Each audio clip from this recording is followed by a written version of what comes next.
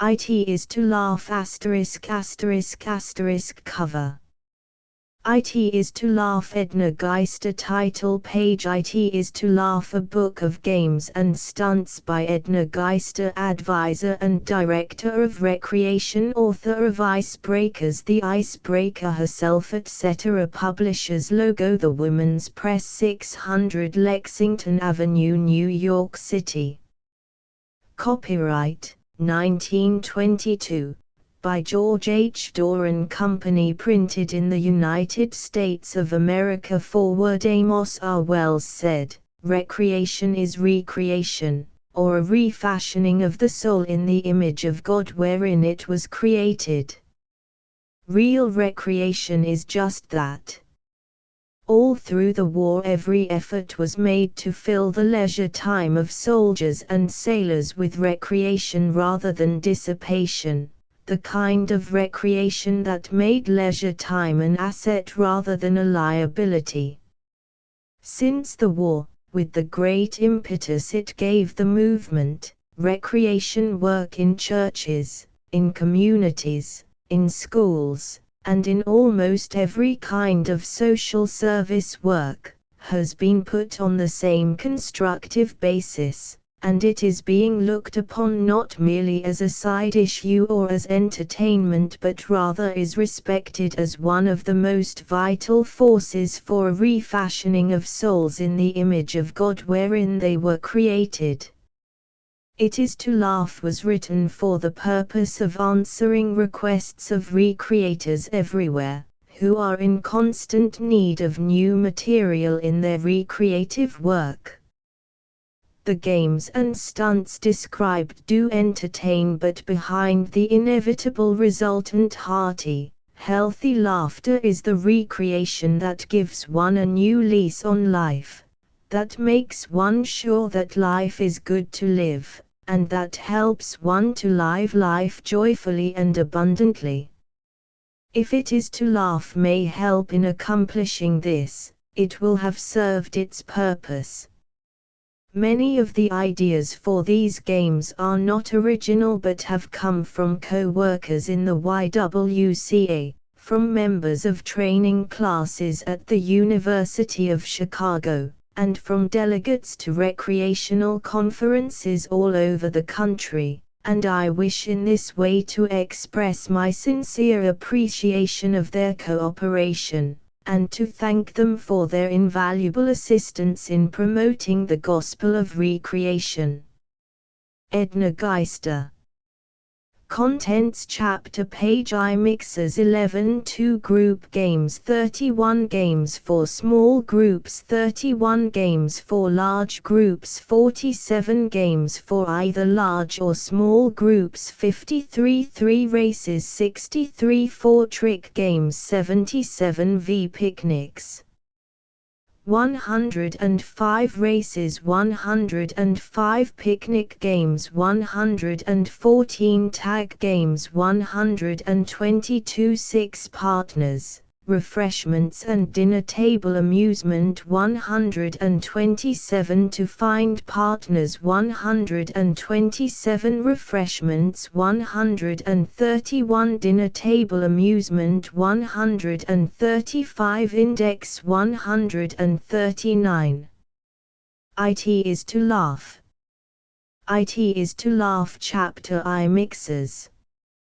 The time set for the party is 8 o'clock, but by 8:15 there are about 20 arrivals instead of the 100 expected, and they are standing about stiff and formal, politely ready to do anything the program committee asks, so that they may go home feeling virtuous in having done their duty, but dangerously near the attitude of mind that will tempt them, the next time a party is announced, to follow Rebecca's example of letting duty go to smash.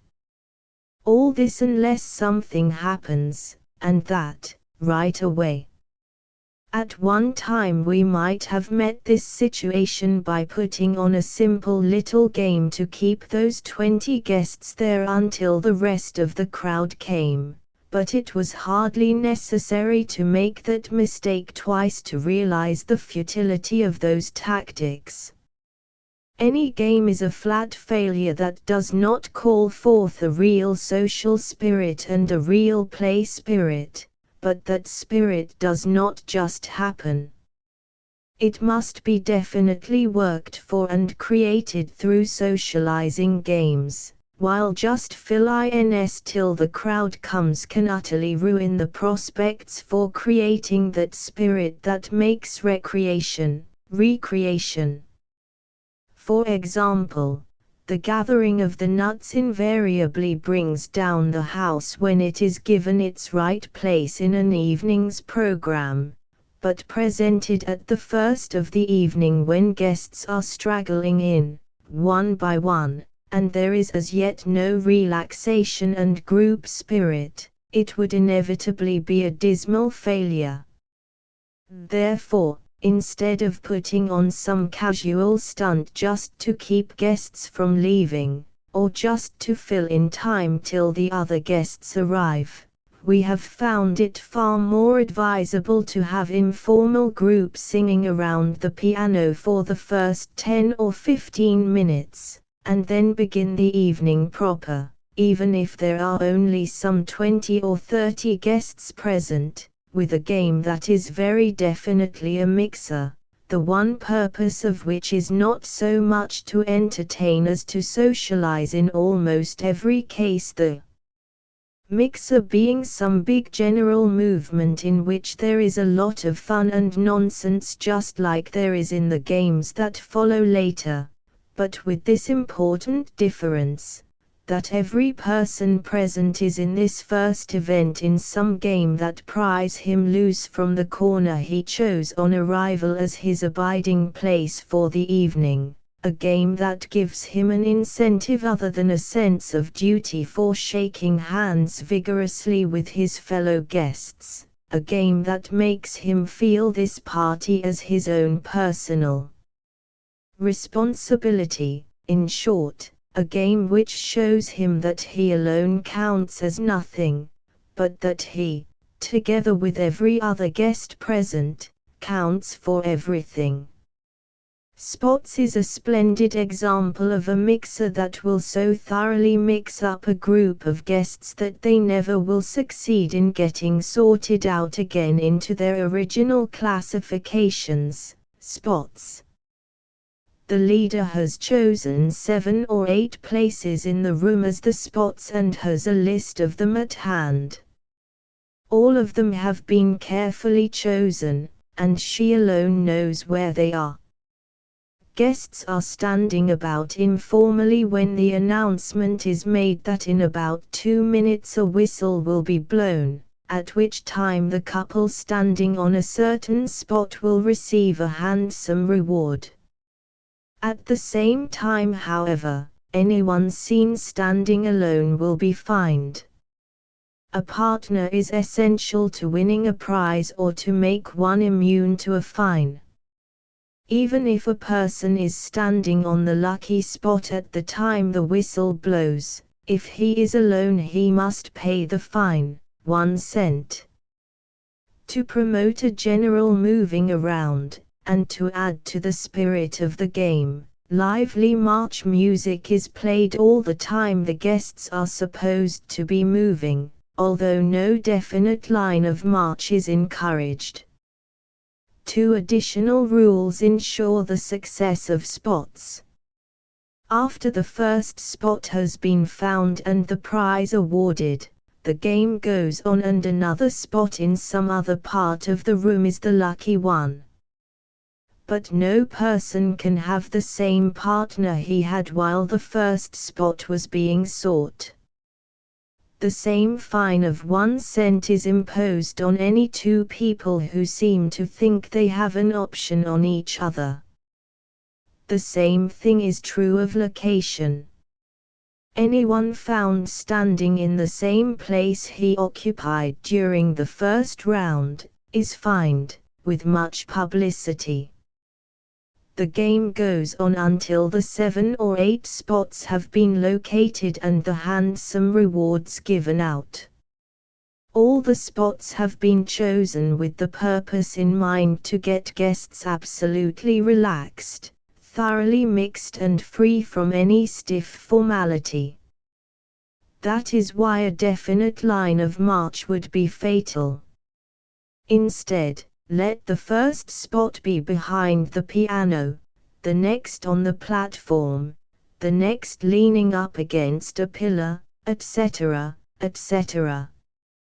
To sum up, the rules are as follows: 1. Everyone must have a partner. 2. Partners must be changed for every round. 3. No one is allowed to stand in the same place for 2 successive rounds. 4 or 5 so-called policemen assist the leader in detecting violators of these rules, and much publicity is given the fining of the offenders. The success of the game depends entirely on the ability of the leader to make her guests feel the great desirability of finding one of those elusive lucky spots. No one knows where they are. All they know is that it behooves them to move, to get a partner, to keep moving, and to keep on getting partners. Shake hands. Now shake hands, everybody, whether you know each other or not. Let's be sociable. Shake hands. You have heard that before. And immediately you started in to shake hands with friend and foe and foreigner. Hardly. No real incentive is offered there for shaking hands with people you have never seen before or people you see every day of your life, no incentive other than a sense of duty, and a sense of duty is not what one would call particularly successful in promoting the real spirit of sociability which makes a social evening, or the lack of which breaks it.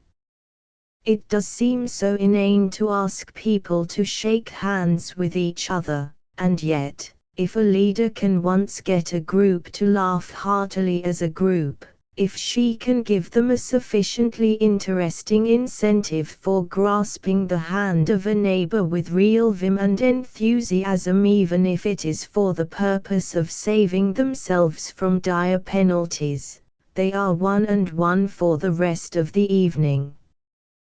But just telling guests to be sociable and to shake hands will not do it. It is necessary to create a setting and furnish an incentive, and instead of playing on the guests' sense of duty, to play on their sense of humor.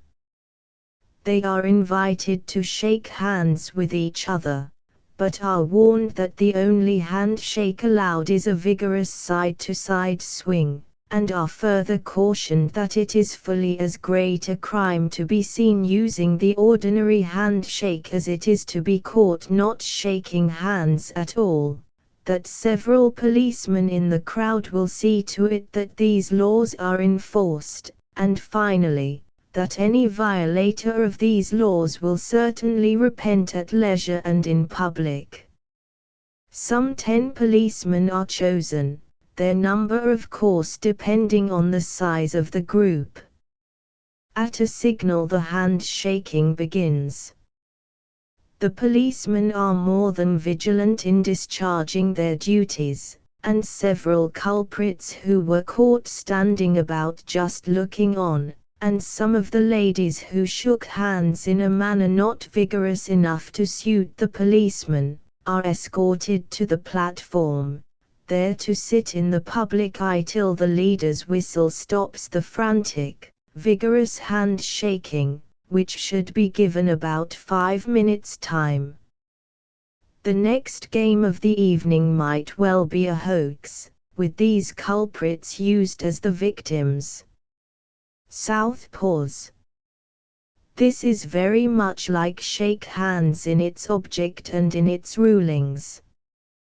The difference lies in the kind of handshaking permitted.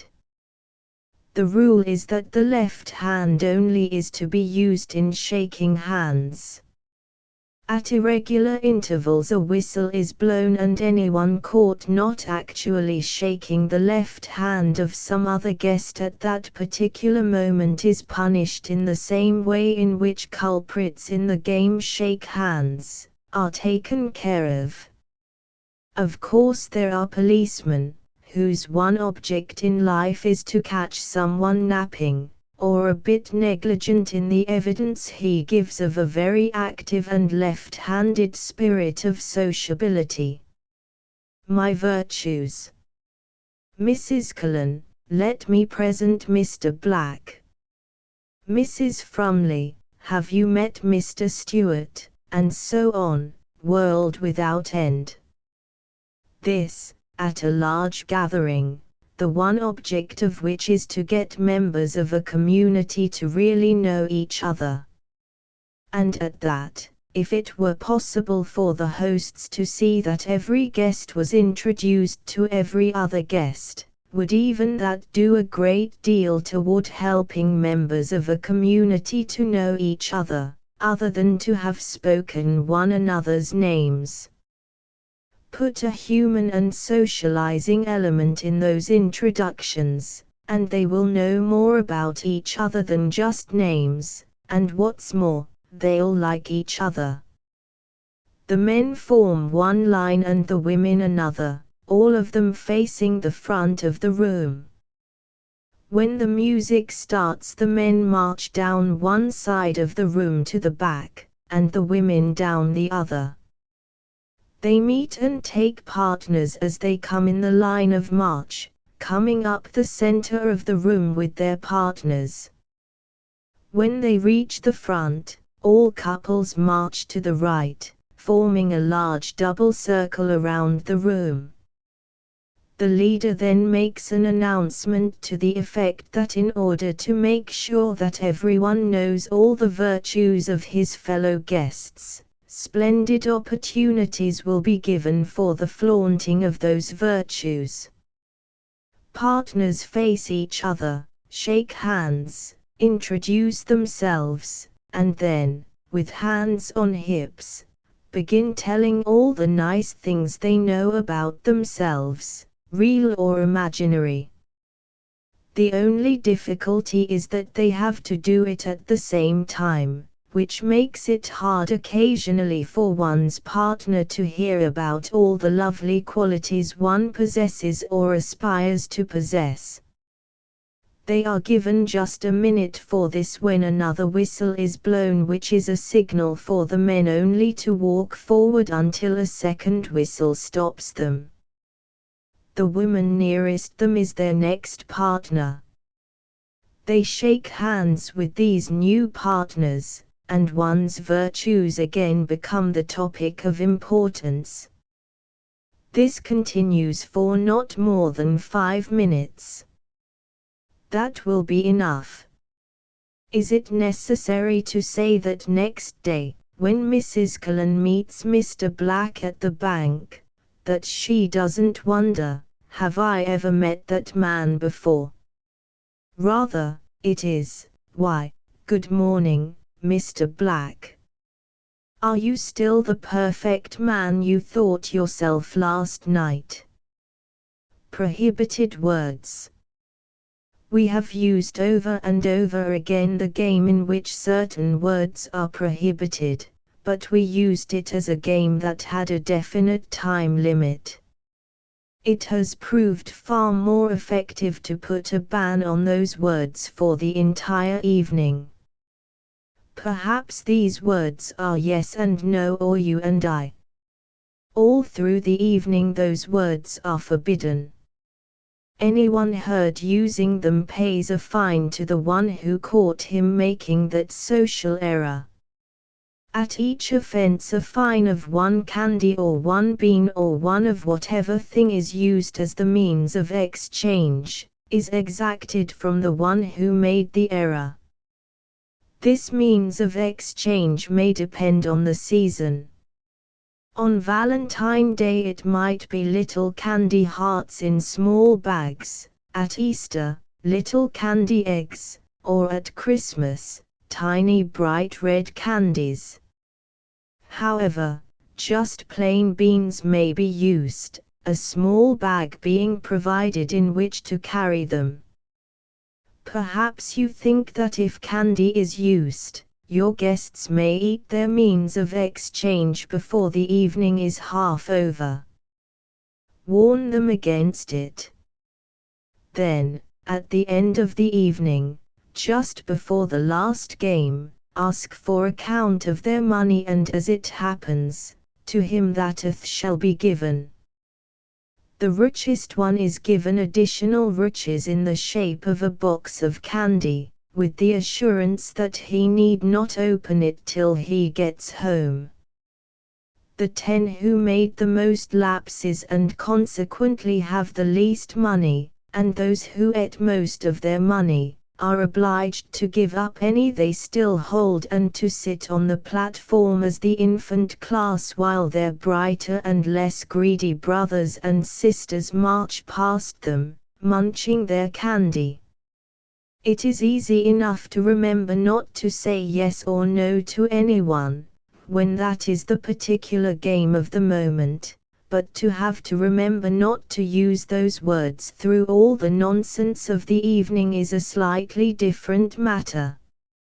Another very good phase of this game as a mixer is that it gives a real incentive for people to talk to each other, even if they have never seen one another before, all for the sake of a bean.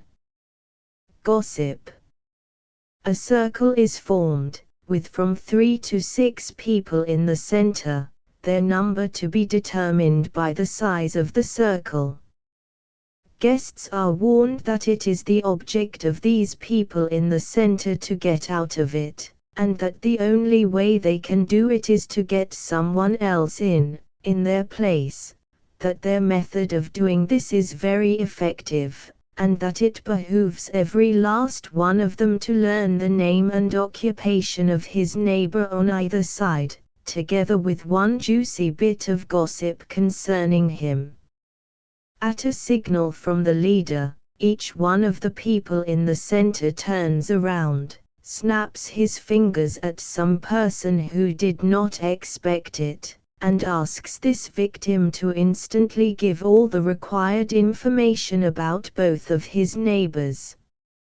If he fails, into the center he goes, changing places with the person who caught him napping. The neighbor is supposed to offer the juicy bit of gossip himself, but sometimes his imagination fails him, or his egotism overcomes him, and it is up to the victim pointed at to use his own imagination. Therefore it is not unusual to have the following information shouted out by an excited victim who fears a place in the center. My right-hand neighbor's name is the minister, his occupation is ministering, and he has been in jail 4 times. All the others in the center have been asking for information at the same time, and after a minute or two the leader calls out, "Change your neighbors," and everyone is to find a new set of neighbors for himself. A great deal of publicity and a place in the center is promised anyone who does not get into a new neighborhood. This game is played not more than 5 minutes, for with such an incentive all guests will know each other intimately long before 5 minutes are over. It pays to advertise. As each guest comes in the door he is given a slip of paper on which is written a number. When all the guests have arrived the leader asks all 10s to congregate at the piano, while 3s get together in one corner, 5s in another, etc., etc. As the different groups assemble the leader goes rapidly from one group to another, and reading from her list, assigns each group some advertisement which they are to dramatize.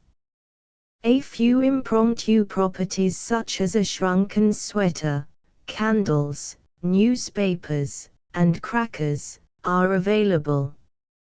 After the 4 or 5 minutes allowed for preparation, each group in turn dramatizes the advertisement assigned it, and must continue action until the audience guesses correctly what advertisement is being represented. To avoid the situation which often develops when such a contest is on, an announcement is made to the effect that there is to be no guessing until the actors have completed their stunt.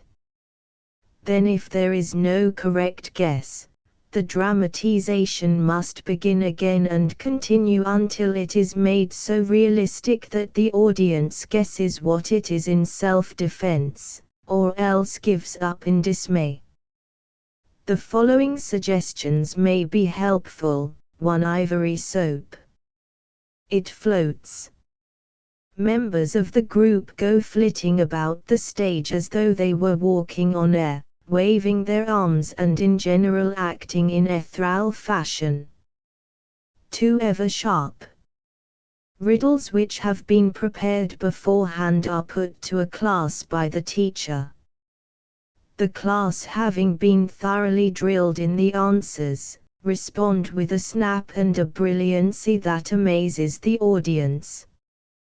3. I need a biscuit. Let them pantomime exhaustion, plainly showing by their actions that they are starved.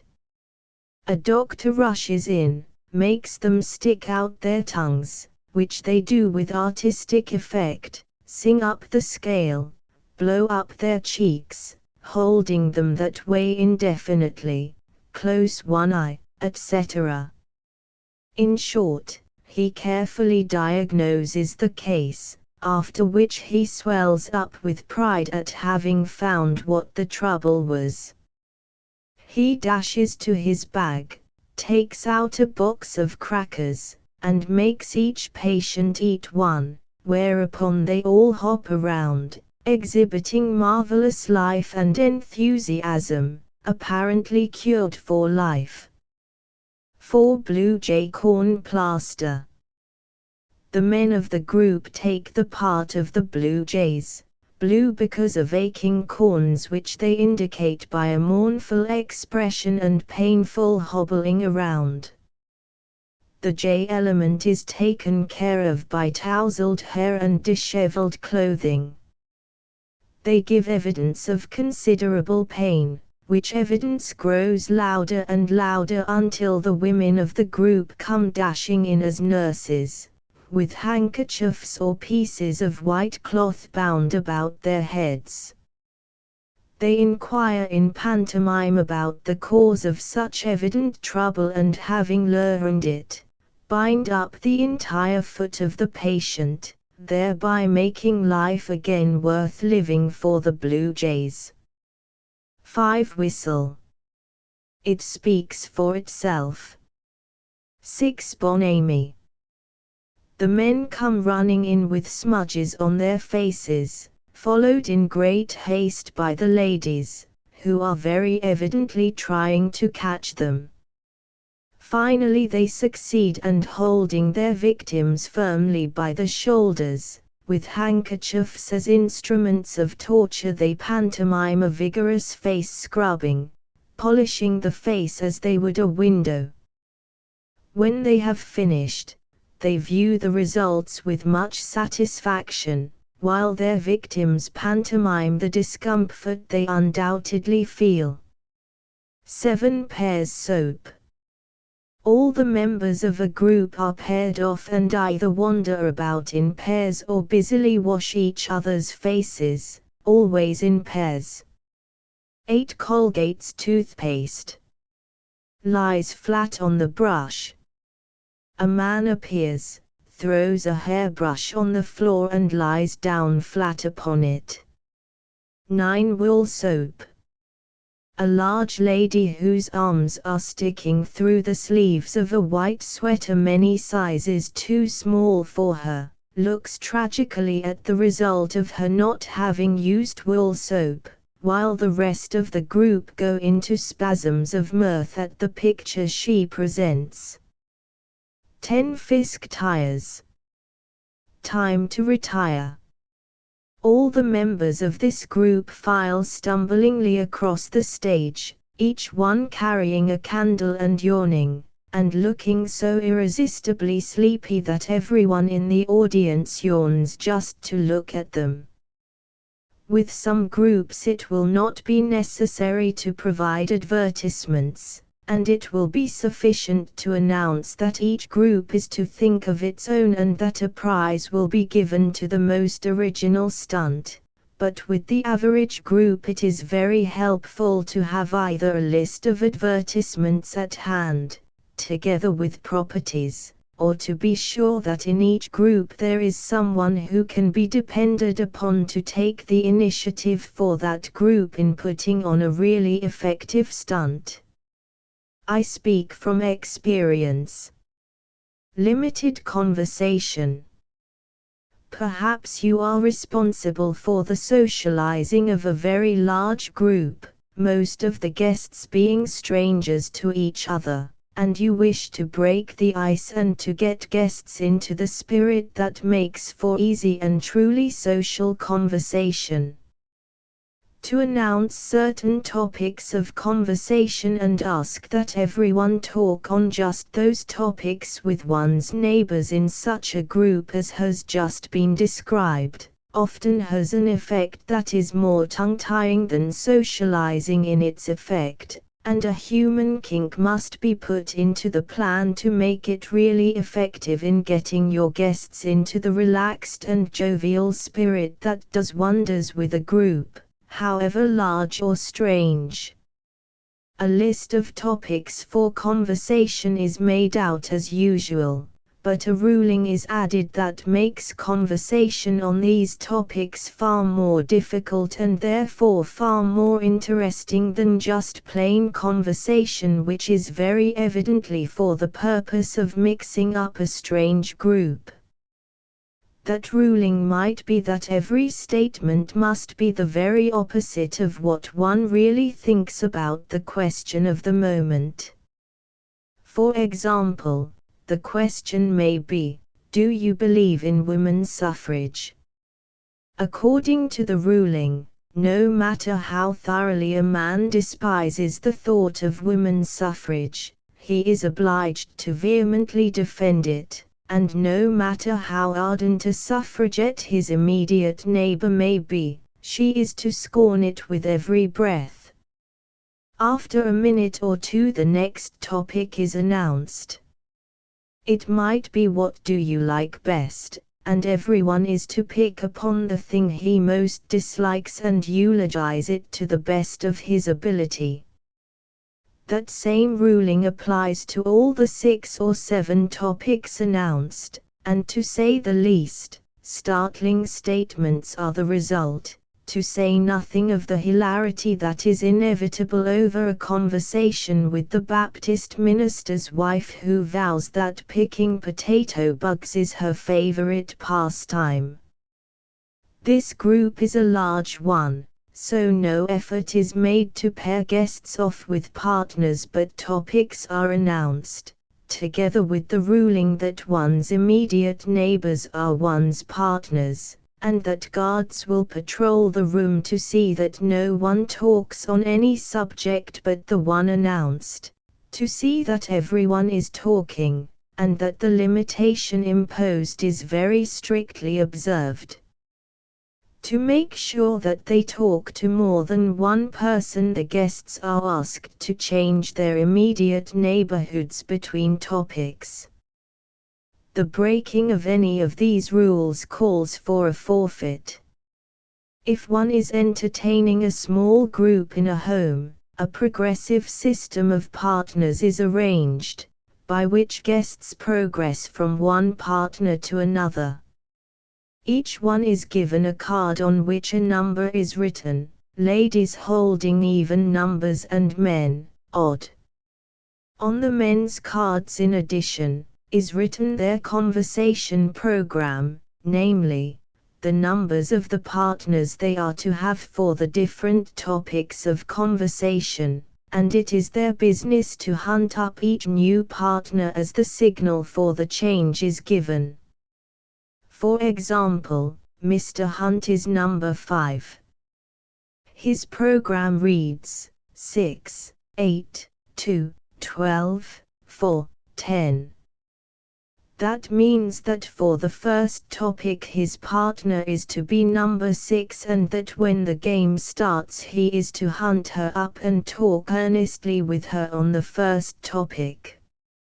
A bell is rung after about 2 minutes and he must hunt up number 8 and talk with her about the second topic. And so he progresses from one partner to another until he has talked with his last partner on the last topic. Another limitation which may be applied to conversation is that all statements must contain one's own initials. The question may be, "What is your favorite sport?" Mr. Graham's initials are SMG, so his favorite sport is obliged to be selling moldy groceries. Still another limitation may be that all remarks be untruths. A further limitation, and a painful one, but one which is particularly good for a small crowd, is that all statements must be made in rhyme, no matter how inevitably abominable the rhyming may be. Topics may include any possible subject, from current events to modes of dress. The following list is typical. 1. What is your favorite sport? 2. Do you believe in protective tariff? 3. Will bobbed hair stay with us? 4. Who is your favorite poet? 5. What is your occupation? 6. What do you like best to eat? 7. What would you like to be? A period of 2 or 3 minutes is given for each conversation. The whole affair should last not longer than from 15 to 20 minutes. You will find that will be plenty long enough. Imagine a period not longer than that for a conversation on the above topics, carried on in rhyme. The following are the answers given by the principal of the high school at a church party in a Middle West town. 1. To ride a big fat elephant has always been my favorite stunt. 2. I'd hate to have you think I'm rude, but what is it? A breakfast food. 3. I really don't profess to know, but I hope to goodness it will go. 4. Walt Mason is my favorite poet, he's got the goods and he can show it. 5. I am a banker brave and bold, I grab the cash and keep it cold. 6. Most everything's what I like best, to get enough, there lies the test. 7. I'd like to be a billionaire and make the whole world stand and stare. Holidays. The question as to their birth months is asked of the guests, and they are grouped together accordingly. The Januaries over behind the piano, the Junes at the rear entrance, etc., etc. Each group is then asked to dramatize a holiday of the month it represents. No properties have been made available as this is to be distinctly an impromptu affair. They are all given about 10 minutes for preparation, and then they are called on, one by one, to do their stunts. They are not called by name however, but by location. For example, the first group called on might be the one in the bay window, and the next, the one in the dining room. When each group has finished its stunt, and only then, the audience is to guess what holiday they represent, and if the guesses are incorrect, the stunt must be repeated. The following list of holidays has been found to work to good advantage. 1. January, New Year. 2. February, Washington's birthday. 3 March, St. Patrick's Day. 4 April, April Fool's Day. 5 May, May Day. 6 June, anybody's wedding. 7 July, July 4th. 8 August, Mr. Reuben Clerk's vacation. 9 September, Labor Day. 10 October, Halloween. 11 November, Thanksgiving. 12 December, Christmas. Bag handshake. Each guest is given a paper bag which is to be put on his right hand. He is to shake hands with everyone in sight, the bag being an indicator of how zealous he has been in his efforts.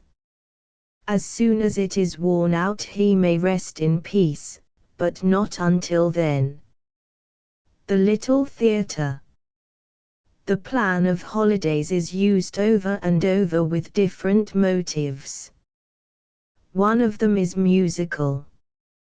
The words of a song like Yankee Doodle are written out on separate slips which are numbered alike. They might all be numbered. The second song might be Dixie and its words are similarly written out on slips and numbered too. Each guest is given a number and is asked to find all others who have the same number. When everyone has found his or her group, they are to have just a very few minutes in which to practice their song. When the time is up, the leader calls out each group in turn and asks them to sing their song, at the same time putting enough dramatic action into their performance to really get the motive of the song across. The group which the judges agree on as best gets a bag of peanuts. Dressing up. There is nothing like dressing up to make a crowd relax and laugh. Therefore, with a large group of guests, most of them strangers to one another, use caps and bells for as successful a mixer as you could desire. Fancy paper caps can be bought very inexpensively when bought in quantity, and the same is true of tiny bells. Each guest is provided with a little bell which has a string attached by which to hang it around his neck, and also one of these foolish paper caps. They are all asked to put on both bells and caps and to keep them on all evening. A crowd of guests thusly adorned looks foolish enough to furnish entertainment for a long, long time. Circle handshake. It is good psychology to have a genuine mixer at the end of the evening as well as at the beginning. After the last game, the guests form a circle.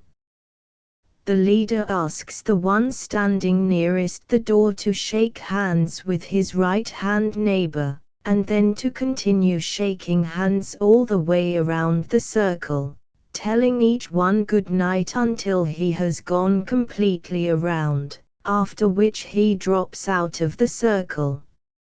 At the same time, however, all the others are beginning to do the same thing. He had no sooner finished shaking hands with his right-hand neighbor and gone on to the next one and then on to the next, than this same right-hand neighbor began doing the same thing, shaking the hand of his neighbor to the right, and so on around the circle. Each one does the same thing, that is, after number 2 has passed number 3, number 3 starts immediately to shake hands around the circle, and as soon as he passes number 4, number 4 does the same thing. In this way it is inevitable that everyone shakes hands with everyone else and bids them all good night. Chapter 2. Group Games. Games for small groups. Altruism. Each one is asked to write out a stunt that any ordinary person could do. These stunts are collected, mixed up and then passed around, although nothing has been said about this having been planned. Each person is then requested to do the stunt written out on the slip of paper given him, whether he can or not. Cruelty. In this game each one is asked to write out a stunt that he would hate to have to do himself. When these stunts are all written out, an announcement is made to the effect that, in turn, they will all please perform the stunts they so kindly thought of. Noise. Each guest is asked to choose the part of some very well-known barnyard animal.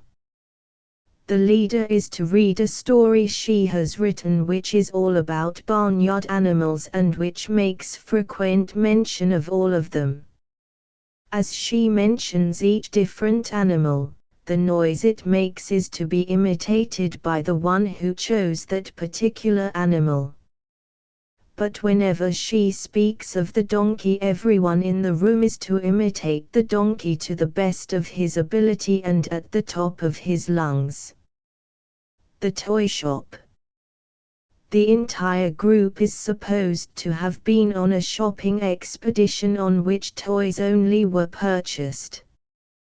They are not to tell what they bought, but when called on, each one is to imitate the sound and action of her toy, and is to continue doing so until the name of the toy is guessed. Smile. Guests are either sitting or standing in two lines facing each other. The hostess, who holds a boy's cap in her hand, tells one side that the inside of the cap is the signal for them to act, and the other side that the top of the cap is their signal. She stands between the rows and throws the cap up into the air.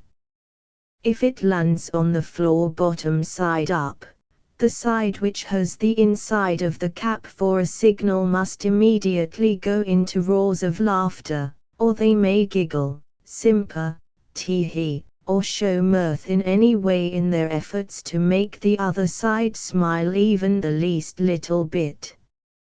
Anyone who does smile at all goes over to the side of the enemy in disgrace.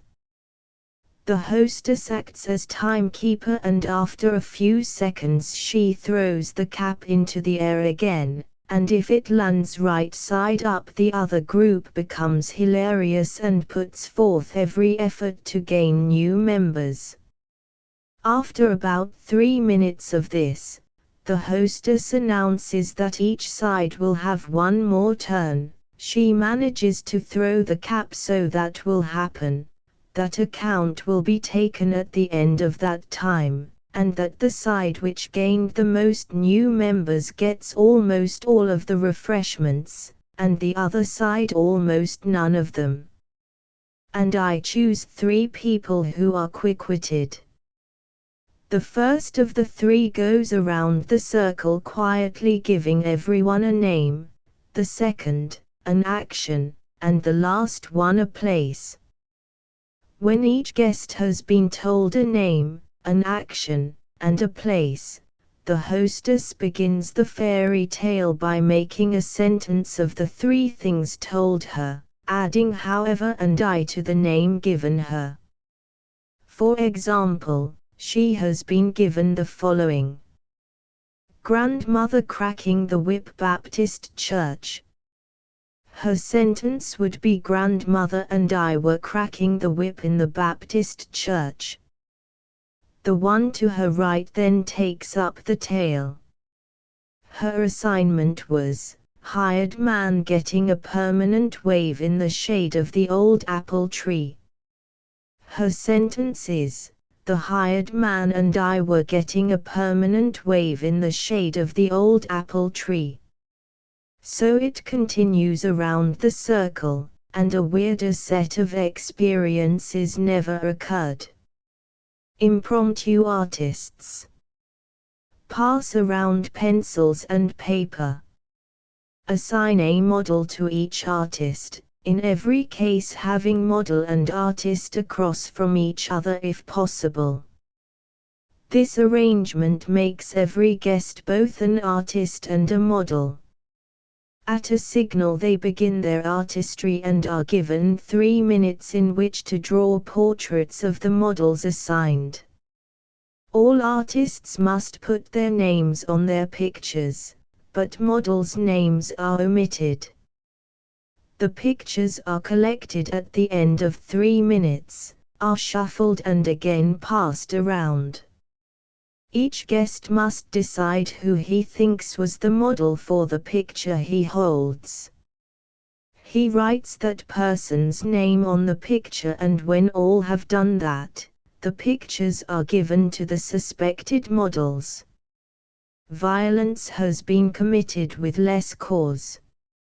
Occasionally someone picks a wrong model. That is why, at a signal from the hostess, each one in turn turns over his picture and reads aloud the name of the artist as well as the name written on the portrait, and the artist is compelled to tell who his model was, regardless of what the picture looks like. That is a good time to break up the party. Excuse me. A question is put to the group as a whole: why weren't you at the meeting last night?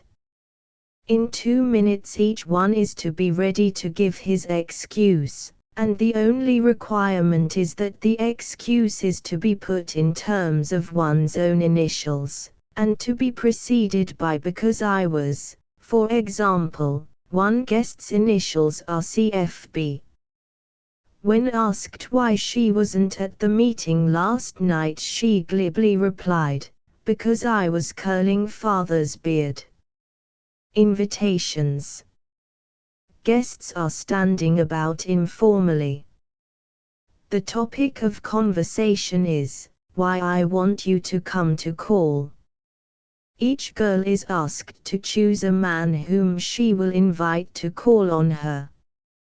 Sue Lawson chooses Ned Parsons, and she is to urge him to accept her invitation to call, but she will have to give him a mighty good reason for wanting him.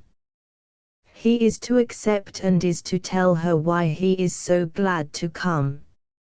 In both cases one's partner's initials are of importance, for the reason one gives is to be based on them. Miss Lawson tells Mr. Parsons that he just must come to call because he needs protection, and he tells her that he will be glad to because she is so lovely. 3 minutes are given for invitations and their acceptances, at the end of which time the leader starts calling for a report. Ted Fraser: who invited you to call? Gertrude Field: she said she wanted me to call because I was terrible funny, whereupon the leader calls upon Gertrude Field to ask why Mr. Fraser wanted to accept her invitation. She replies, "To get a good feed." Elastic spelling. Let the host start spelling a word by giving the first letter. For example, he may have in mind the word kitchen. He says K, and the one to his left who is to give the next letter is thinking of kill, so he says I, while the next one who is thinking of kimono says M, each one trying not to give a letter that will complete a word. The penalty for completing a word is to become a third of a goat.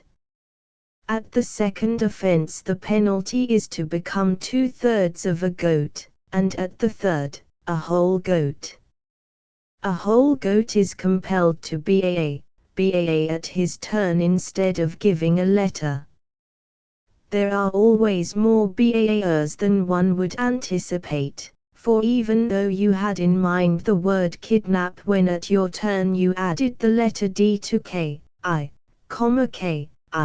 D spells kid, at least in the English language, so you go on record as part of a goat.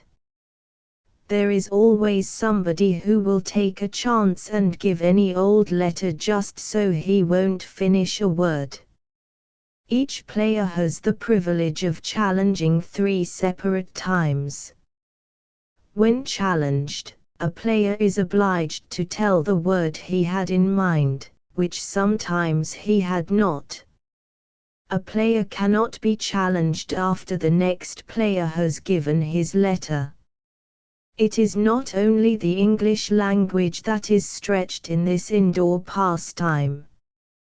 Minds and imaginations stretch to the bursting point in a way that gives one a new respect for one's capacity for laughter. 20th century blind man's buff. Instead of just one being blindfolded, all but one are blinded, and it is the business of the game to catch this lucky one. He is not as lucky as it might appear, however. He has a little bell hanging around his neck on a cord, and to say the least, it advertises his whereabouts. He cannot leave the room, must keep moving, and cannot silence the bell in any way.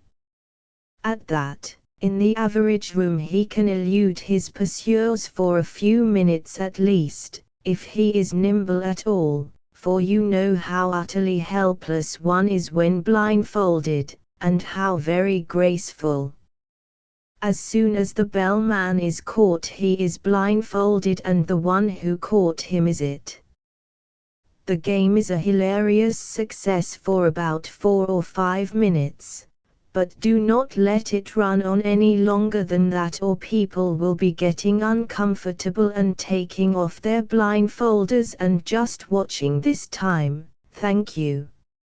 Are you wondering how in the world you could ever get enough large-size handkerchiefs to blindfold a whole party? Don't wonder. Instead, make blindfolders out of strips of gauze long enough to go around one's head. Just about where the eyes would come put pads of absorbent cotton, using adhesive tape to hold them in place. These blindfolders are very inexpensive and far more hygienic than the usual handkerchief, and it isn't half as easy to peek through them either. Employment Bureau. Guests are divided into 2 equal groups lined up against opposite walls of the room. One side is designated as the first to ask for employment. They go into secret session to decide on some trade. When ready, they advance to the middle of the room where the other group is standing in a line waiting for them. The first group says, "We want a job." The others ask, "What can you do?" Then the first group begins to act out its trade in pantomime. For example, they have decided to be veterinarians. Some act as horses and cows while the others act as the doctors who examine their teeth, their tongues, look at their heels, make them run, etc., etc. As soon as their opponents call out veterinarians, they break and run for their side of the room. Any of them who are tagged before they reach the wall go to the ranks of the enemy. The other side then has its turn, and after about 10 minutes of this, announce that the next act will be the last, and that account will be taken to see which side lost and which won the most members. The winners get a double share of refreshments. Automobile. All of the guests but one are given chairs, and they are seated informally about the room. The one who has no chair is the assembler.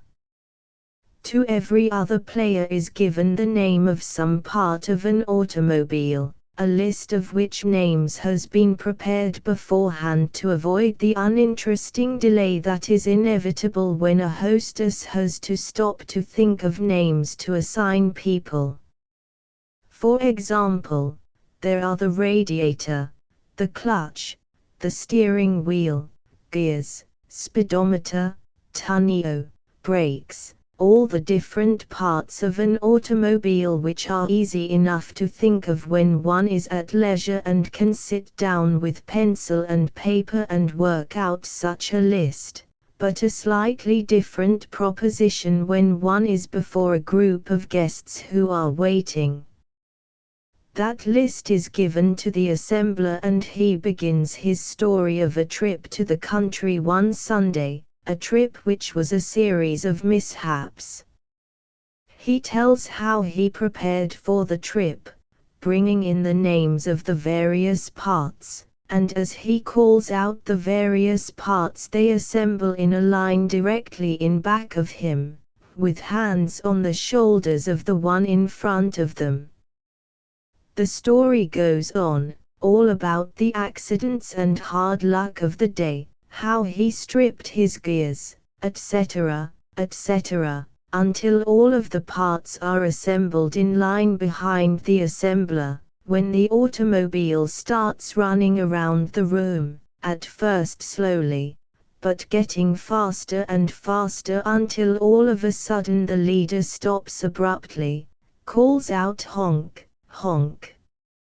At which time it is the immediate business of life to break ranks and get a chair. There is a mad scramble for chairs, successful for all but one. This unfortunate is the assembler for the next time. Everyone is given a different part and the game goes on as before.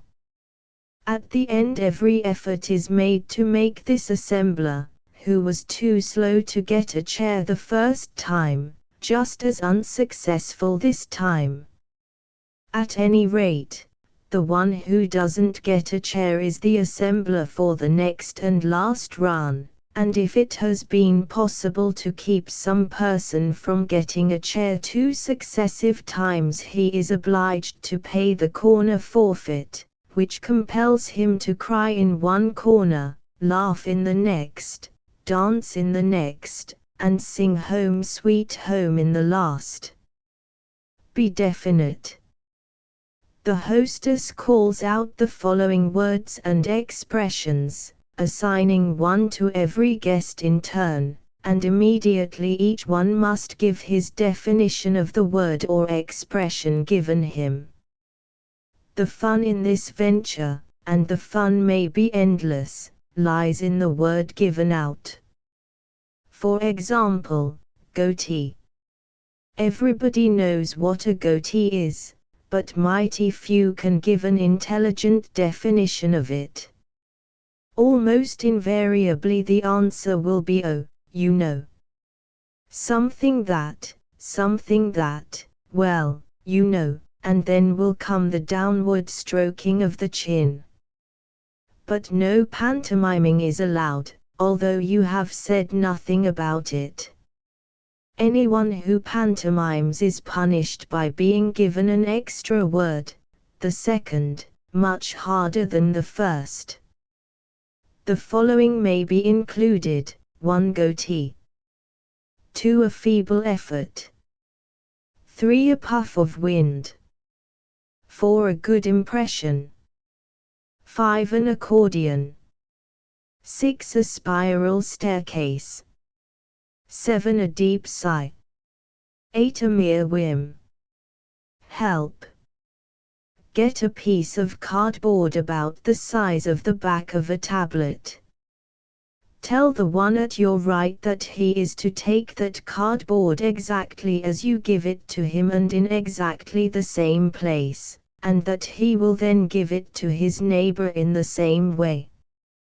Put the short side between your nose and lip, holding it there until your neighbor takes it from you, not with his hands, but between his nose and lip. Even the handsomest person in the room is a caricature when he screws down his nose and stretches up his lip in his efforts to hold the cardboard there until his pug-nosed neighbor can overcome his unholy laughter long enough to get his features in the right shape to take it. It is a good plan to start 3 or 4 cards at different places in the circle. Human adjectives.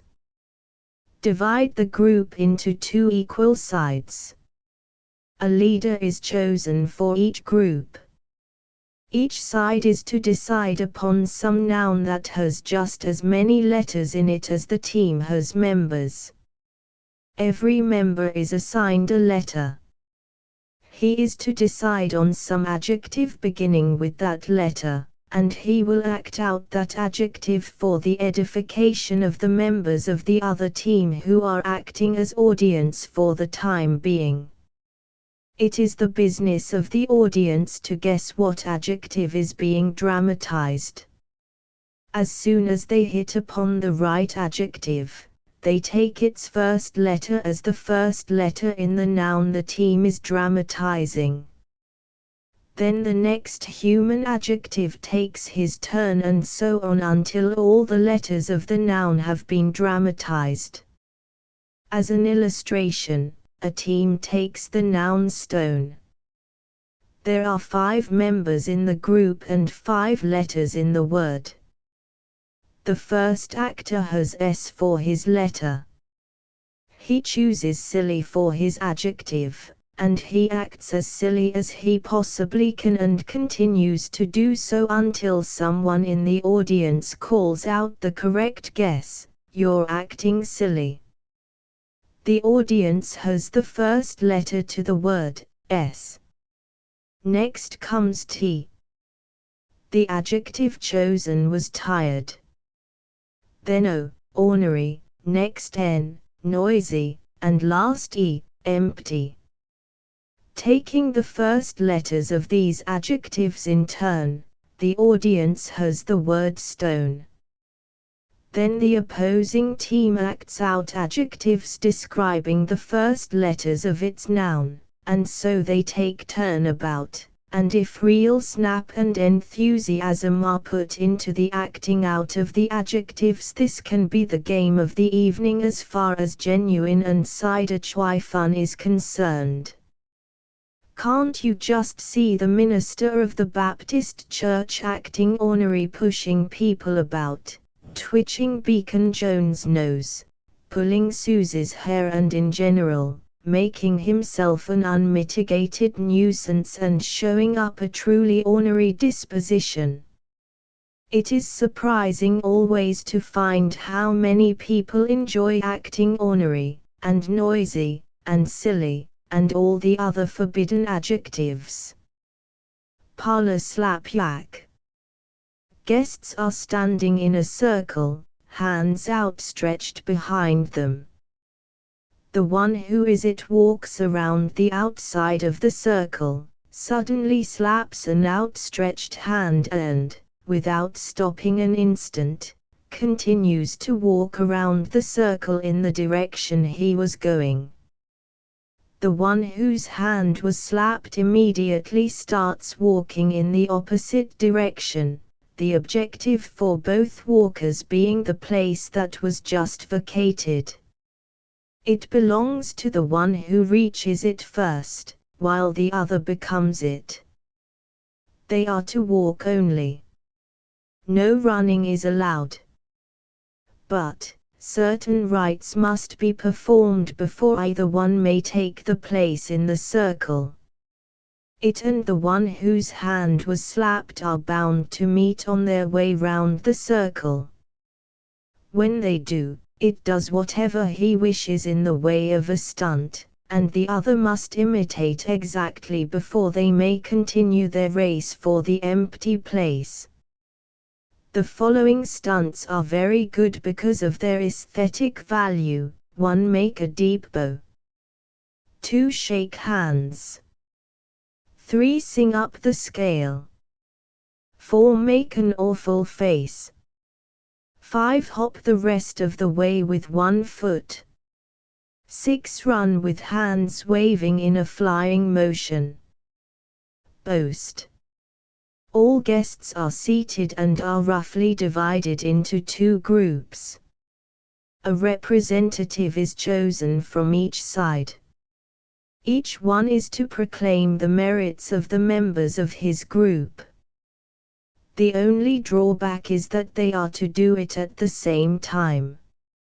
Impartial judges are chosen, and they are to base their judgment on delivery, continuity of thought, and last, but most important, on truth. The speakers face the audience, and at a signal, start to speak at the same time, each one trying his best to drown out the other. It goes without saying that it is a comparatively simple matter to speak intelligently and logically, and at the same time to speak as loudly as you can, especially when a rival is doing all these things at the same time. A mix-up.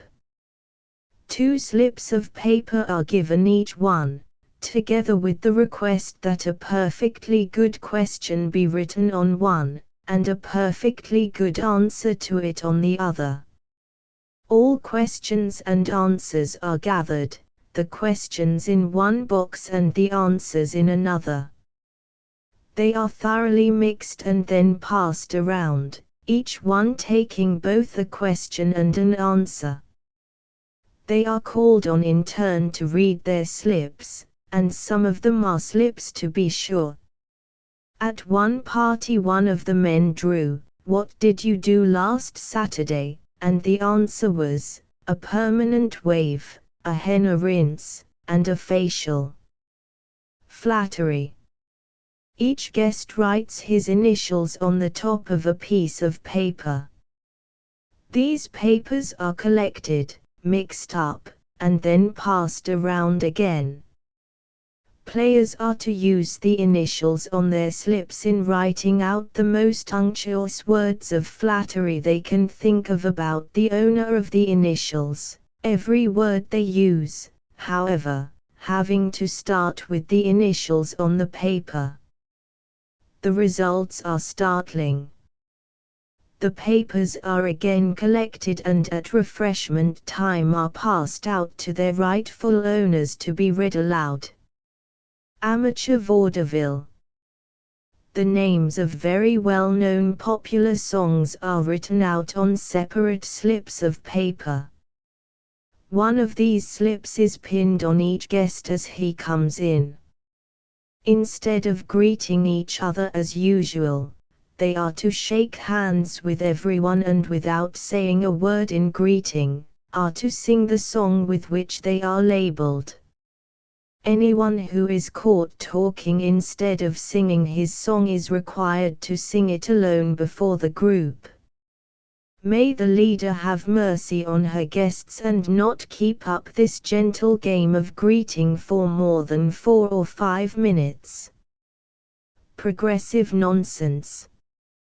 Tables are arranged as for any progressive game, the winning 2 advancing to the next table. Guests are in couples, 2 couples to a table. At table number 1 the ladies are to compete in doing a sum in arithmetic, while the men's contest centers around 3 buttons which are to be sewed on a piece of cloth. At table number 2 the ladies darn a sock with their left hands, while the men compete in paring 1 large potato apiece. At table number 3 the men write out a recipe for mince pie, while the ladies write a 50-word essay on politics, which they must read aloud to the judges. At table number 4 the ladies tie their partners' ties, the hostess acting as judge, while the men darn socks. Further competitions may center about the following events, for the ladies. 1. Write a 4-line limerick. 2. Write out your version of baseball and read it aloud. 3. Drive 10 nails in a board. For the men. 1. Make a complete menu. 2. Embroider a very simple design on a doily. 3. Trim a hat and wear it the rest of the evening. Almost any of these events may serve as separate contests, rather than as events in a progressive game. Trades. Each one chooses a trade for himself, the action of which he is to pantomime when the person who has been sent out of the room is called back in. This person is to guess what trades are being represented, and the first one whose trade she guesses correctly is the one to go out the next time. At the entrance of this one, who has been outside the room, all begin pantomiming their trades at the same time. No one is to tell anyone else what trade he has chosen so that the same trade can be used over and over until it is guessed. Transitions. A very good quiet game for small groups is one in which transitions between words are made. For example, let the word ship be the starting word. From ship we wish to evolve the word boat, changing only one letter at a time. The transition might be as follows: ship, shop, shot, suit, boot, boat. Other very simple ones are the transitions between man and boy, boot and shoe, bed and cot, hog and pig, fun and joy, dry and wet. Initials. Each guest is given a sheet of paper and a pencil. He is to answer the questions written out on the paper, using only such words in his answers as begin with his initials. After about 5 minutes the papers are collected, mixed up and passed around again, and each one in turn is to read the paper he holds. The questions run as follows: 1. What is your name? 2. Your occupation. 3. Your favorite pastime. 4. Your favorite food. 5. Your favorite color. 6. The thing you most abhor. 7. Your best feature. 8. Your one pride. 9. Your one embarrassment. 10. What do you long to be? Typical answers are: 1. Charles Burner. 2. Combing beaches. 3. Caddying blithely. 4. Corn bisque. 5. Corn blue. 6. Cootie bites. 7. Cute bones. 8. Cunning baby. 9. Cracked bridge. 10. Colossal boob. Stunts.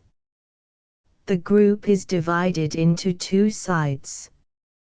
Both sides take a few minutes to see what resources they have in the way of stunts. They then throw up a coin to see which side is to perform first. The side which wins, that is, does not have to perform until the other side has given its stunt, starts to count slowly: 1, 2, 3, 4, 5 and so on up to 10. If some member of the other side has not started to give a stunt by the time they count to 10, 1 point is gained by the counting side. If someone has started to perform, however, they are to stop counting the minute the stunt begins. Then their turn to put on a stunt comes, and the other side starts to count to 10. If they fail to have a stunt ready before 10, they lose a point to the other side. There is always an intermission of 1 minute after a stunt has been completed, to give the opposite side that long to get a stunt ready. The stunts may include any possible kind of entertainment, from doing an aesthetic dance to speaking a piece or a funny story. After 10 minutes of this, the side that has the most points gets the most refreshments.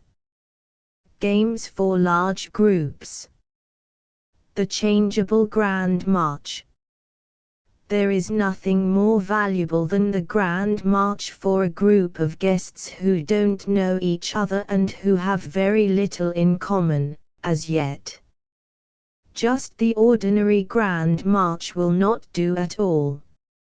It must be a Grand March, one which will thaw out every particle of ice, one which will cause the kind of laughter that creates that wonderful feeling of fellowship and friendliness. With that feeling once created, you have nothing to fear for the success of your evening. Guests are lined up in 2 lines, men in one, ladies in the other. There is something so blessedly impersonal about the Grand March in which no one, however bashful and embarrassed, is an individual but rather just a part of a long line, that you can almost invariably get every person present to step into line. Don't make the mistake then of asking them to take partners. Rather, have the men march to the right and girls to the left, meet at the back of the room and come marching up the middle of the room with partners. That saves endless embarrassment and confusion. The fun is on. Ladies take their partner's arm, and the leading couple starts the line of march around the room. They are to start it with a walk, but suddenly the whistle will blow, and without stopping, they are to change their method of locomotion to the one called out by the leader. For example, they are walking along quietly and peacefully when the leader's whistle blows and she calls out hippity-hop and they all hippity-hop. Next comes the order, fly like birds, and away they all go, waving their arms like birds flying, and running on tiptoe. Then reverse and walk forward on tiptoes.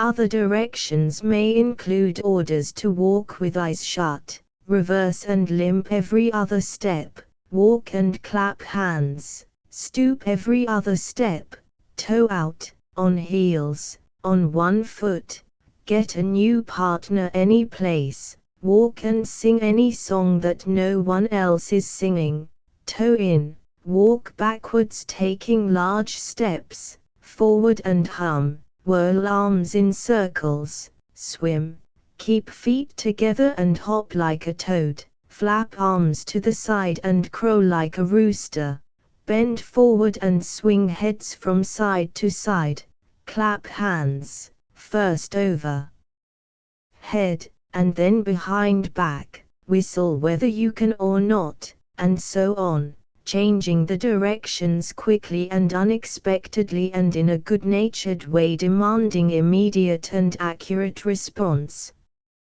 You'll never get it. It is not wise to continue this for longer than 3 or 4 minutes, or to give more than 8 or 9 changes. Your group will agree with you that that will be quite enough. The Treasure Hunt Grand March. Hide peanuts or small favors or covered candies in every conceivable spot. Guests are lined up with partners as if for a grand march. The line of march is around the room without coming up the middle. When the music begins, leaders start marching. Suddenly the director's whistle sounds as the signal that the hunt is on. They break ranks and scramble to find the hidden peanuts.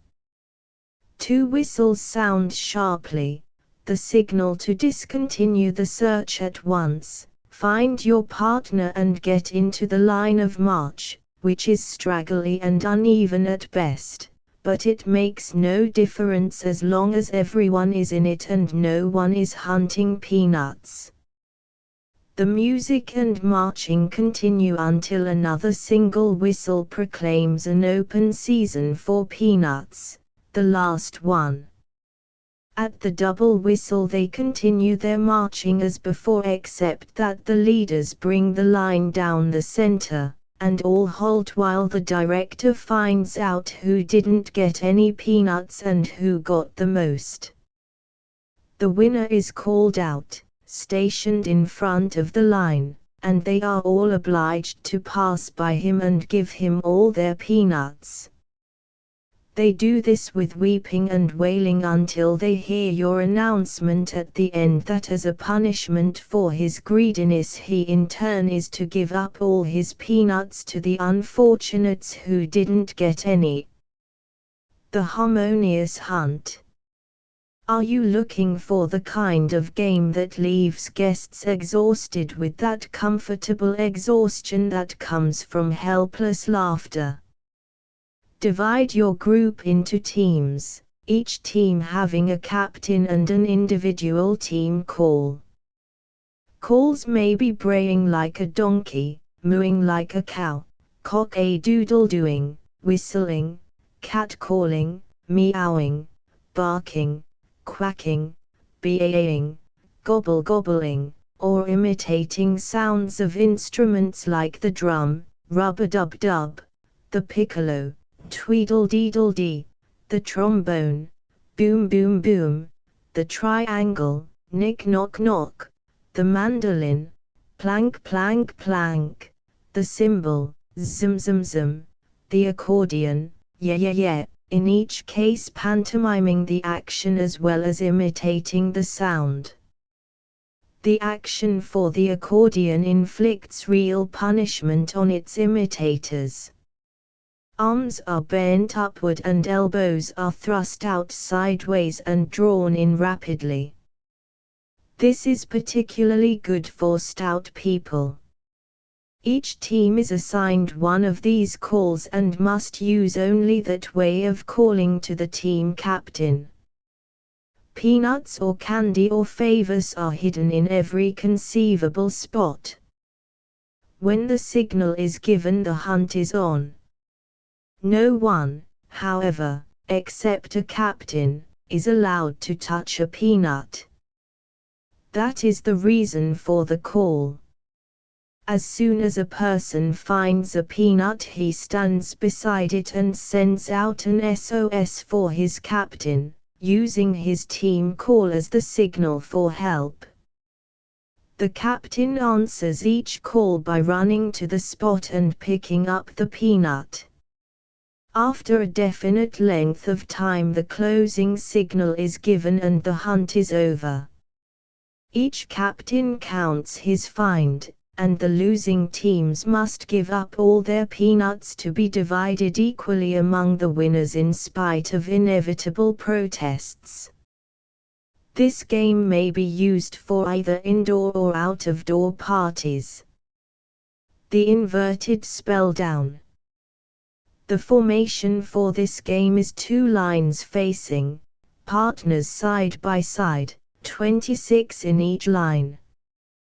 2 sets of alphabet letters, one set red and the other black, are given out, one to each line.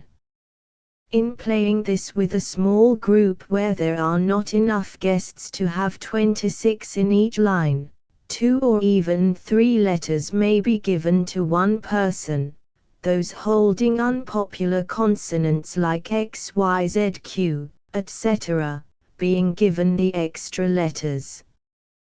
The leader calls out words, necessarily easy ones, and those from each group holding the letters making up that word must run to the appointed place and form the word, each one holding his letter high and facing the judges. The only rule to be observed in the spelling is that each word be spelled backwards. For example, kitty is not spelled kitty, but yttik. If a letter is used twice in a word, the one holding that letter must go first to one place and then to the other.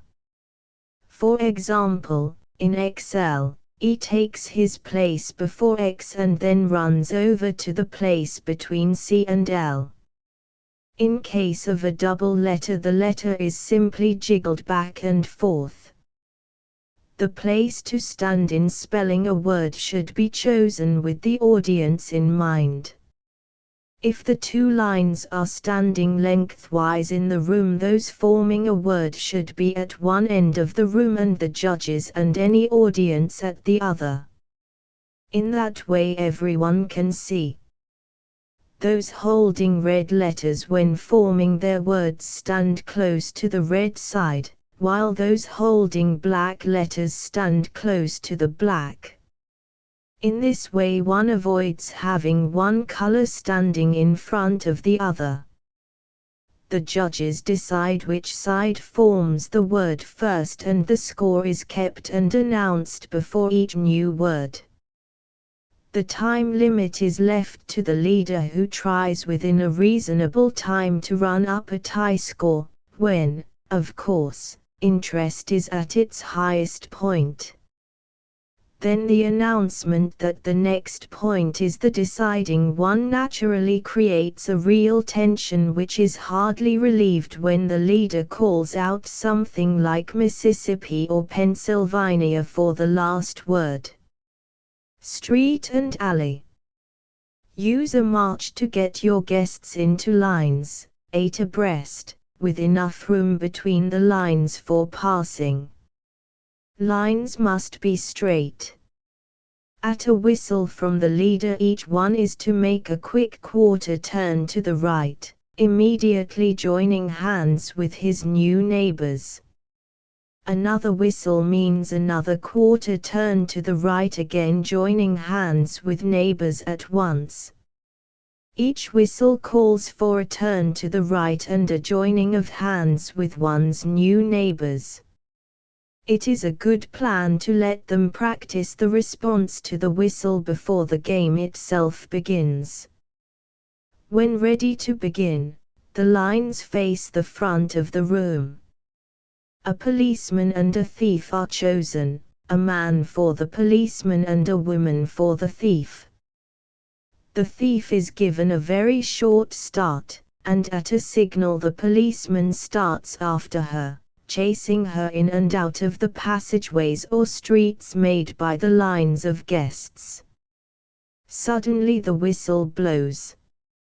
Everyone takes a quick turn to the right, and new passageways or alleys are formed, with the policeman still doing his best to catch the elusive thief.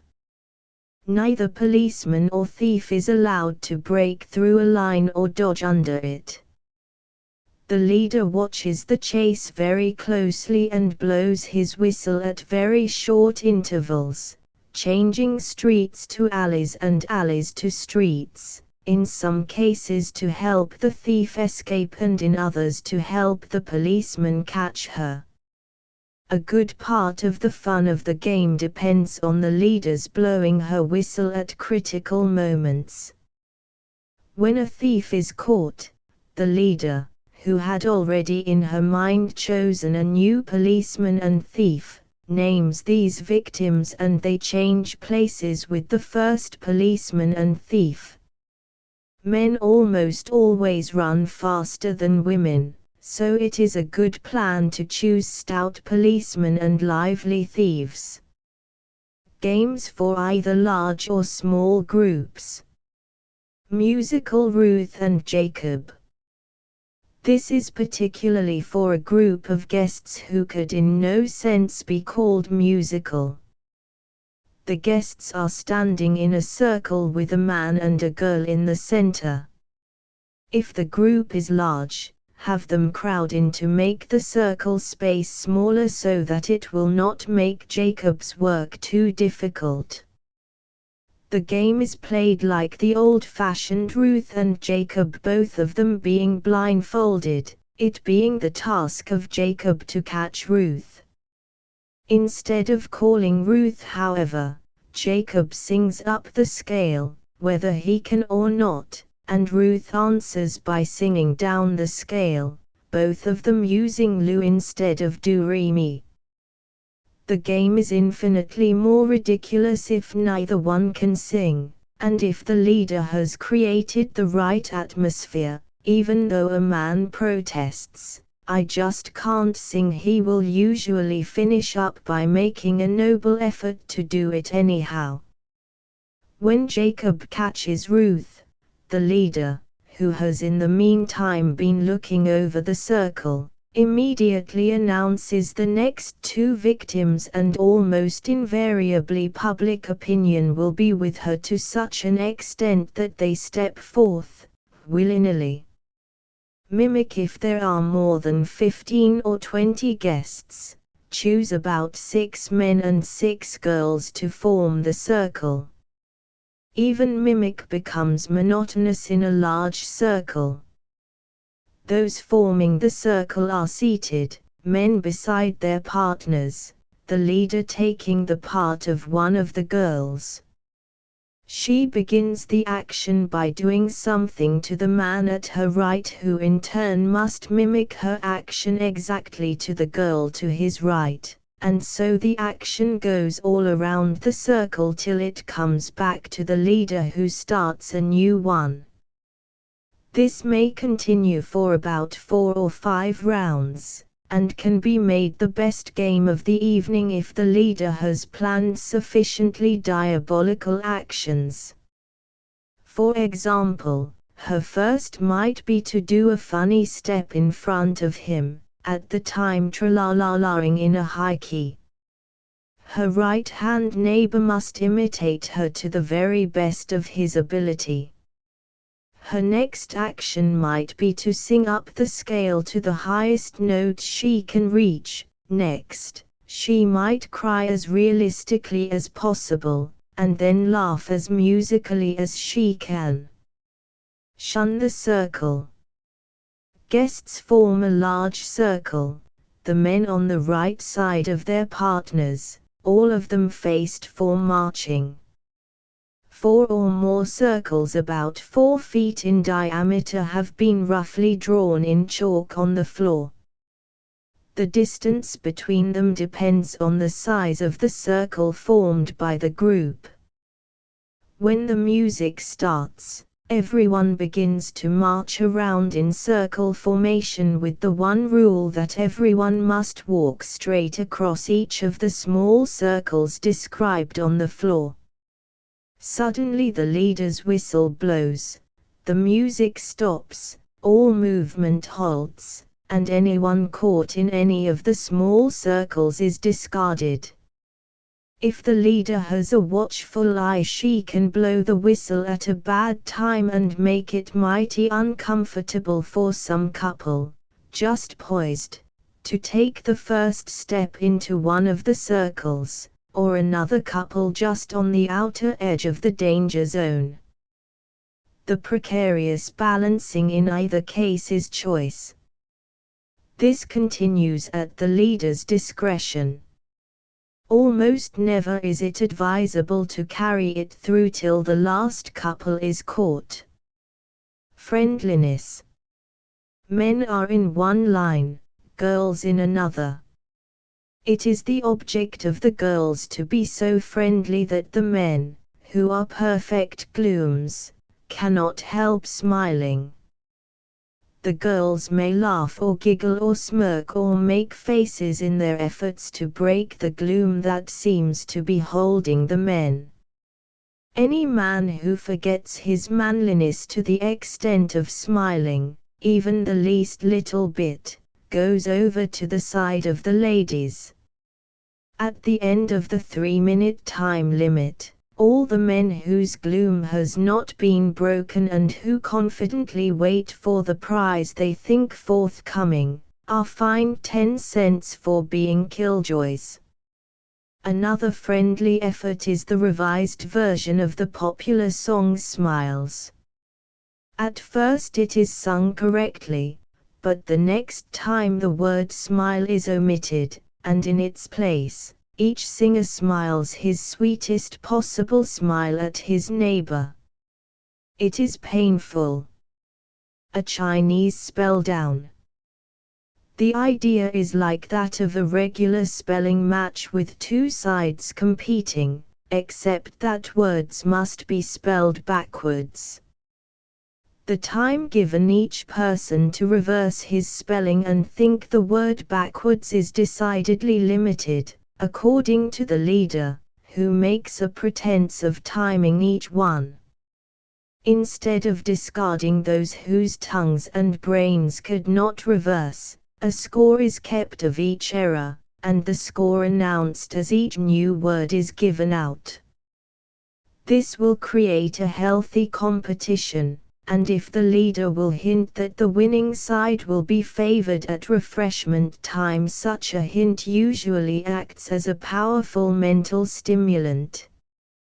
The time limit is left to the leader, who tries within a reasonable time to run up a tie score, when, of course, interest is at its highest point. Then the announcement that the next point is the deciding one naturally creates a real tension, which is hardly relieved when the leader announces the word hippopotamus. Dodge. All guests are in a circle.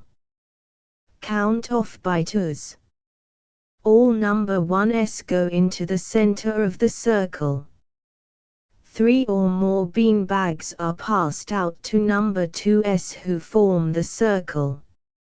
At a signal they start to toss the bags at the ones who are in the center, no one being allowed to leave his place to get a better aim. It is the big business of life for those in the center to avoid the bean bags tossed at them, for anyone who is hit must get out of the center and take his former place in the circle. If a bean bag is caught, it does not count as a hit.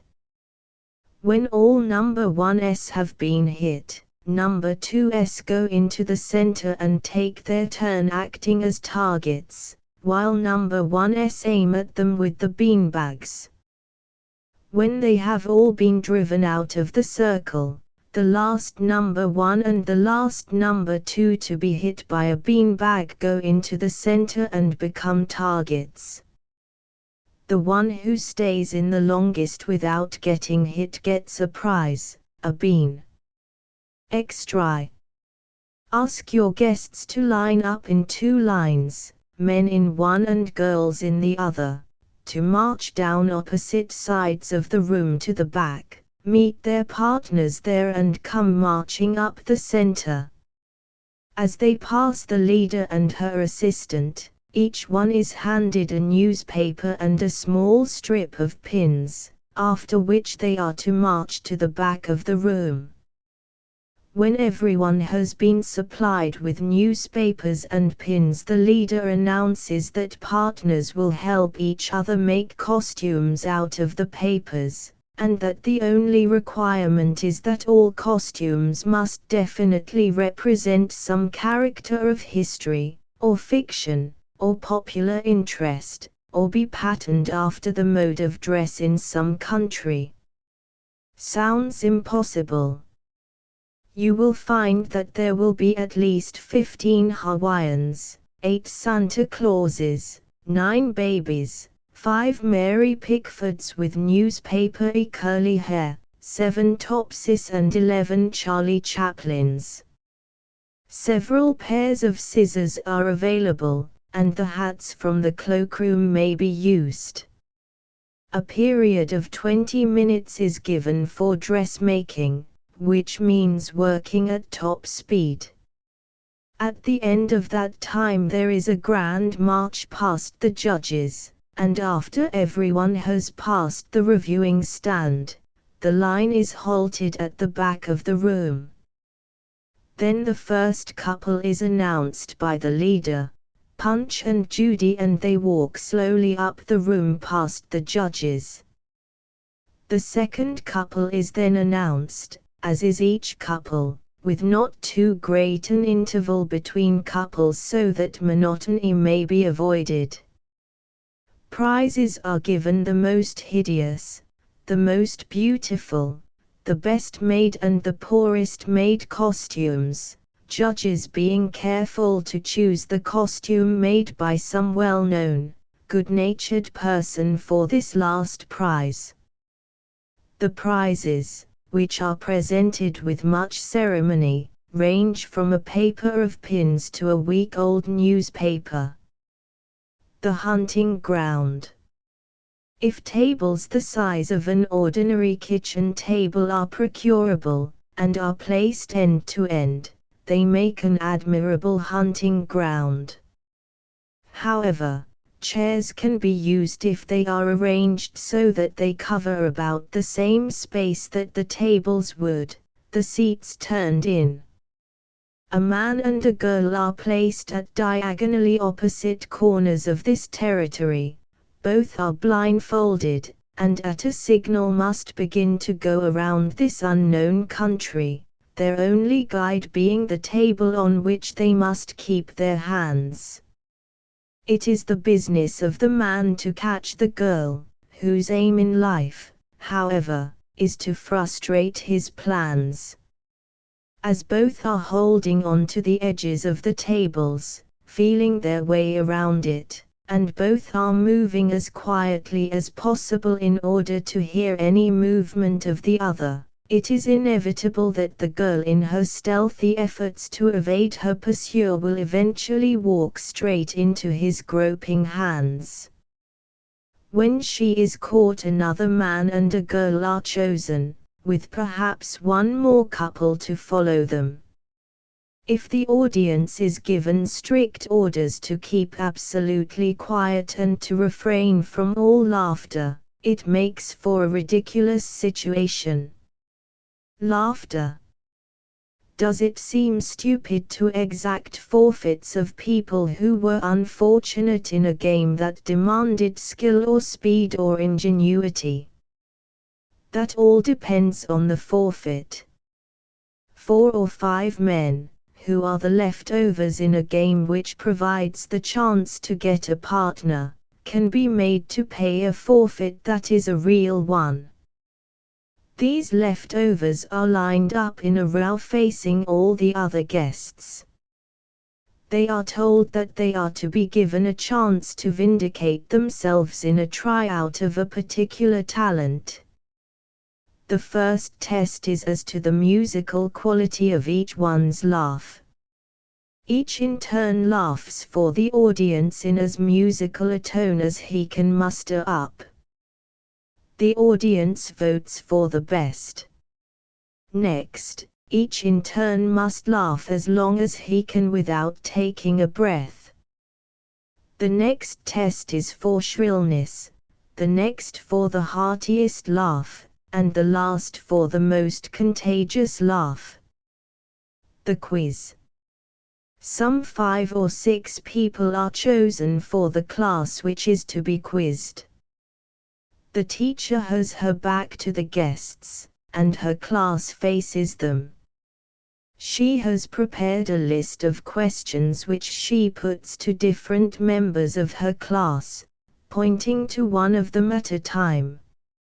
All other guests are to act as judges, and as a question is answered they call out either right or wrong.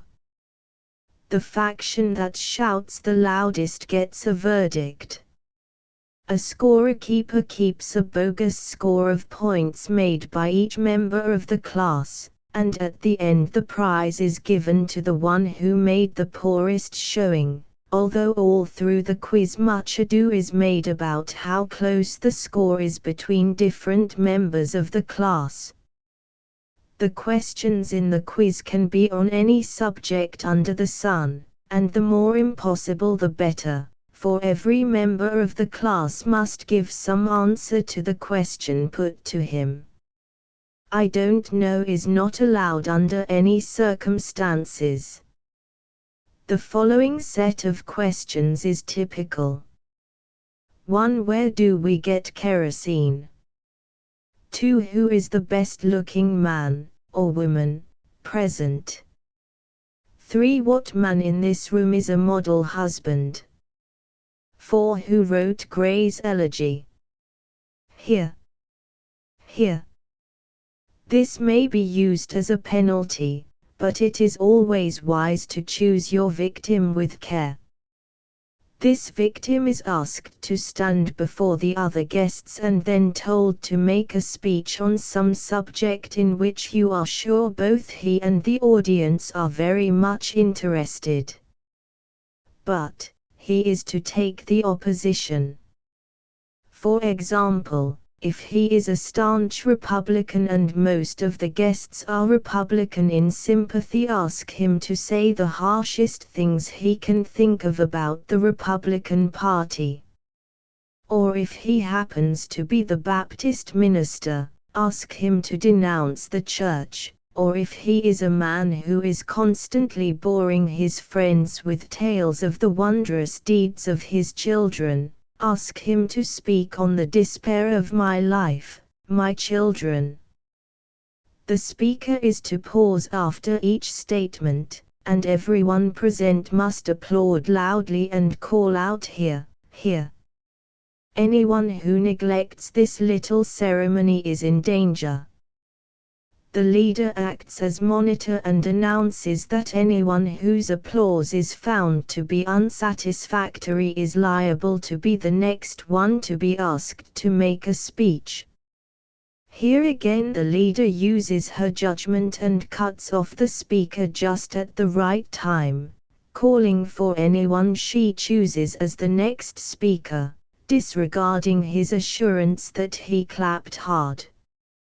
With some groups it is mighty successful to use more personal subjects. For example, at a Methodist church party a man might be asked to speak on why the Baptist women are so much better looking than our Methodist women and the unfortunate Methodist ladies who would like to tar and feather him must clap their hands loudly and call out, "Hear, hear." In spite of their wrath, most of them remember to applaud, but Miss Brownlee in the front row is laughing so hard, and is so busy shaking her fist at the speaker that she forgets all about her obligations, and up on the platform she goes as the next speaker. Scramble. Ask everyone to bring his chair nearer to the center, to make a circle. Remove 4 or 5 chairs, the number depending on the size of the group, asking their previous tenants to come to the center of the circle. When the march time music begins, everyone must get up and start marching around to the right, those who are without chairs joining the line of march, no one touching a chair till the leader's whistle blows and the music stops. Then it is up to everyone to get a chair or go into the middle of the circle. This is continued for 4 or 5 rounds. Then the leader asks them to hippity-hop instead of march, at the leader's whistle, scrambling for a chair as usual. After 3 or 4 rounds of hippity-hopping they are to walk backwards instead, and for the last few rounds, they are to hop on one foot, and woe be unto those who are left in the middle at the end. Warn them of this, promising dire punishment, just before the last round, and you will have the funniest situation of the evening. Chapter 3. Races.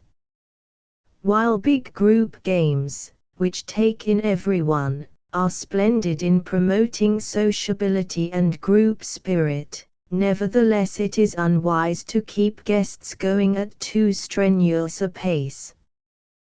The first result is a dropping out of participants and the next a growing lack of interest, which finally develops into an irritability that plays havoc with any spirit of play. On the other hand, it is almost as bad to ask guests to just sit and rest, thereby letting all the interest a leader has awakened die an early and natural death. Instead, It has proved very effective to have races, contests, stunts and trick games at this time, events that will keep up interest, but which will need only a few participants. The following chapter on races was written for that purpose, to provide those very necessary fill-ins. Kiddie car race. The course should be about 30 feet in length. The biggest men present are chosen for drivers, and there are 2 drivers for each team. The kiddie cars are lined up at the starting point, with driver number 1 sitting on the car, all set to go. At the whistle they are off, the cars propelled in the usual and only possible fashion. They travel to the goal about 30 feet away and return, immediately turning over their cars to the other member of the team, driver number 2, who starts off without waiting for any signal, to run the same course. The one who is first to return to the starting place wins the race for his team. The possibilities of a kiddie car made for a 5-year-old, but propelled by a 4 to 5-year-old are almost unbelievable. The reducer. 8 men are chosen to run this race, 4 in each line, 1 behind the other. The first one in each line has a barrel hoop bound about with cloth so that no ragged edges are left to penetrate the reducee. At a signal from the leader, the first man of each line runs up to the goal line, which is across the middle of the room, puts the hoop above his head and quickly draws it down over his shoulders to the floor, steps out of it, picks it up, runs back and gives it to the next runner, he himself going to the end of the line. The second runner does the same thing and so does the third, and then the fourth runner who first gets through the hoop and back to his place wins the race for his team. No matter how stout the men of a group are, it always seems possible for them to get through their hoops. At innumerable social events I have looked for a fat guest to get jammed in his hoop, but as yet I have been disappointed. Hippity-hop potato race. There are 4 couples in this effort, for effort it is. They form 2 teams, 2 couples in each team, 1 couple standing behind the other. Both the man and the lady of the first couple in each team are given a teaspoon with a large potato in it. At a signal from the leader, these 2 first couples hurry down the room to the goal line, and return to give the spoons and the potatoes to the second couples of their teams. There are 2 regulations, however, which make it not so easy as it might appear. Every lady takes her partner's arm and keeps it through the entire race. Under no condition is she to let go. If a contestant should drop his potato, his partner must still keep his arm while he stoops to pick it up. The other regulation is that instead of running or walking to the goal, they are to hop on 1 foot all the way. Partnership relay. 6 or 8 couples are placed in groups of 2 couples each, 1 couple standing behind the other, the entire group about 20 feet from a goal line. The girls take their partners' arms and retain possession throughout each event despite the inevitable protest at lagging. At a signal, each first couple walks to the goal line, carrying out directions given before each event of the relay, then hurries back and touches off the second couple. Events might be as follows: 1. Each man carries a glass full of water. At the goal he hands it to the girl, who must drink it all before they can rush back to the starting point. 2. Together they clap hands and sing Yankee Doodle as they walk to the goal and back. 3. Each man has a cracker. At the goal he gives it to his partner, who must eat it, and is not allowed to start back until she can whistle. 4. At the goal line the man sings up the scale and waits for the girl to sing down the scale before they can go back. 5. While they are hurrying to the goal line, the leader may blow her whistle at any time, which is the signal for them to turn completely around once, and then continue their course. Because their arms are locked and because they always have different ideas about the right way to turn, complications arise. Balloons. Choose 4 teams, with 2 on each team. Each couple is given a toy balloon, the kind that is blown up by the leader beforehand, with a rubber band attached to keep the air in. At a signal from the leader, partners link arms and, with their free hands, start batting the balloons down the length of the room and return, using the open hand in batting. No matter what happens to the balloon, they are to keep their arms linked. A balloon is so very dependable in its actions that it is a simple matter for 2 people of different minds to make it take a straight and narrow path. Stepping stones. 2 couples compete against each other. The man of each couple is given 2 folded newspapers, 1 for each hand. At the signal for starting, he quickly puts one of the papers down and the lady steps on it with her right foot. He then puts down the other paper a little distance ahead, and she steps on it with her left foot. He puts the first paper as far forward as he thinks she can step, and she puts her right foot on it. Then the left, the right, etc., etc., the object being to reach the goal, some 30 feet away, before the other couple can reach it, the only rule being that the lady must walk on newspapers only, which her partner places for her. Said partners are always too ambitious in setting out the papers, and it takes considerable stepping to bridge the gaps. Helpless eating. Each contestant is given a large cracker. She is to place it in her mouth, put her hands behind her, and at a signal, start to eat the cracker with no help from her hands. The one who whistles first after eating her cracker gets a good big prize. Contestants are lined up facing the crowd. If they can whistle, it is infinitely funnier to use the whistling contest. If they cannot whistle, let them sing a high note.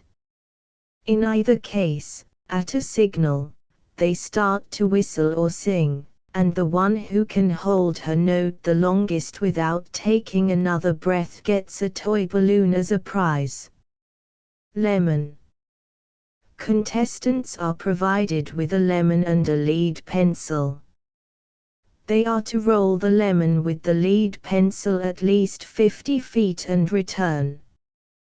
The one who gets his lemon back first gets the lemon. Nose power.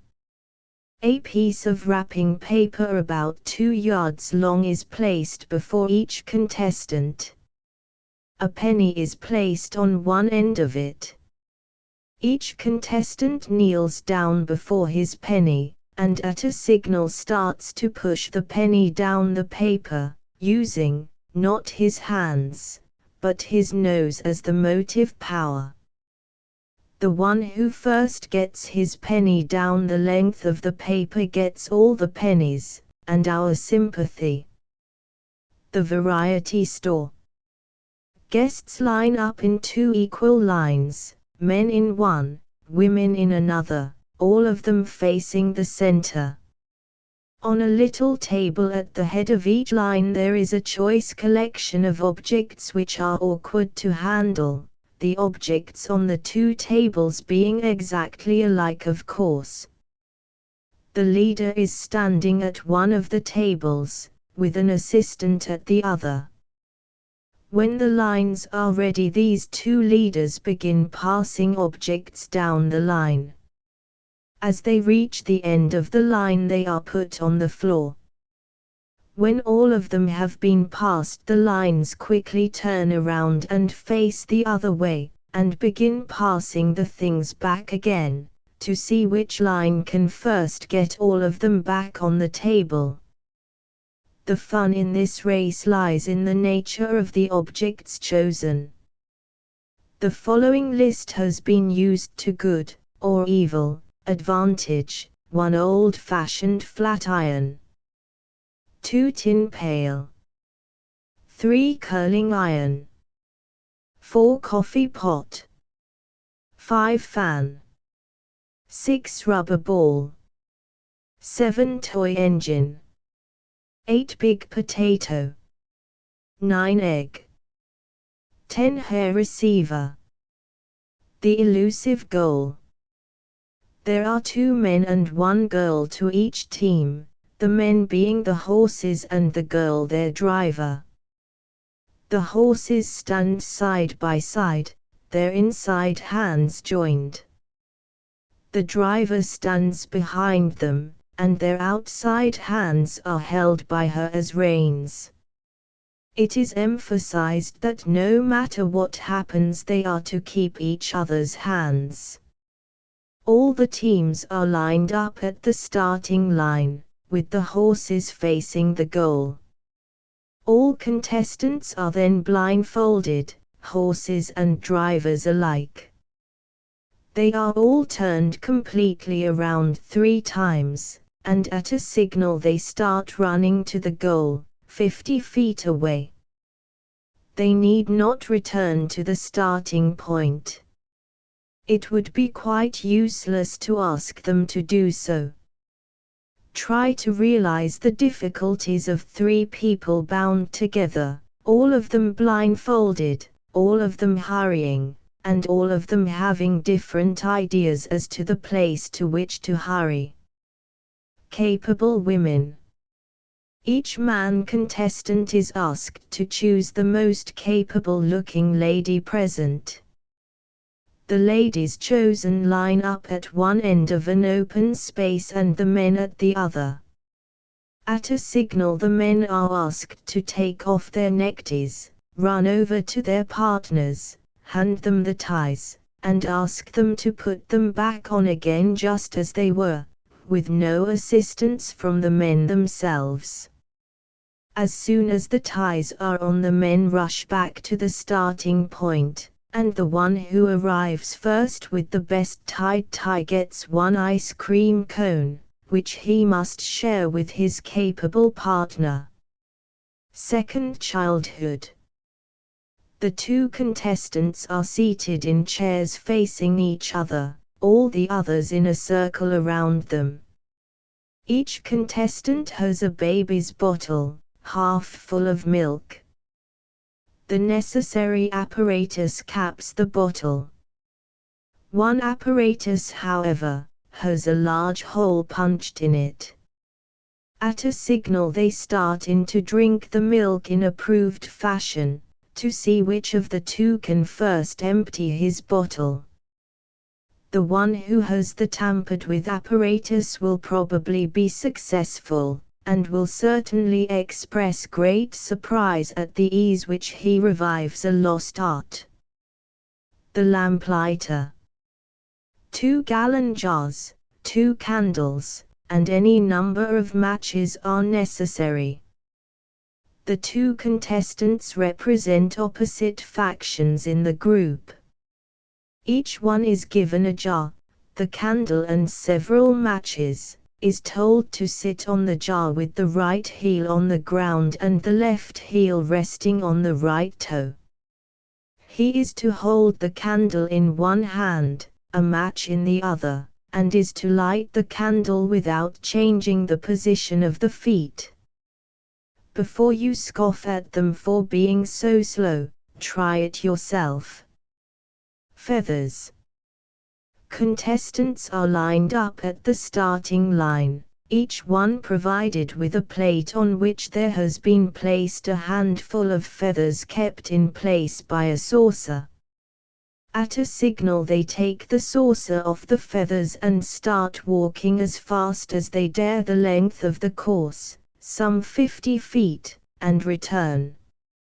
Anyone who loses a feather must stop to pick it up and put it back on the plate. A drafty hole is always a favorable setting for the feather race. Even on calm days, however, it is not an unheard of thing for someone on the sidelines, who is near a plate of feathers, to exhale rather strenuously. Whoops. Each contestant is provided with a large hoop and a small stick. The goal is pointed out to them, the goal being a chair about 50 feet away from the starting point. They are to roll their hoops up to and around the chair and back. Stout ladies should be used for contestants. Eating under difficulties. 2 apples are placed on newspapers at opposite sides of a chair. The 2 contestants get down on their knees, put their hands behind them, and at a signal start eating the apples without any help from their hands to see which can first eat the entire apple.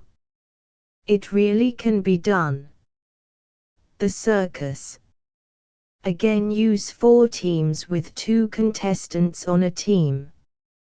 There are several events in this race, so a score is kept of each event. Events are as follows: 1 walk to goal and return, walking like Mama and Papa going to the circus. 2 hippity hop like the clown. 3 be the contortionist, hopping like a frog, both feet together. 4 step high like a circus horse. 5 trot like the ponies.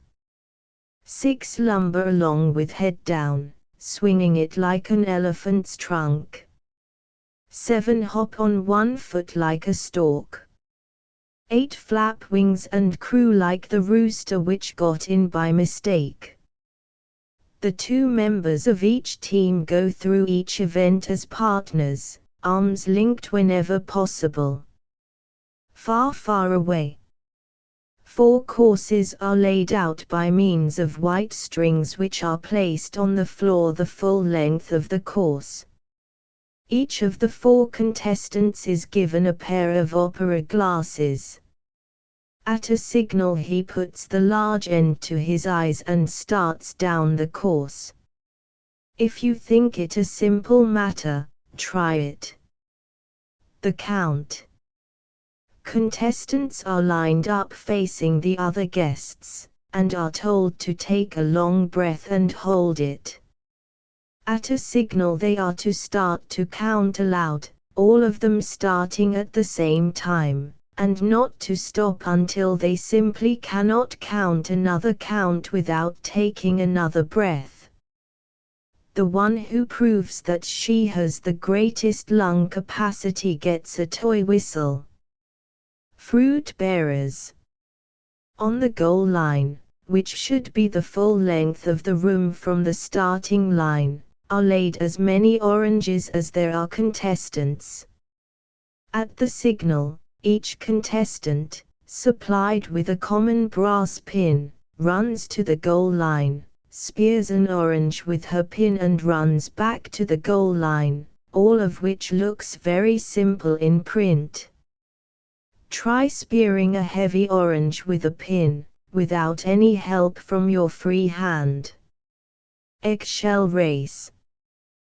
The contents of eggs are blown out, and each contestant is given an eggshell and a fan. It is his business to fan the eggshell to the goal and back to the starting point, and do it in less time than anyone else can do it. Cut it. Long lengths of heavy wrapping paper are procured, and one length is stretched out before each team of cutters, there being 4 on a team. The first one of each team is given a pair of scissors. At the signal, all those holding scissors start to cut down the length of the paper, being careful not to cut too wide a strip, as each cutter should have 1/4 of the width of the piece of paper. When they get to the other end and have cut their strip, they run back and give their scissors to number 2 of their team. Number 2 repeats their performance as do number 3 and number 4. Of course, the object is to see which no 4 can first cut his way down the length of the paper. It makes a very much better game if the lengths of paper are stretched out for the cutters, for the paper cuts much faster and wild mistakes are far more probable. The blindfolded race. There is nothing more exciting in this race than the mere fact that all runners are blindfolded. They get set on the starting line, are shown the goal, blindfolded, turned around 3 times, and then told to go. Where they go is another matter. The ball game. Each contestant is given a rubber ball and a common pin. He is to roll the ball to the goal and return, the pin and nothing else being the motive power. The rainy day. 2 little women and 2 big men make a team, and there can be 4 or 5 teams. The first lady of each team is supplied with an umbrella, and if you have been careful to get one that sticks a bit in going up, well, the lady is to carry the umbrella. At a signal, she and her partner start walking to the other end of the room, where the lady opens the umbrella, takes the man's arm, and, keeping the umbrella over his head all the way, leads him back to the goal line, where she closes the umbrella and gives it to the lady of the other couple making up the team. This lady and her partner go through the same performance, and the couple which first returns to the goal line and gets its stubborn umbrella closed, wins the race for its team. The torches. Each contestant is given a lighted candle. He is to put this in his mouth, and when the signal for starting is given, is to run as fast as he dares to the goal and return. If his candle goes out, however, he must return to the starting point to have it relighted. Contestants in this race do look so queerish. The relay plan may be used to good effect. Beans. Beans are worth their weight in gold when one considers their fun-making capacity. There are several ways of carrying beans in a race. One of the most hazardous of these is to have contestants carry them between a pair of matchsticks. Knitting needles are even more hazardous. Knives, too, are hardly the easiest thing in the world on which to carry several beans, especially when one is in a tearing hurry. Still another way is to carry as many beans as possible on the back of the left hand. Whatever the means of carrying the beans from one place to another, in each case there should be 3 on a team, each team supplied with a pan of beans, all the pans containing the same number, this number varying with the utensil used. When matchsticks or knitting needles are used, there should be no more than 5 or 6 beans to a pan, but there may be 30 or 40 when the hand or knives are used. Across the room from each team is an empty pan. At the signal for starting, the first one of each team starts carrying as many beans as he can manage across the room to the empty pan. He drops them into the pan and hurries back for more.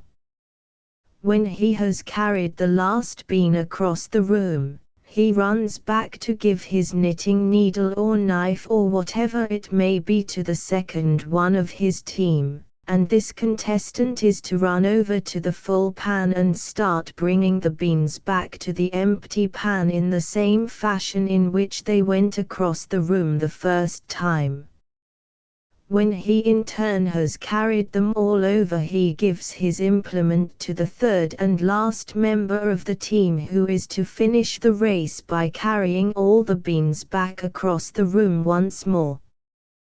The team that first succeeds in getting all its beans across the room 3 times wins the race and all the beans. Heavy, heavy hangs over thy head. Contestants are lined up against the rear wall in couples with 2 couples to each team, 1 couple standing in front of the other. Both members of the first couple of each team are given bean bags which they place on their heads. At a signal from the leader, all these first couples with bean bags on their heads run to the other end of the room and back and give their bean bags to the second couples of their teams, whereupon these second couples put the bean bags on their heads and run the same course. The couple first reaching home wins the race. It sounds easy. There is one technicality, however, that adds to the troubles of the runners. Partners must run with arms linked, and if a bean bag falls, they must stoop for it with arms still linked. That is so easy when one of the stoopers has a bean bag on his head. Chapter 4. Trick Games. Plato said, "One can discover more about a person in an hour's play with him than is possible in a year's conversation with him." We found out the real truth of that in our war work with soldiers and sailors, and we are continuing to see its truth in our recreation work in communities all over this country. It is a real revelation to a church to see how splendid an example of good sportsmanship the minister sets when he is absolutely duped in a trick game that sent the others into gales of good-natured laughter, with him, not at him, and yet comes through it laughing as heartily as anyone, and sincerely glad for the huge enjoyment the game created. Trick games are invaluable not only for developing the finest kind of sportsmanship in victims and onlookers alike, however, but they are invaluable too as fillers in for awkward pauses in an evening's program. That is their forte, to bridge over awkward pauses, to keep interest high, to call forth hearty laughter, and best of all, to create the finest kind of spirit in a social gathering. Wrong. Tell your guests that there are 3 words in the English language which are particularly difficult to spell, and that a person who can spell them correctly can spell almost any word. Ask some individual to spell the word receive. He spells it correctly and you compliment him, and then ask him to spell believe. He does spell it right, but you shake your head and laughingly say, wrong. Say nothing more than that, but repeat it several times at his insisting that he spelled believe correctly.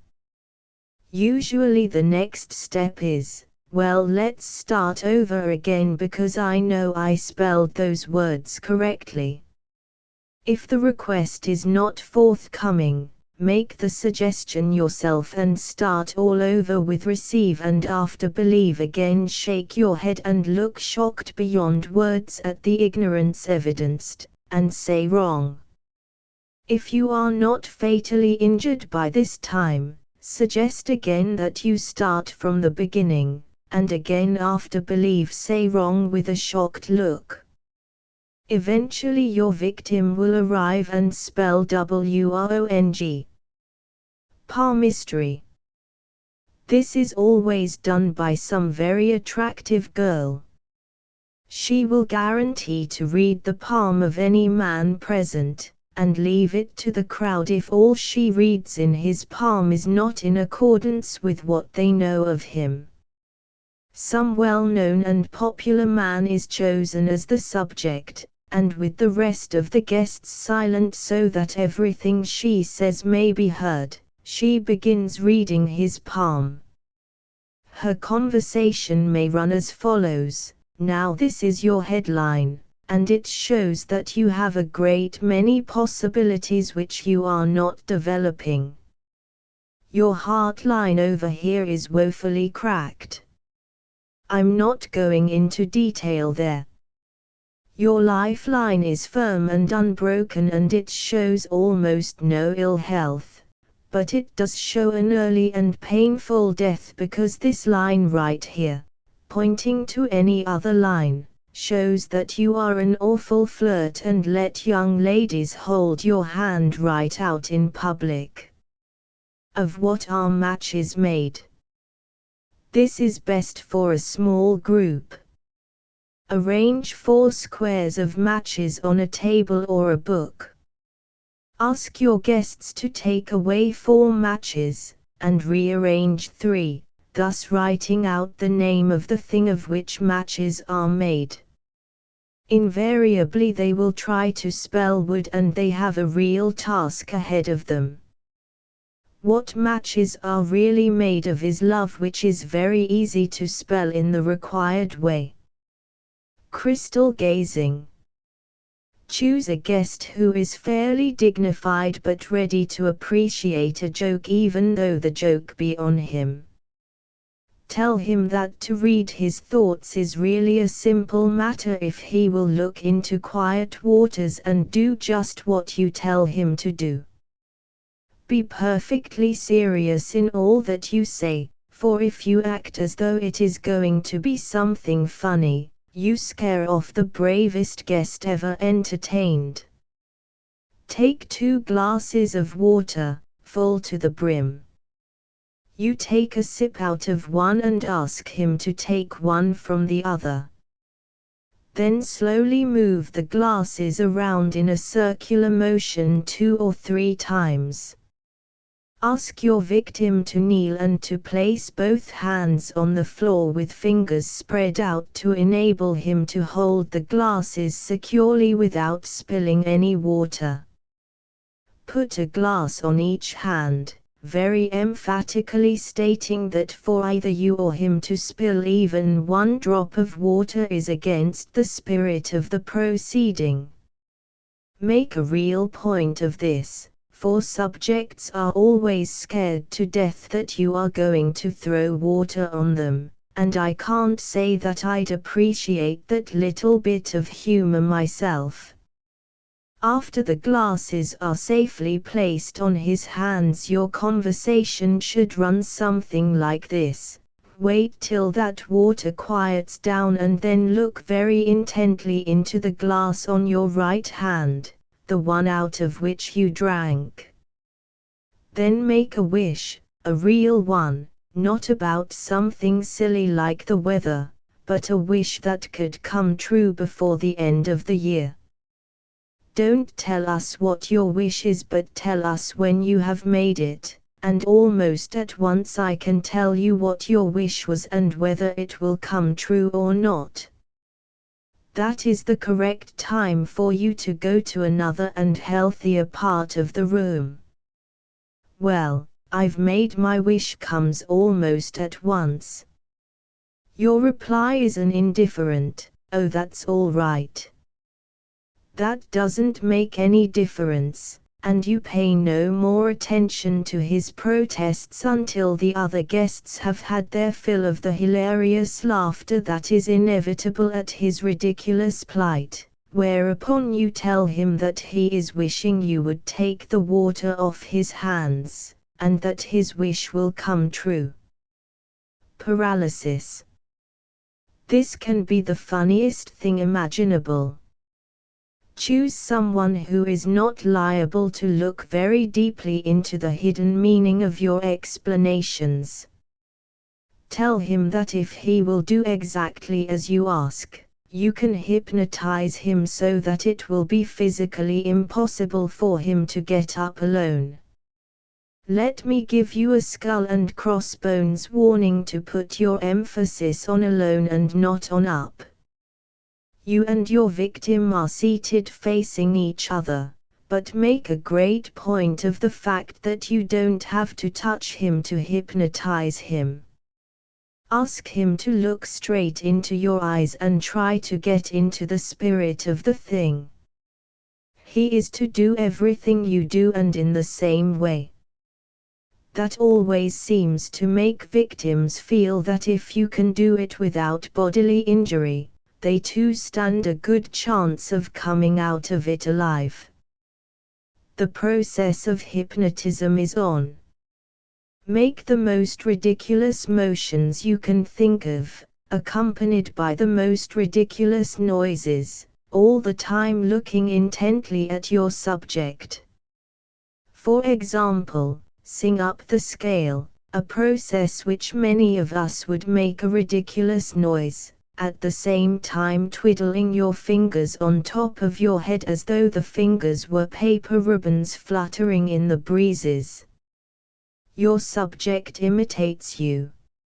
Rub your hands together as though they were cymbals, while you buzz like a bee. The victim symbolizes and buzzes. 5 or 6 of these hypnotizing motions, conscientiously imitated, generally have the effect of paralyzing the audience with no further effort on your part, while the victim begins to feel queer already.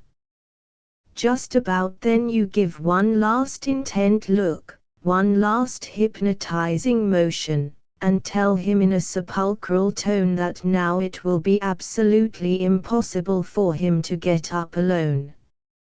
He experiments, putting out first one foot and then the other, and finally stands up triumphantly and crows, "Well, I guess you didn't hypnotize me. I stood up alone." "Oh no, you didn't," comes the answer, "I got up with you." "You didn't get up alone." "Oh, a Tagu Siam." Tell your guests that the Siamese national slogan is very intricate and that only really intelligent people can learn it, but that you have a way of teaching it so that even the simplest person can grasp it immediately. Ask them to repeat what you say. Oa, with emphasis on the O, Tagu, with emphasis on the Gu, Siam. Then ask them to repeat, running all 3 words together. They will have to do it over and over with much help and encouragement from you before they appreciate the full meaning of your scornful "well, I should say you are." Finally they arrive. Each one is exclaiming, "Oh, what a goose I am!" Abbreviations. Ask some dignified man to put the tip of his forefinger under his chin. While he holds it there, ask him to tell the assembled multitude the abbreviation for quart. He will look the part when he says QT, which you'll all agree sounds like cutie. Later on get some other guest to point his forefinger at his head and show how well educated he is by immediately giving the abbreviation for mountain. MT certainly sounds like empty, though it would hardly be right for any of the other guests to thus describe the victim's head. Under the table. Let the host make a wager with one of his men guests that he cannot get under the dining table or some small side table and stay there while his host knocks 3 times on the table. Why, that would take just a second. Surely I can. He gets under the table and his host knocks once and twice and then knocks no more but proceeds to lead his guests out of the room, leaving his betting friend either to pay up, or wait indefinitely under the table for the 3rd knock. Impossible. Would you like to see something that has never been seen before and that will never be seen again? Impossible. Whereupon you pick up an English walnut or any kind of nut, crack it, take out the kernel and ask if it has ever been seen before, then eat it and ask if it will ever be seen again. The Lost Sheep. This is to follow some vocal selection that gained enough applause to justify an encore. Immediately following the announcement that the next number is to be a little ballad entitled The Lost Sheep, the accompanist begins an elaborate accompaniment with an introduction that is unusually long. At the correct moment she crashes out a loud chord and signals to the singer to begin. The singer takes a deep breath, holds it as long as she can, and then gives forth one heart-rending BAA, the song of the lost sheep. The gathering of the nuts.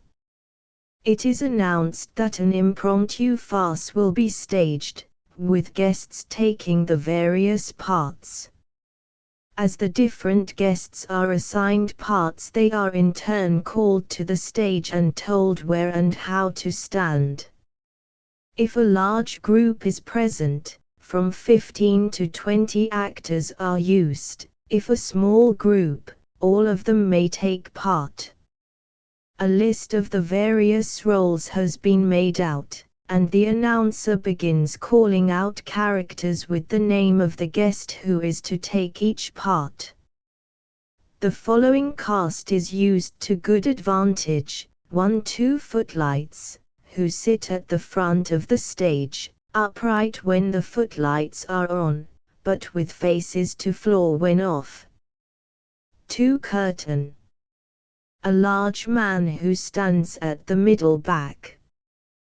When curtain goes up, arms are outstretched. 3 scenery. 2 girls who stand in right and left corners at the back of the stage with fingertips on top of their heads. 4 the table. 2 short men who, facing each other, bend over till the tops of their heads come together, forming an ideal tabletop. 5 the Davenport. 2 men who kneel facing each other with hands joined as near the floor as possible. 6 the lamp. A tall girl with a very fixed radiant smile. 7 the clock. A girl who moves her head from side to side, saying automatically, tick, tock, tick, tock. 8 exits. 2 people standing at each door with joined hands held high to form a passageway. 9 the heroine. A tall stout girl who stares dreamily at one of the light fixtures. 10 her mother, who stares adoringly at her. 11 her father. A picture of righteous wrath. 12 the hero. A small meek man on his knees at the feet of the heroine. 13 the villain. Arms crossed, sneer, air of defiance. Much showing teeth and twirling of mustache. After they are all in their right places with instructions as to how to look and act, footlights go on, curtain goes up, and the announcer breaks in hurriedly, "Oh, I forgot to tell you the name of this play. It is The Gathering of the Nuts, whereupon she makes a hasty exit. The band. Guests are told that the object of the game is for each one to pantomime the action of the instrument assigned him, in such a realistic way that the others cannot help but guess what it is. Each performer is to continue his pantomiming until the audience makes the correct guess. The hostess then asks the first performer to step into another room with her so that she can tell him what his instrument is, and help him with the action of it. She assigns him something easy like a cornet, telling him at the same time however that his part is really a blind to keep the group from getting suspicious about any hoax. He goes back into the room, pantomimes the action of a cornet, and immediately the audience guesses cornet and probably thinks, "Oh, what a stupid game." The hostess carefully picks her next performer, takes him into the next room, and tells him his part. He is to play the accordion, and, according to rule, is to keep it up until the audience makes a correct guess as to his instrument. In the meantime, the man who played the cornet is carrying out the instructions given him by his hostess, and is telling the group that the next man will play an accordion, but that they are all to profess great ignorance and to guess everything under the sun but an accordion, a piano, a piccolo, drum, flute, violin, trombone, anything but an accordion.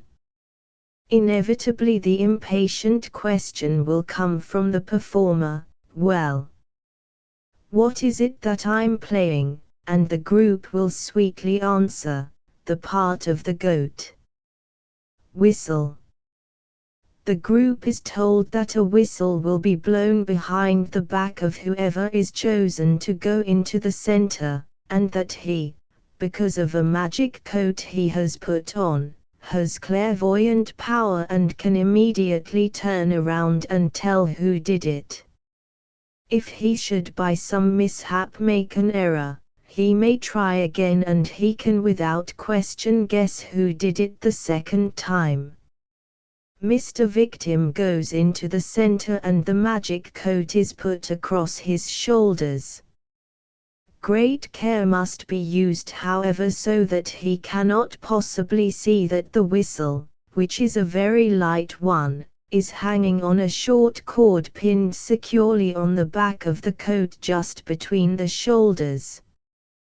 The sleeves are tied in front and the coat is bunched across his back so that plenty of thickness is arranged for in order that he may not feel the whistle as he turns around rapidly. Other guests crowd in on him very closely so that the whistle can be reached easily and can be blown by any one of the onlookers without the victims feeling the tug. When the leader says that all is ready, someone back of him blows an ear-splitting blast on the whistle. Immediately everyone puts his hands behind him. Mr. Victim turns around at once and accuses the guiltiest-looking one of holding the whistle. The guilty-looking party holds up his hands and shows that he has no whistle and vows that he did not pass it to anyone else. Only one guess as to who did it is allowed in each case and the one accused is to hold up his hands at once, to prove his innocence or guilt. Sooner or later the unfortunate in the center discovers who has been holding the whistle all the time, and that is the strategic time for everyone to go into the other room. The prison guard. For a small group only. Make a square representing a prison on a piece of paper, not joining the lines at the corners however. Let P represent a prisoner in the center of the square. At 3 of the corners let G represent guards. The story is that the prisoner escaped in spite of the guards, that there was a guard at this, and this, and this gate, pointing with your pencil to the 3 gates at which are stationed guards. Ask how in the world he could have escaped. Invariably someone answers, why he could have gone through this gate, and puts the tip of his finger on the unguarded gate. Your pencil is resting carelessly on the paper. At the crucial moment you hold it poised, and when the answer comes and the finger points to the unguarded gate, your pencil comes into action with a swift rap across the knuckles as you exclaim in surprise, "Oh no! I am guarding that gate." Magic writing. The magic writer sends his confederate out of the room while the group decides on some short active verb. On his return the magician will write out this word in magic writing, whereupon the confederate will immediately go through the action of the verb decided upon. That verb may be dance. When the confederate comes into the room, the magician must be careful to say nothing that is not connected with his magic writing, or he will confuse his confederate. The first thing he says is, "Don't get excited." He then makes a great many fantastic motions on the floor with an umbrella, suddenly tapping hard, just once.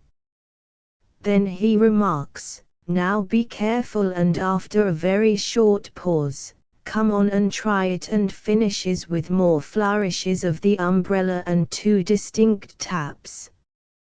Immediately the confederate, without saying a word, starts to dance. It is a simple matter, when one knows how.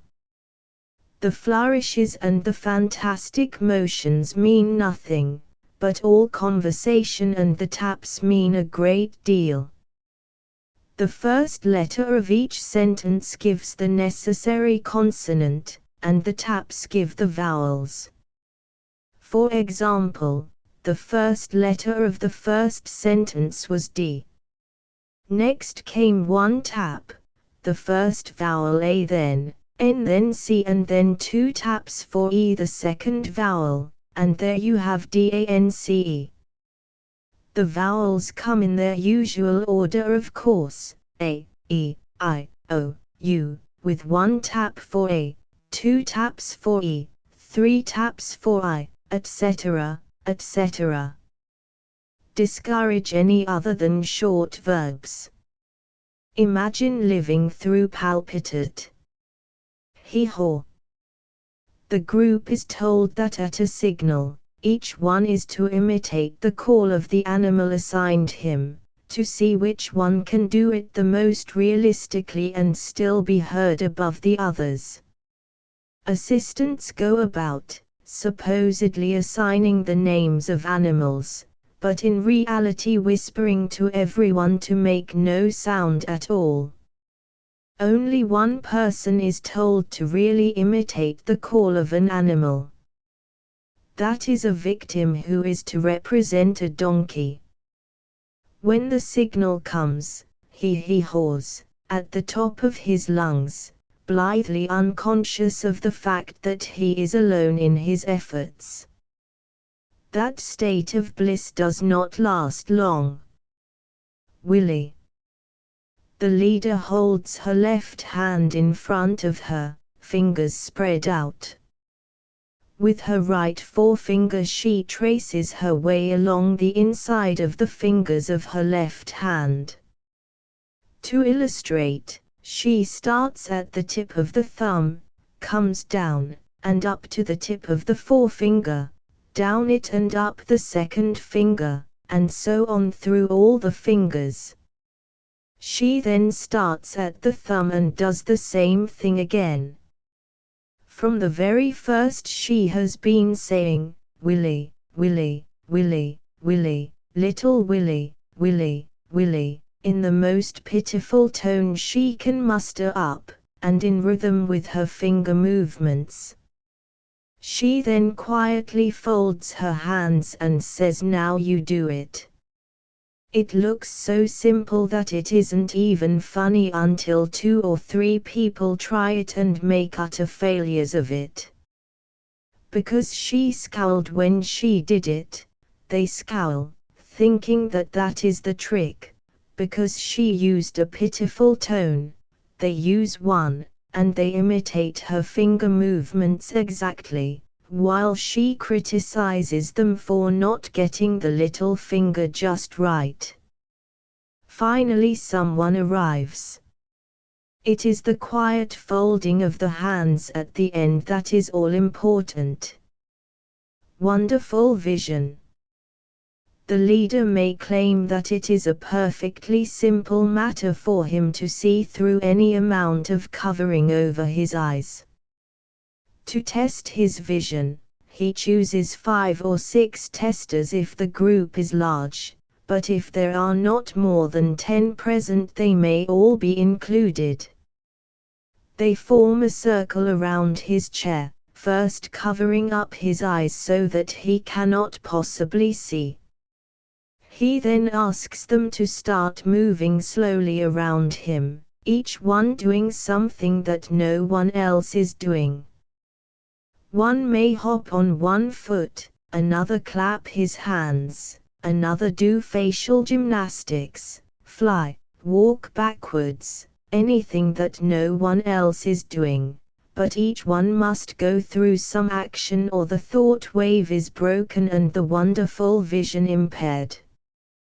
One person is designated to suddenly stop all action after a minute or 2 of moving around, by clapping his hands and calling out, "Now!" Exactly what is each one of us doing? And the leader promises on his word of honor that in spite of the heavy covering over his eyes he can without a moment's hesitation tell what every last person in the moving circle was doing at that identical moment. The circle begins moving slowly around, each one in it going through some definite movement, and each one wondering, probably, how in the world the blindfolded leader will be able to tell that the Methodist minister is wiggling his ears, and that Mrs. Newly Rich is doing an aesthetic dance. Suddenly a halt is called by the one chosen to do it. He claps his hands briskly and says, "Now tell us what we were doing at the moment I clapped my hands." The leader throws off the covering, looks intently at the group and then says with great satisfaction, "Each one of you was making a goose of himself." The elastic ring. A guest with a large head is chosen as the one on whom to experiment. The hostess holds up a lady's ring and assures her guests that if she, while facing this guest, holds the ring in just the right position, she can easily poke her guest's head right through it without hurting him in the least. It sounds incredible, but her friend of the large head stands obediently before her. She twists and turns the ring to get just the right position, finally succeeds, and giving a sigh of satisfaction, proceeds to poke his head through the ring by putting her finger through the ring and poking his head. Rabbit. The leader shows great enthusiasm in asking her guests if they know that awfully funny new game Rabbit. If a small group, all may join in; if a large one, only a select few have the privilege. They form a circle, kneel on the right knee, each one putting the first finger of the right hand on the floor. When they are all set, the leader asks again as if to make sure, "Really don't you know how to play Rabbit?" And again they assure her that they do not. Neither do I, she remarks regretfully. Rubber. The leader has a rubber band at the base of the first two fingers of her left hand which is closed. She opens the hand suddenly and throws the rubber in such a way that it jumps clear across to the base of the third and fourth fingers of the same hand. Impossible.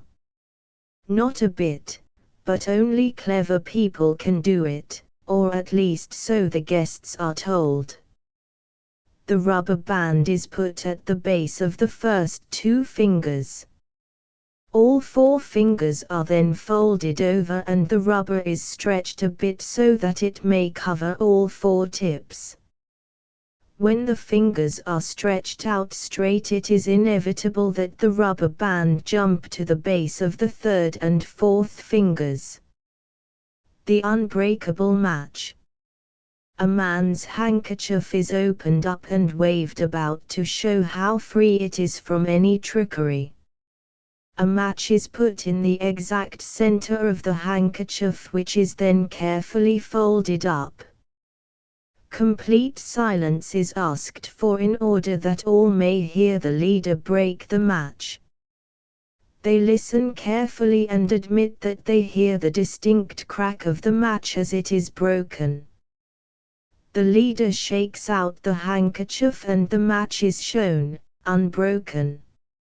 She repeats the performance, and each time all will admit that they heard her break the match. There are always many theories advanced as to how she does it, by cracking her fingernails together, etc., etc., and there is always somebody who wants to see the handkerchief. Instead of showing it, however, she shakes it freely and tells them that that ought to satisfy anybody. Just between us, there is a match pushed far into the hem at all four corners. Each time she is supposed to be cracking the match in the center of the handkerchief, she is very careful to crack one of the corner matches instead. Let her fly. Let her fly and salam are quite evidently not for exactly formal dress affairs. Let her fly is especially good for poverty parties and the like, and is best adapted to a small group. Guests are told that one by one they will be introduced to the fly family. The leader chooses 4 assistants, and the rest of the guests are taken aside some place where they cannot see the presentations. The assistants are lined up like a receiving line as the fly family, and as the guests come in, one at a time, they are presented to each member of the family. The first one is the butterfly, next the firefly, then the dragonfly, and lastly letterfly, who does what her name implies and lets fly about 10 drops of cold water from a thimble which she has held concealed at her side. Salam. His Majesty, the King of Timbuktu, is seated on his throne at one end of the room with a page close at hand. 4 or 5 people have been asked to leave the room and to come in one at a time as called, in order to be presented to His Majesty. The first one is called in, brought before the king, told to bow deeply before him 3 times, each time saying, "I pledge allegiance to my king." He is told too, that the deeper his bow, the greater his favor with the king. He bows once, then again, and then a 3rd time. His allegiance gets a bit chilled however during the 3rd bow, for the page has provided the king with a small piece of ice, which is gently but firmly applied to the back of the neck during the 3rd bow. Hypnotism. Much care is evidenced in the selecting of a subject for hypnotism. It is hardly necessary to say that a confederate is in the group. The hypnotist goes about touching different people's temples to see whether they are the right kind for hypnotism. He finally discovers a good subject, his confederate of course. The subject is sent out of the room while the group decides on something they want him to do when hypnotized. Perhaps they want him to sing. He is seated on a chair facing the audience and the hypnotist begins to rub his forehead slowly. The movements are slow and well defined, that is, the fingers are lifted after each move across the forehead. The subject soon loses consciousness and as the movements continue, seems to get more and more under the spell of the hypnotist. Finally, with a shaking of his fingers, the hypnotist stops and there is absolute silence for just a moment, in order to keep the subject under the spell. Suddenly he begins singing in a high squeaky voice, "Wait till the sun shines, Nelly." If the subject has any relatives present, they will almost surely beg that he be taken out of his trance. The obliging hypnotist presses his fingers twice into the temples of the subject, who shudders, sighs, and wakes up wondering what it is all about. Frankly, it is not easy to do unless both subject and hypnotist are very alert and wide awake. If they are, however, it is a comparatively simple process to hypnotize a confederate into doing anything the audience wants him to do. We assume that they want him to sing. The hypnotist begins rubbing his forehead and carefully rubs 19 times, for S, the first letter in sing, is the 19th letter of the alphabet. He carefully lifts his fingers at the end of each movement. After the 19th rub, he presses hard into both temples to show that the letter is completed. Waiting just a second, he begins again and rubs 9 times for either 9th letter of the alphabet, pressing the temples at the end.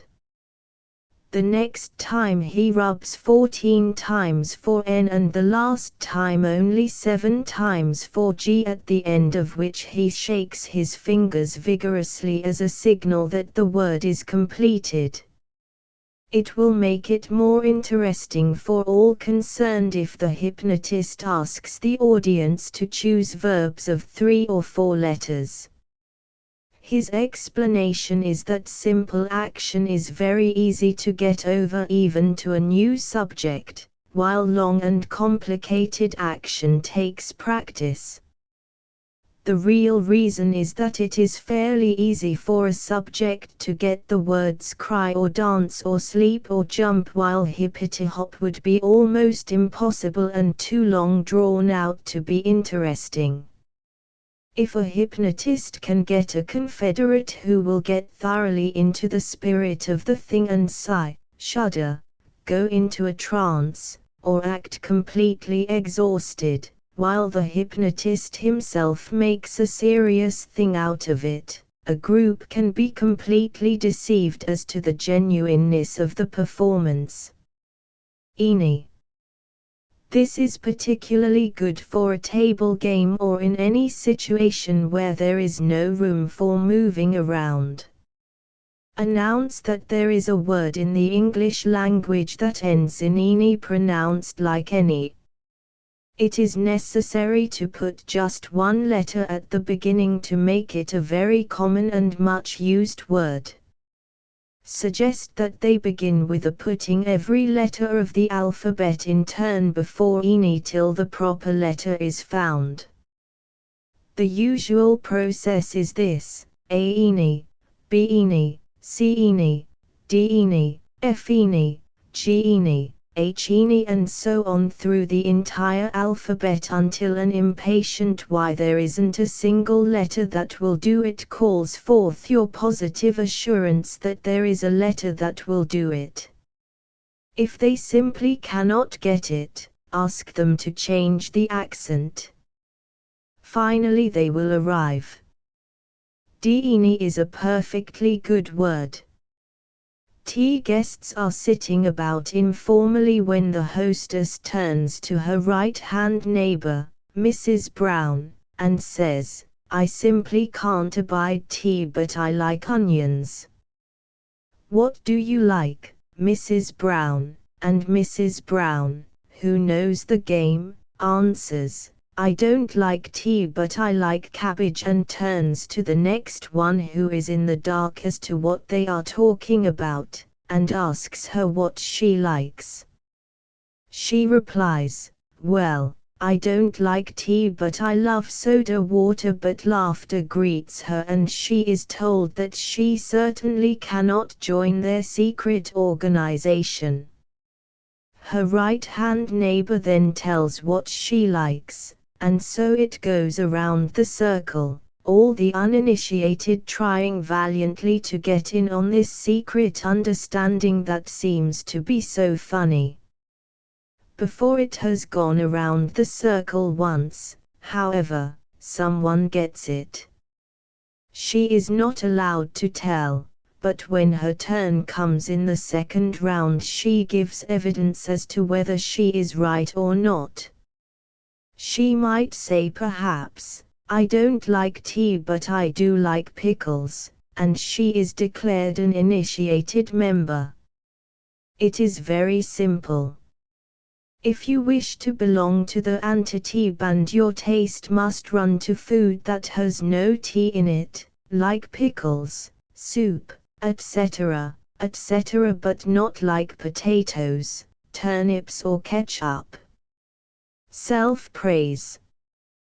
The hostess makes a remark to the effect that this group is mighty good-looking, accompanying the remark with a very prim, set smile, and then asks the one at her right to repeat it exactly as she gave it.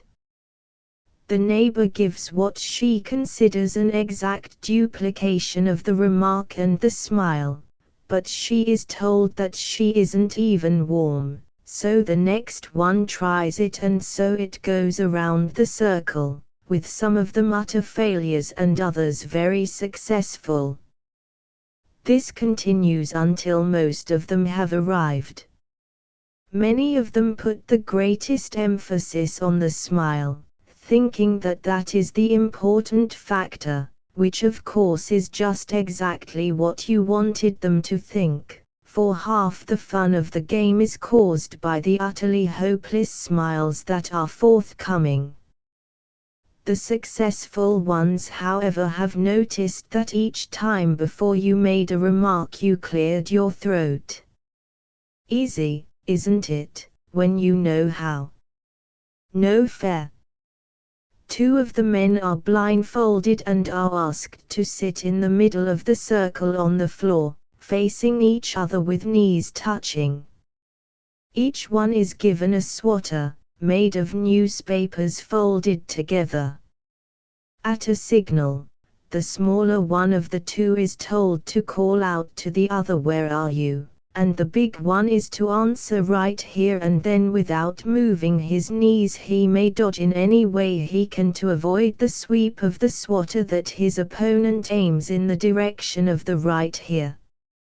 He may be successful in his dodging, but then again, he may not, and he gets a swat that calls for revenge, so he takes his turn, and calls out, "Where are you?" and the small one answers, "Right here," and immediately dodges as best he can the avenging swatter that is swatting in his direction.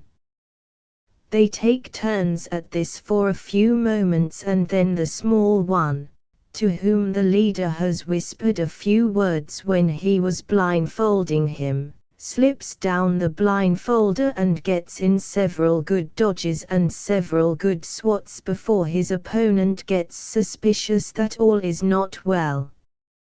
Mr. Bumps. The leader invites her guests to watch very closely the ceremony she will go through in honor of her friend Mr. Bumps, and tells them that an opportunity will be given to imitate the ceremony. She sits at a table with a glass of water before her and with all simplicity begins her ceremony. Holding the glass between the thumb and forefinger of her right hand, she takes a sip of water and says, "I drink to Mr. Bumps," puts the glass down, taps on top of the table with her right forefinger, does the same with her left forefinger, repeats the finger tapping performance under the edge of the table, taps the floor with her right foot, then her left foot, and finally, bows her head once. The second part of the ceremony is exactly like the first, except that everything is done twice and the glass is held between the thumb and two fingers instead of just one finger. 2 drinks are taken. The toast, "I drink to Mr. Bumps," twice is given. The right forefinger and the left forefinger tap twice on top of the table and twice under the edge of the table. The right foot and then the left foot tap on the floor, and the head is bowed twice. The third and last part of the ceremony too is just like the first, except that everything is done 3 times, and the glass is held between the thumb and 3 fingers, and the toast is, "I drink to Mr. Bumps," for the third and last time. A cordial invitation to do likewise is then issued. While the explanation as given here may sound rather complicated, the performance really looks extremely simple, and in the average group there will be several who are sure they can do it. I have never yet seen a person do it absolutely correctly with the first effort, and it usually takes several efforts to master this apparently very simple procedure. Every applicant is given just one chance in the first round, and at his first mistake he is supplanted by a new applicant. When they have all been given a chance, and incidentally all have failed, they are all urged to try again, and each successive time it becomes easier, but only one mistake is allowed in each trial. You may look skeptical at the statement that real head work is essential. My only answer is, try it. I hypnotize you. If the group is large, some 5 or 6 guests are asked to sit in a circle in front of the audience. If there are not more than 10 guests present, let them all form a circle, seated, with a person who will make a good victim next to the leader. A good victim is not always only a good sport. He is inevitably that, but in addition, a leader who chooses her subjects wisely will choose one who will not readily see the hoax. In this case, the victim is entirely unconscious of the important part he is to play. The leader tells the group that certain very simple movements of the hands across the forehead of a subject can hypnotize that subject in almost no time. And without actually hypnotizing her subject, she will demonstrate on her neighbor, so that they may all see the principle of the thing and practice on their neighbors before the real hypnotizing begins. Subjects in each case should be right-hand neighbors. Assuring her right-hand neighbor in all seriousness that she is only going through the motions of hypnotizing, without really accomplishing anything, she begins demonstrating on him. Her hands are lying folded in her lap. Her first request is very important, but she is very casual as she asks her victim to close his eyes, as she wishes to make certain movements over the closed eyes. As soon as his eyes are closed, she makes several soft, gentle movements directly around and over his eyes, making much of the point that she is only demonstrating and not actually hypnotizing. When she has done the thing to her own satisfaction, she folds her hands again and tells him to open his eyes, while he, together with the rest of the group, is to practice these movements preparatory to some actual hypnotizing. Mr. Victim cannot understand the very unreasonable mirth of the other members of the circle, who have all they can do to keep upright as they make a pretense of practicing on each other. He finally gets suspicious, however, and goes to a mirror. What he sees there leaves no doubt in his mind as to what they were finding so extremely funny. The leader's hands, which were folded so innocently in her lap, had previously been generously coated with lamp black, all of which had transferred itself to his face. Magic photography. This is for a small group of guests who know each other fairly well. The photographer boasts that he can take an impression of a person's face on the back of a spoon, and make it so real that another person who has been out of the room can almost immediately tell whose picture was taken. In the face of the scoffing, he sends someone, of course his confederate, out of the room, and sets about taking the picture of one of the guests on the back of a spoon. He rubs the spoon over the entire face, pressing into the depressions at either side of the nose and being sure to get the mold of the chin. He then calls in the one who was out of the room, shows him the spoon and asks, "What beauty is it?" At once comes the answer, "Winona Beale," and he is right. He goes out again, and when he has been called in the second time, the photographer says, showing him the spoon, "Go ahead," and the answer is, "It is Gertrude Adams," and again he is right. The solution is this: the first two words of the photographer's statement have as their first letters the initials of the one photographed. "What beauty is it?" gave the initials W and B, and "Go ahead" gave G and A.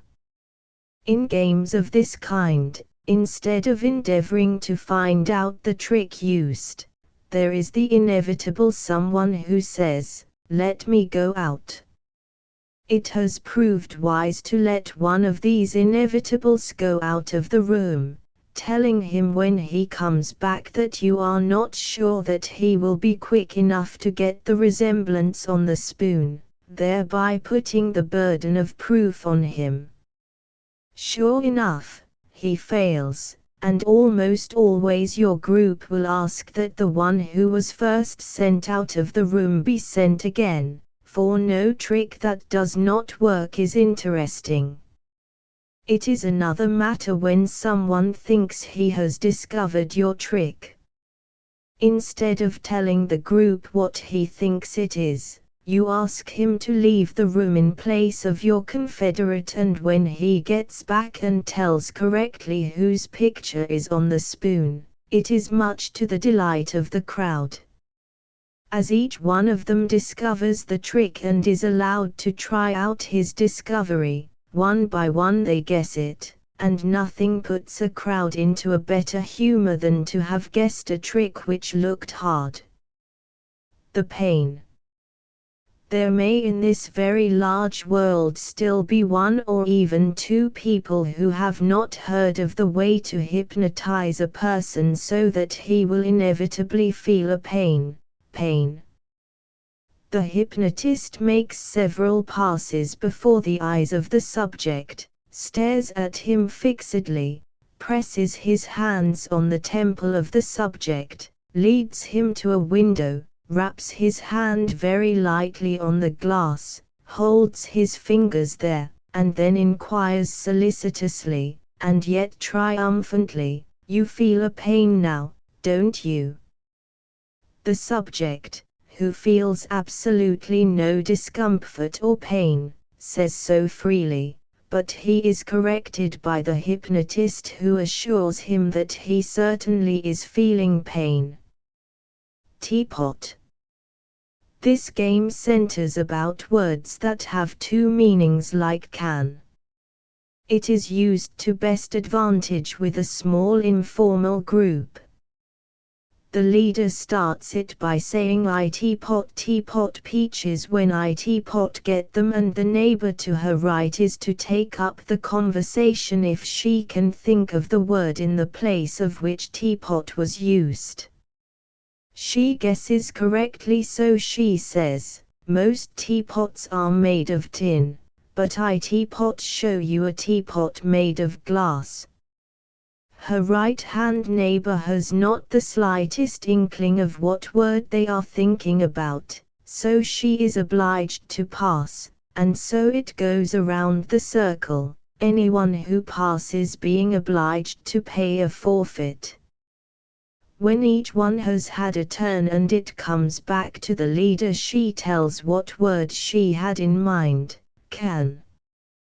Then she starts another one.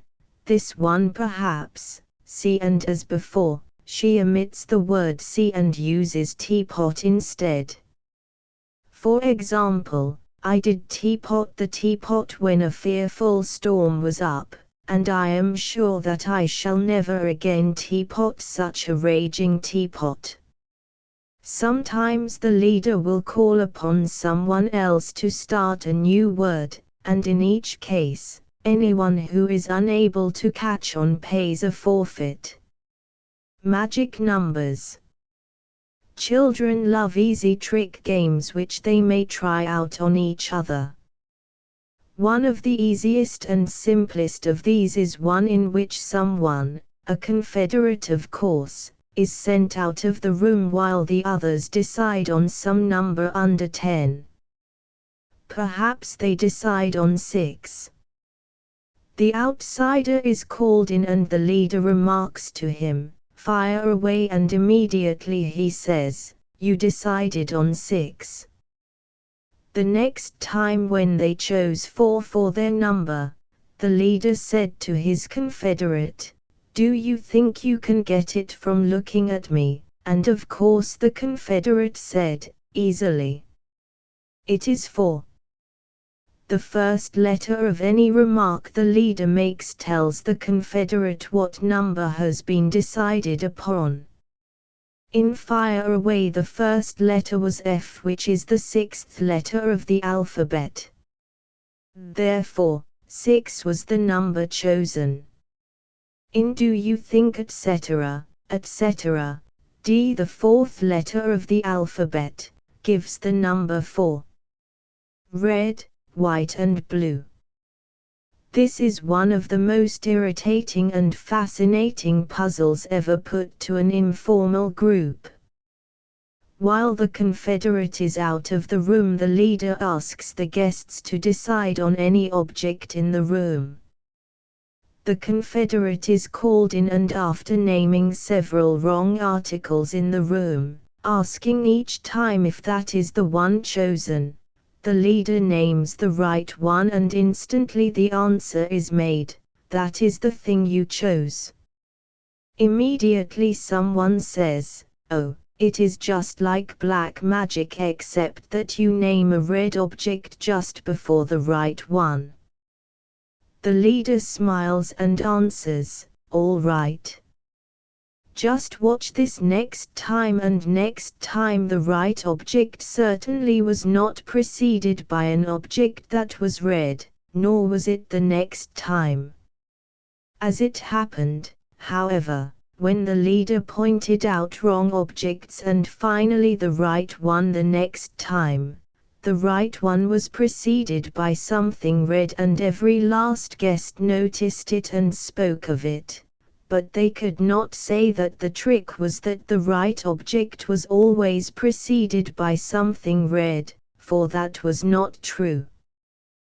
The system used is indeed very much like black magic, in which the object decided upon is always preceded by an object that is black, but in this case the right object is preceded by objects that are red, white and blue, in turn. The first time it follows a red object, next a white one, and then a blue one.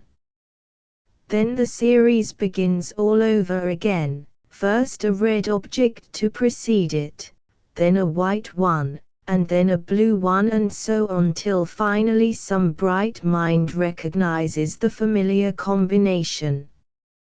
Chapter V: Picnics.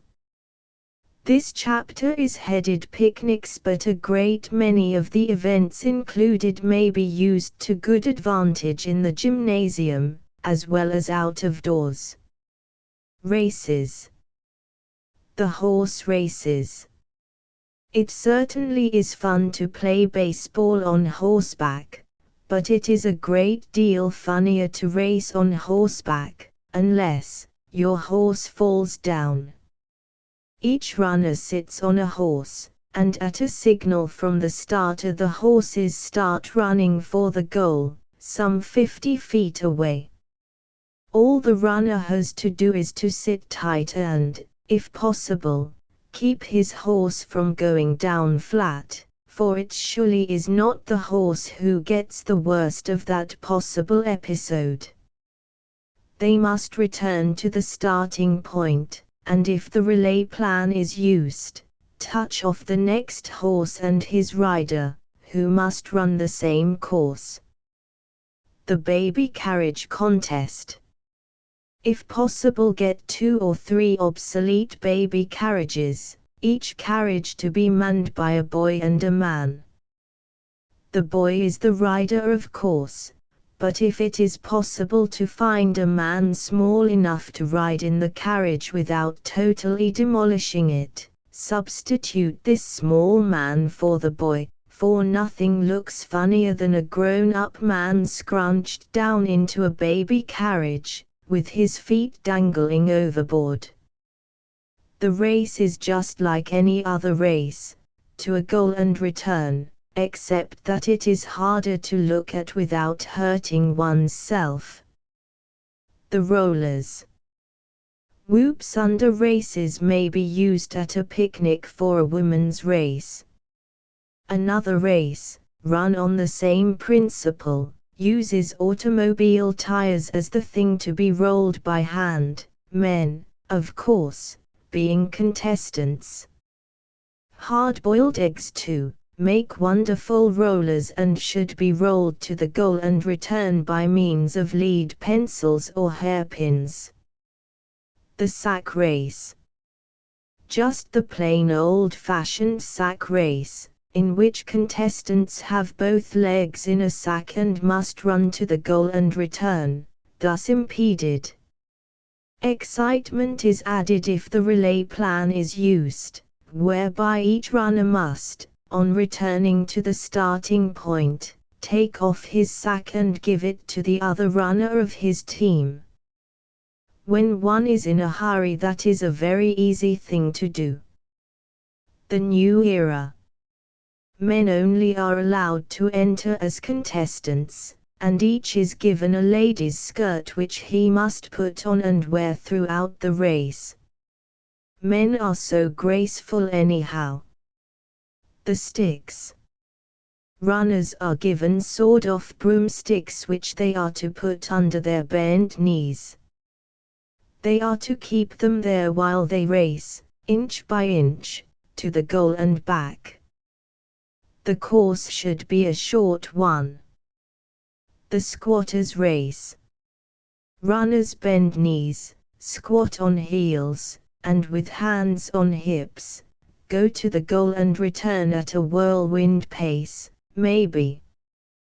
What is more, nothing is said to them about the way they will undoubtedly feel the next morning. One should be merciful and make this course, too, a short one. Bang. Each contestant is given 5 common paper bags. At the signal for starting they are to blow up these bags one by one, exploding each one as it is filled with air. The one who first blows up and explodes all his bags gets a toy balloon. The water bearers. Each runner is given a glass which is full to the brim of water. All he has to do is to hop on one foot to the goal and return, carrying the water all the way. The prize offered for this race should be a generous one. The greased pole and pig. A picnic would hardly be a picnic unless a greased pole is counted among those present. The pole is just exactly what it sounds like, a greased pole, and at the top of it is a tiny flag which must be captured and brought down by the victorious climber, who gets a very real prize. He deserves it. A cousin game to that which entails climbing a greased pole, is one which offers any and everyone the privilege of catching a greased pig. If no fence is available, a barrier is made with strips of canvas, strong strips and high strips. The pig, which has been made as slippery as any pig can be made, is turned loose in this enclosure and the chase is on. The one who catches the pig keeps him, and welcome. It might be fitting to suggest that contestants in either event be offered the temporary use of overalls. The picnic blues. Anxious mothers have been justified in worrying when they saw Johnny and Henry gobbling down pie in wholesale and extremely hurried fashion, in a blueberry pie eating contest. They know what will happen that night at 3 a.m. It is not the blueberries that give her anxious moments either. Neither is it the contest. It is the heavenly blue smeared all over the countenance of Johnny and Henry. In every place a blueberry can find a foothold. That blue will be just as heavenly and smear just as well when its sauce is a thick blue sauce made of blueberries, and it is put into pie tins for the same contest. The subway. Boys are lined up in columns, 6 or 7 in each column, with feet spread apart. At a signal from the leader, the last one of each column gets down on his hands and knees and crawls through the natural subway to the front. As soon as he gets there, he stands up in front of the column and calls all set, whereupon the last one of the column hurries through the subway, doing the same thing when he reaches the front. When the one who was originally the first of the column finally gets his turn and crawls through to his original place, the race is over, and of course, all honor and glory and a prize to the team that can first get its original leader back to his place. 2 in 1 race. Boys are arranged in couples. The 2 forming each couple stand back to back with arms interlocked. One of them stands facing the goal. When all of the couples are so arranged, a signal is given and they start running to the goal, about 25 feet away, and return. 2 fat boys linked together and racing in this way make a sight worth going miles to see. Leapfrog. The boys are divided into 2 teams, each team forming a circle, everyone down on all fours. At a signal, a designated leader in each circle starts leapfrogging his way around the circle.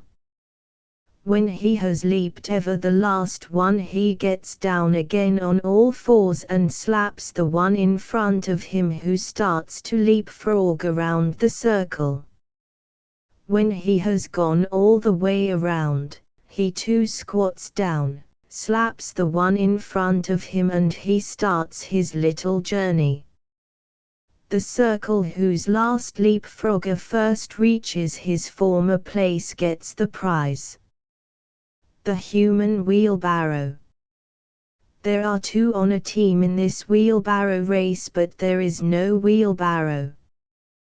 One member of the team is a boy and the other a man. The boy is the wheelbarrow, and the man the driver. The boy gets down on his hands and knees.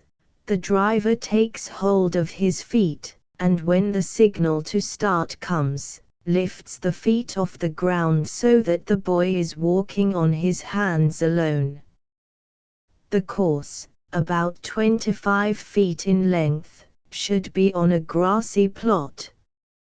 Let a driver's sense of humor get the best of him, as it usually does, and the wheelbarrow goes flat on his face. The penalty. The usual three-legged race is put on with only two teams competing.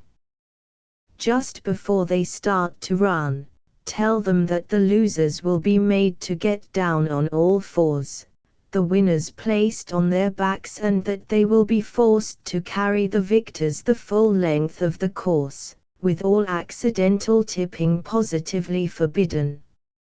Housewives' race. A large space is cleared with the onlookers forming a very close circle around it.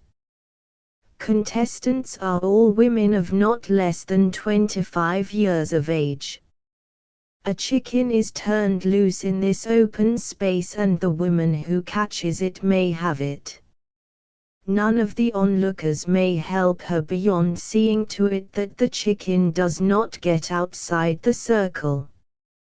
You and I know that the chicken's freedom is not in such very grave danger. Obstacle race. The course is not longer than 50 yards, and a line of obstacles is set out for each one of the three teams, 2 men or boys in each team. Runners number 1 start the race. They are to 1 go through a barrel, 2 sing up the scale, 3 turn 2 somersaults, 4 take off their shoes and put them on again, 5 climb a designated tree. They then hurry back to touch off number 2 of their team, who must go through the same performance. There is one rule that is strictly enforced. That is that the singing must be done clearly and distinctly and as musically as possible. Lobster race. Any number of men or boys may enter as contestants. At a given signal, runners turn around, get down on all fours on the starting line, and speed to the goal and return, going backwards and on all fours all the way. It is remarkable, the great similarity to lobsters out for a stroll. Hippity hop. Girls are pitted against the men. The girls stand in one line and the men in another, the first one in each line being about 15 feet away from a tree directly in front of that line. At a signal, the first girl and the first man start hippity hopping, each one up to and around his tree and back to his line, touching the hand of the next runner, who immediately starts to hippity hop over the same course, while those who ran first go to the end of the line. When the second runner gets back, he touches the hand of the third one, and he too hippity hops to the tree and back, each one going at once to the end of the line when he has finished. This goes on till everyone has hopped and members of the team whose last runner first touches the first runner's hand win the game and a dish of ice cream. I have never yet seen a group of girls who couldn't out-hippity hop any group of men. The bottle race. 6 empty bottles are necessary for this race: milk bottles, Coca-Cola bottles, almost any kind will do, but it is preferable to have bottles that tip easily. Contestants are divided into 2 lines. A rope has been laid on the ground about 20 feet in front of these lines and 6 bottles have been placed there, 3 for each line. At a signal, the first one of each team runs up to the rope, picks up his 3 bottles which are lying on the ground, places them upright and runs back to touch the hands of the next runner, who starts at once for the goal, knocks the 3 bottles down, and hurries back to touch off the next runner. He in turn stands the bottles up again, while the next runner knocks them down, and so on. If a bottle falls down, the runner must go back to stand it up again before he can touch the next runner. Each runner, when he has finished and has touched off the next runner, goes to the end of the line. The side whose last runner first touches the first runner's hand wins the race. Masculine vanity race. Contestants run the length of the course, about 50 feet, take off their caps, shoes, coats, and ties, put them on the ground, run to the starting point, back to their clothes, put them on, and then race back to the starting line. The one who arrives first, fully clothed, gets a little vanity mirror as a reward. Cradle roll. It is always possible to get certain wholesome hard candies wrapped in bright colored papers, preferably red. All cradle rollers are gathered into a small open space and it is left to their mothers to tell them that real, honest-to-goodness candy will be tossed up in the air and that they are to scramble for it, and that the one who gets the most will get a big red balloon.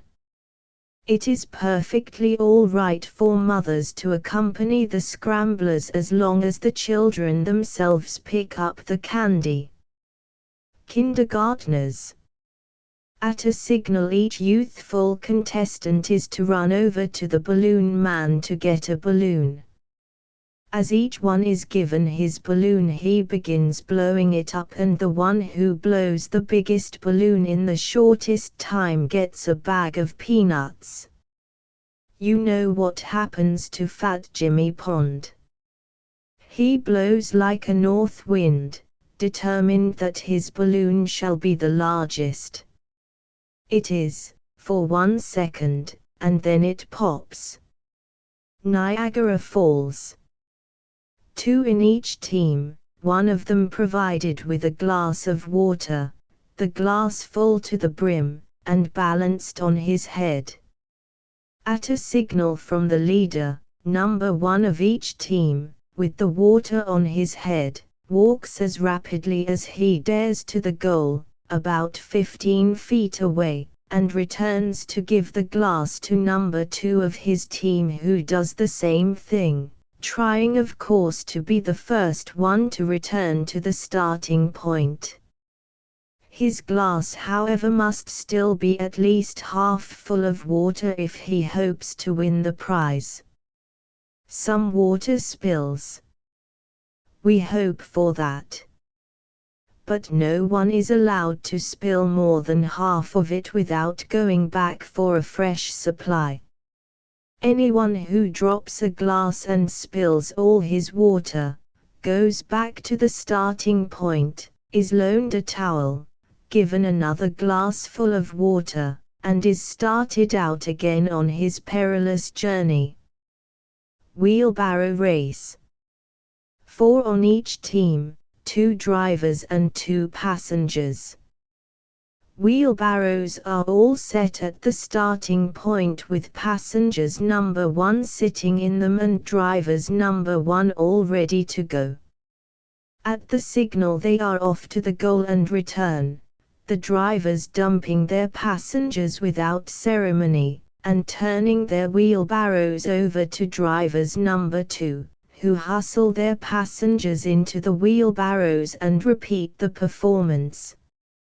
It is always surprising to note how many men have forgotten how to propel a wheelbarrow, and even more surprising to see how few people can ride in one easily and comfortably. Note. Many of the events under races may be used as picnic races. Picnic games. Couple baseball. There are 18 on a team, 9 men and 9 boys. The diamond is very small, not more than 18 feet across, and preferably very grassy. The game is played exactly like indoor baseball except that every player is riding a horse.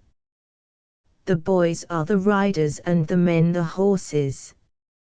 Horses are down on all fours with riders astride their backs. The pitcher, who is perched on his horse, begins pitching and the boy up to bat, who is sitting with difficulty on a fat horse, makes a hit out toward center field. Immediately his horse starts for first base, while center field on his horse goes on a mad chase after the ball. No player is allowed to leave his horse voluntarily. There are times, however, when it is involuntary.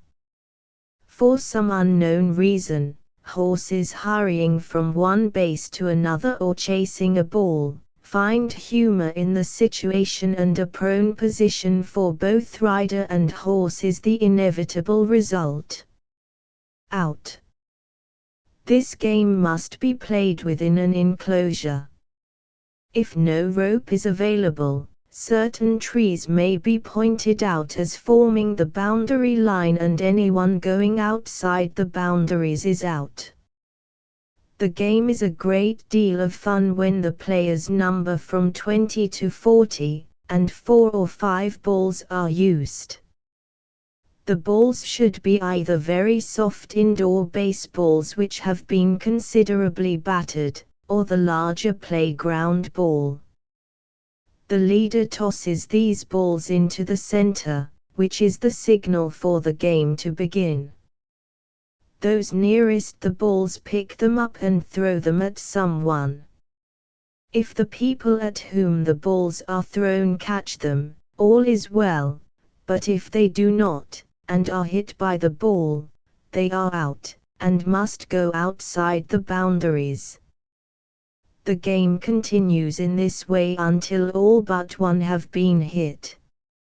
You can be sure he has had to be pretty agile.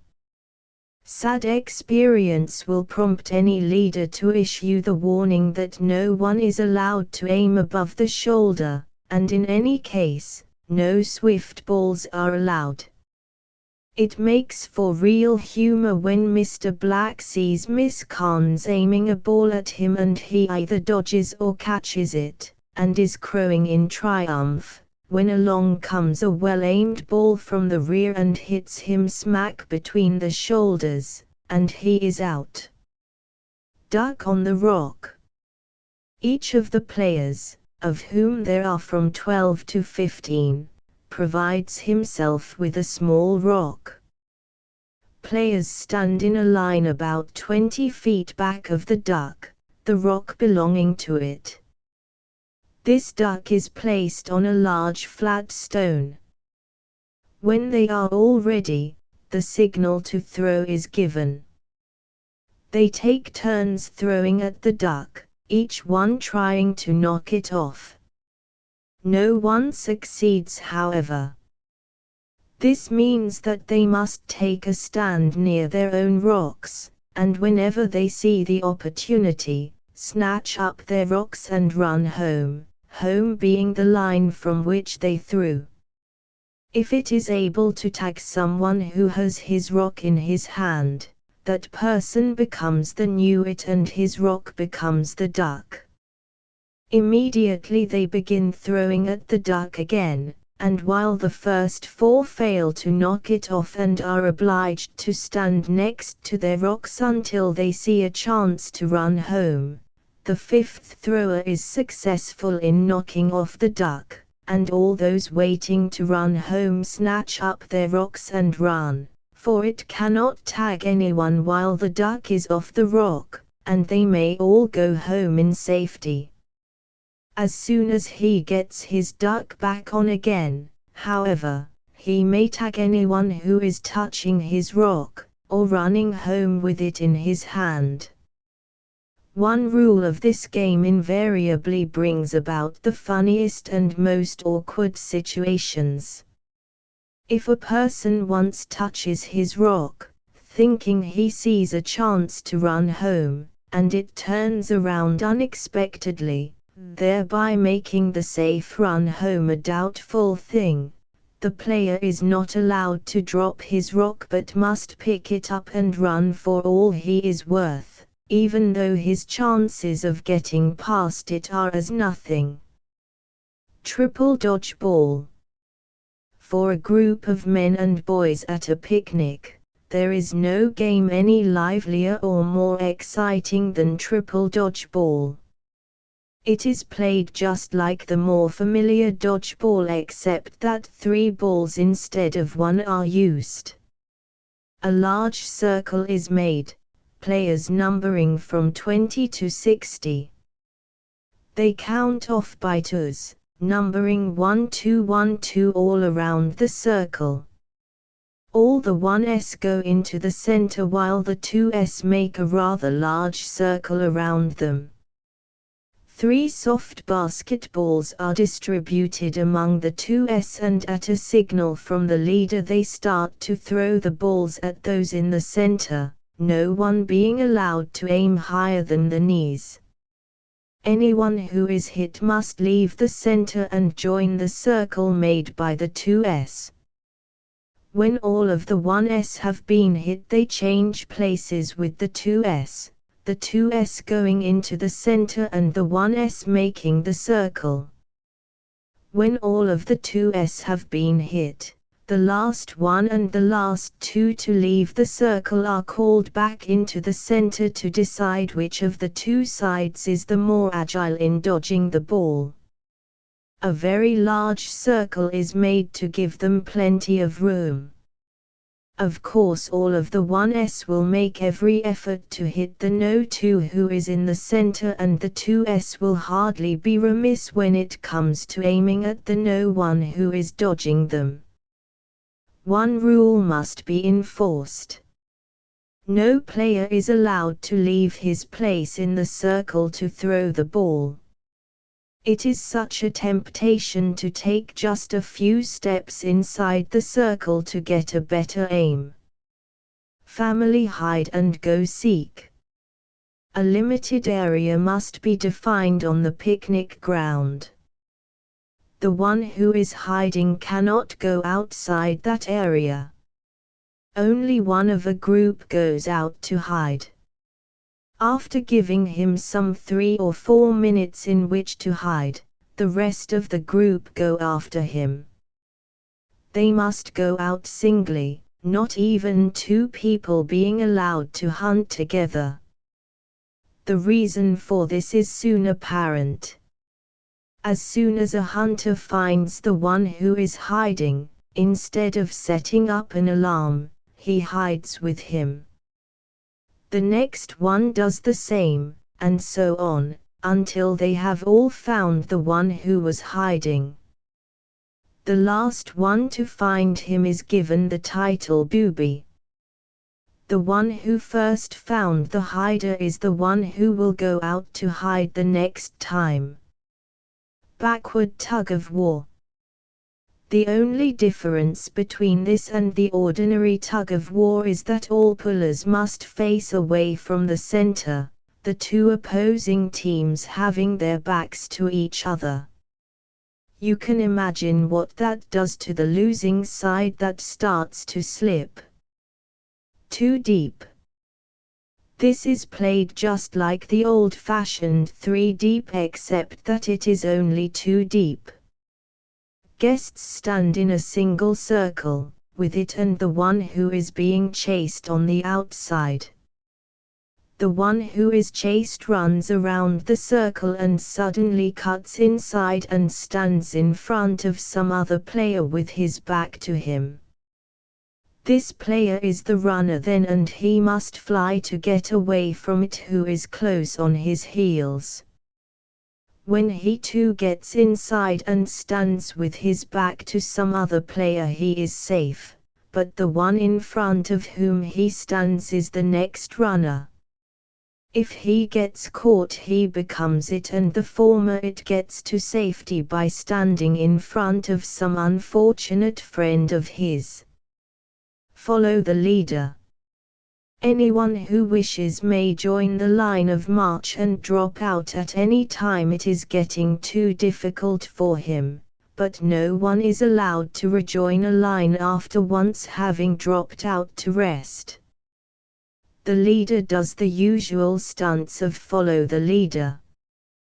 These stunts may include 1. A short dog trot, 2. A hippity hop, 3. Walking on all fours, 4. Walking backwards, 5. Running on tiptoes, 6. Climbing a designated tree, 7. Going through a barrel, 8. Hopping on one foot, 9. Jumping a creek, 10. Turning a somersault, 1-legged pom-pom pull away. This is played just like the old pom-pom pull away, except that all players and it are compelled to hop on one foot. Players line up on the home line, with it facing them in an open space some 30 feet in width. At the signal, all players must leave home and hop on one foot to the opposite side of the open space. It chases them, he too being allowed only 1 foot. Anyone he tags while in the open space must come to the center with him and help him catch the others. The rooster fight. The group is divided into 2 even sides, each person having an opponent assigned him. At the signal, each one starts fighting his opponent in the following way. The right hand is put on the hip, and hopping on the right foot, the rooster tries to bump his enemy in such a way that he is compelled to put down his left foot to keep his balance. If he does do that, he is out of the game. When the issue has been decided between all opponents, all the winners are called out, and they are again paired off with opponents. This is repeated until there are only 2 left to compete for the bumper championship. The one who wins gets a toy rooster. The target. Some 30 to 40 men players form 2 long lines facing each other not more than 5 feet apart. The one who by the process of counting out is chosen to be the first target is to walk through these lines while the players punish him in various ways. Of course, no one is allowed to touch his head or to really strike hard, but many very successful taps are possible. However, it is not as one-sided as it might appear. If the target is successful in being able to turn around quickly enough to actually see someone hit him, that someone immediately becomes the new target, and he too must walk up and down the line with head bent until he is able to catch someone in the very act of hitting him.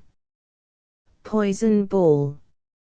Small circles are formed with not more than 15 players to a circle, one of the players being in the center.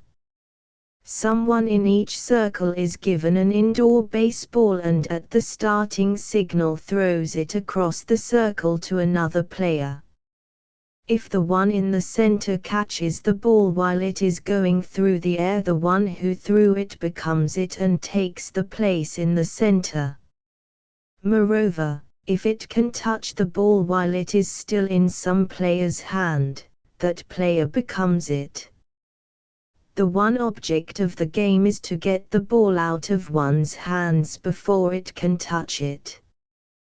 Picnic stagecoach. A grassy plot is essential for this boys' game.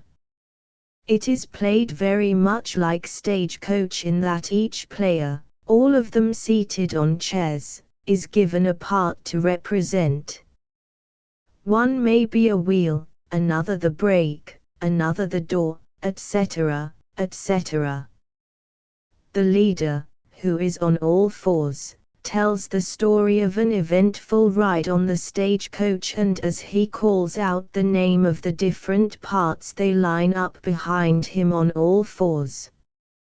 Finally all parts are assembled and the stagecoach moves off on its journey around the grassy plot.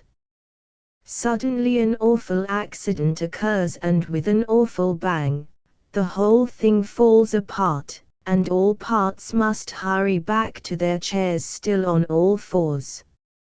It must be remembered that the leader was on all fours at the beginning of the game and had no chair.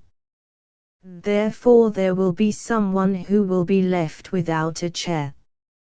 That person is the next storyteller and tells the tale of what happened to the stagecoach, all the players having in the meanwhile changed parts with each other. Tag games. Sing tag. This is one of the funniest tag games that ever left a person breathless from laughing. It is chasing some great big fellow, and this big fellow cannot run another step, so to save himself from being caught he starts to sing at the top of his lungs and he is safe. The minute it starts to go away, he may stop singing, but that is the only way any player can be safe, to loudly sing some song no other player is singing. Cripple tag.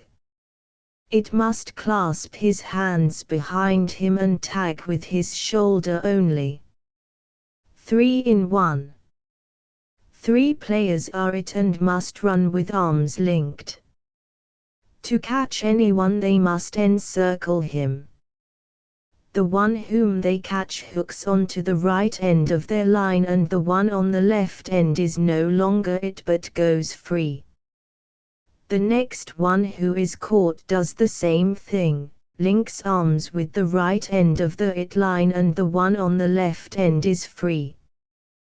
That will make your its change constantly. If you think it an easy matter to get away from 3 its, just try it. Ouch! It runs around trying to tag someone in some spot that is remote from a runner's hand. He finally tags Jimmy right between the shoulders. Jimmy becomes it and must run around with his left hand on the place on which he was tagged, between the shoulders. But Jim gets his revenge because in just about no time he tags Harry on the heel, and Harry has to be it with his hand on his heel. It must always keep his left hand on the place he was tagged. If there are any fat guests present, tag them on the toe, and watch them run around with their hands on their toes. Ankle tag. A limited space is advisable with not more than 30 men or boys as contestants. Let trees make a boundary line. No one is allowed to go outside that line. It is chasing Mr. Jones, who, wishing to save himself, looks for the nearest ankle as a safety spot. It belongs to Billy Sproles. Mr. Jones clutches that ankle, thereby making both himself and Billy safe. Jack Knight has Billy's other ankle and he too is safe. It looks for another victim who perhaps makes a noble effort to get an ankle, but just as he is about to lay hold on it, the owner of the ankle flees, leaving him in the clutches of the enemy. If he is tagged, he becomes it. A whistle is blown every time a new it is installed, to avoid confusion. Perhaps it thinks that some people are playing safe too long at a stretch, so he may call out fruit basket, and everyone must change his position. The rules are very simple. They are as follows: 1. Anyone grasping an ankle is safe. So is the owner of the ankle.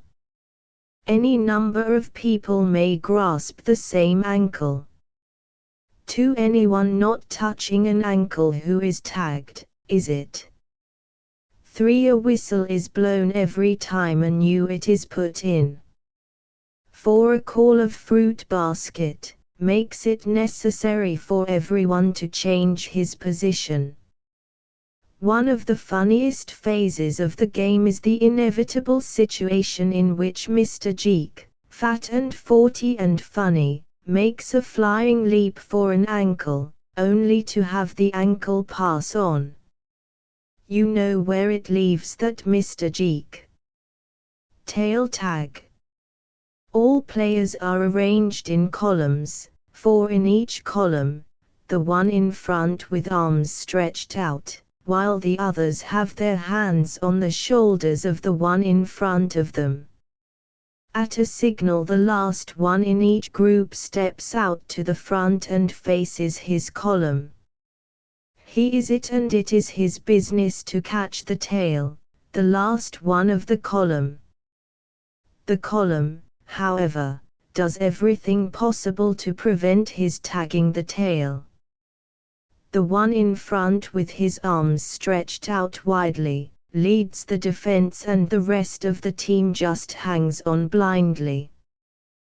The leader must keep his arms stiff while it tries every possible means of dodging around those arms in his effort to tag the tail. If he succeeds, the tail becomes it, while the former it goes to the head of the line, and the chase to tag the new tail is on. In their frantic protection of their tail, someone of a column may fall down. Tell them all beforehand that that offense is forgivable only if they will jump up at once, whether they can or not. Backward tag. Ralph is it and is chasing Bob. Bob wants to save himself, so he jumps behind Fred and stands with his back against Fred's back, which makes both Bob and Fred safe. Ralph immediately goes out to catch Billy, but Billy too flies to find a neighbor with whom he can stand back to back, for anyone who stands with his back against that of another player is safe. But finally Ralph catches Don before he can get to another boy's back, and Don is it. It is true that as long as a boy stands back to back with another boy, they are both safe, but if it thinks they are playing safe too much, he just calls out fruit basket, and every boy has to move away from his safety spot and run to find another. All fours. It is chasing Walter, and Walter cannot run another step, so he flops down on all fours and he is safe. No runner who is on all fours can be tagged, but to see to it that he is not so comfortable that he will stay there for the rest of the game, he is not allowed to sit down as he always wants to, but must stay on all fours as long as he wants to play safe. Camarade. To be safe, a boy lies down on his back with arms and legs stretched up in the air. You can be sure that he will not stay there very long, so your game will be a lively one. Forehead tag. To be safe from being tagged, a boy must have his forehead on the ground. There is never any trouble in forehead tag of boys playing safe too long. Horse tag. 3 boys make a horse, the head, the body, and the tail. The player who is being chased by it hooks onto the tail of a horse and calls out loudly "Gallop," whereupon the head, who really is no longer the head, becomes the runner and must get away before it catches him. If he is caught, he becomes it, and the former it runs to safety by hooking on a horse's tail. Sometimes the head doesn't hear the call "Gallop" when a runner hooks onto his tail, but he is not excused, for it is up to each head to watch his tail and avoid a runner who wants to hook on if possible. This makes the game far more exciting, for all the horses are dodging the runner who is dodging it and wants to catch onto a tail and be safe. Hop tag. All players and it must use only one foot in moving around. When they are standing still and resting, they may have both feet on the ground, but as soon as they start to move, they must use only one foot. Circle tag. Players form a large circle with enough room between each runner so that no one of them can be touched by the one behind him. At the starting signal they begin a slow dog trot, which at a call from the leader develops into a run. Finally they are given the word "Go," which means that each one may run as fast as he can, and if possible tag the one in front of him, which puts him out of the race.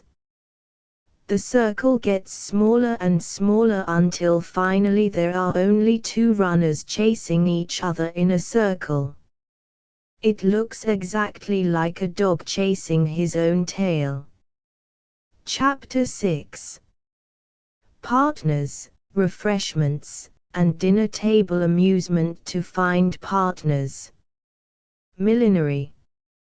All the men line up for marching. The line of march leads through the ladies' cloakroom, where each man is to take the hat nearest him, put it on, and continue in the march which leads back to the main room. There the men parade up and down the room until each hat and its occupant is claimed by some lady. String partners. Small group. A large paper heart is suspended in a doorway. A hole has been pierced in it, large enough to hold half as many strings as there are people present. These strings have been put through the hole just as evenly as possible. When the time for choosing partners has arrived, every man takes hold of a string on one side and every girl takes one on the other. At the signal from the leader they pull down, tearing the heart and straightening out their strings without letting go, to find out who has the other end. That other end is of course one's partner. Taking a chance. The men are blindfolded while the girls all line up in a row. The men are led up one by one to the row of girls and are asked to go down the row, shaking hands with each girl in turn until they come to the girl they want for a partner. They are warned that they cannot go to the end of the row and then come back for another chance, but that if they have not chosen by the time they come to the last girl, this last one will be their partner. Girls are not allowed to indicate in any way who they are. Any girl who does is put at the end of the line. Proposals. Small group. 2 widths of wrapping paper are pasted together so that they form a curtain. The ladies stand behind this with their left hands stuck through the paper. All means of identification, such as rings, have been removed. The men have been provided with 10-cent store rings, no two alike, and as they pass down the line, reviewing the hands, they put the ring on the finger of the lady of their choice. When all the ladies have been presented with rings, the curtain is dropped and the men claim their rings and their partners. Professions. Small group. The men have been given cards on which are written the professions each one of them is to pantomime. The ladies have been given cards on which corresponding professions are named, and as soon as each lady recognizes the profession being pantomimed as the one corresponding with hers, she claims her partner. Sometimes, however, she makes a mistake. She thinks a man is pantomiming the dentist's profession, whereas in reality he is a piano tuner. The following professions may be used to good dramatic advantage: 1 piano tuner, 2 dentist, 3 surgeon, 4 teacher, 5 hairdresser, 6 vocal teacher, 7 artist, 8 judge, 9 riding master, 10 actor. Rhyming partners. Familiar rhymes are cut in two, one side being placed on a plate for the men and the other side on a plate for the ladies. The 2 plates are passed to the men and ladies respectively, and it is the business of each man to find the lady who has the other half of his rhyme. When they have all found their partners, before they can have any refreshments, if this is refreshment time, each couple in turn must stand before the others and glibly recite the nursery rhyme found on their cards. Superlatives. Small group. In this case it is the girls who must find partners. They are given cards on which are written brief, 2-word descriptions of the men who will act as their partners. The descriptions may be similar to those following: 1 biggest foot, 2 nicest looking, 3 smallest hand, 4 shiningest eyes, 5 curliest hair, 6 broadest shoulders, 7 sweetest disposition, 8 best dancer, 9 most extravagant, 10 pearliest teeth. The girls are given their cards, are asked to say nothing about what is on them but to silently look at the men for 2 full minutes and then to quietly go and claim their partners. In case of any dispute, the leader settles the argument. After all the men have been claimed, each girl must give her reason, based on the description on her card, for choosing the partner she did. The hunt. This may make a real game for a group of guests if the place in which they are being entertained is large enough to afford a great many hiding places. Each guest is given a card and he is to follow directions explicitly, for each card will direct him to another card, and so forth, the goal being one's partner. All cards have been carefully worked out beforehand, to be sure there are no slip-ups, or duplications. We might follow Miss Gale as she follows directions on her cards. Her first card reads, "Go look on the 3rd shelf of the music cabinet." There she finds another card which bids her go up to the front bedroom and look under the red pincushion. The card there asks her to look under the gas stove in the kitchen for further instructions. Next she is to look under the foreleg of the wash machine in the laundry, and there she finds a card which tells her that she will find her partner in the living room on the couch. He, in the meantime, has had just as varied a journey, and his last instructions were to look on the couch in the living room for a charming partner.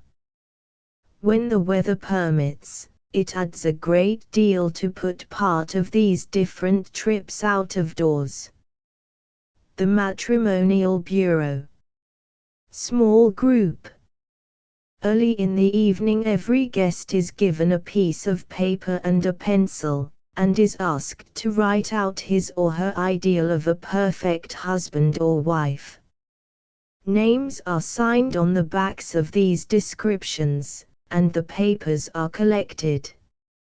Later in the evening, just before refreshments, the papers written up by the ladies are given out to the men, and vice versa. Then some man designated by the hostess reads aloud the description handed him and says in addition, "Marion Davis wrote this. This is her idea of a perfect husband, which of us is he?" And by popular vote the men pick out the perfect partner for Marion Davis. She has her turn too, however. She reads the idea given her, announces who wrote it, and then asks the ladies to help her find the perfect partner for this deluded man. They do so joyfully.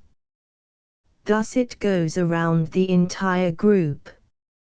Each one reads his description, tells who wrote it, and the group picks out the ideal partner for each one. Some of them have difficulty in recognizing themselves. Note. Unless otherwise designated, all these events may be used for either large or small groups. Refreshments. Refreshments should be served when the evening is just about 2/3 over.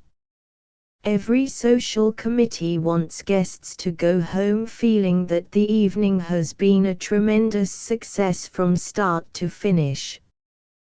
The committee takes a chance as to their going home with that feeling when refreshments are the last thing on the program.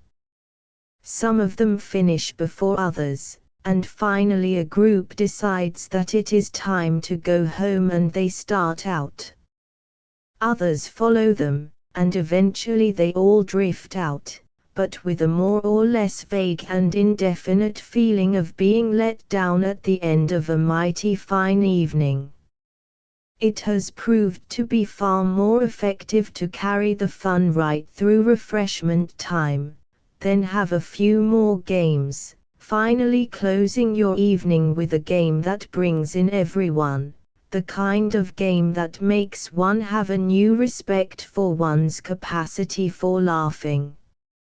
Let that game end in good night, ladies, and your guests go home refreshed and relaxed and absolutely convinced that they never had a better time in their lives. However, there is a pause sometimes, during refreshments, which, instead of promoting sociability, promotes a letting down of interest. It comes when some of them have finished and others have just begun their refreshments. That is a splendid time to put on informal singing. It isn't at all necessary to get people out of their seats to sit in straight rows in front of the piano. Those who have finished may come up to the piano.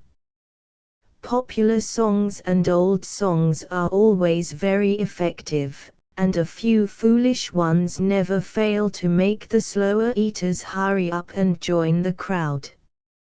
For example, let them sing Smiles. Then ask them to sing it omitting the word smile. In its place they are to smile sweetly at their neighbors. It is so easy to smile sweetly when one is convulsed with laughter.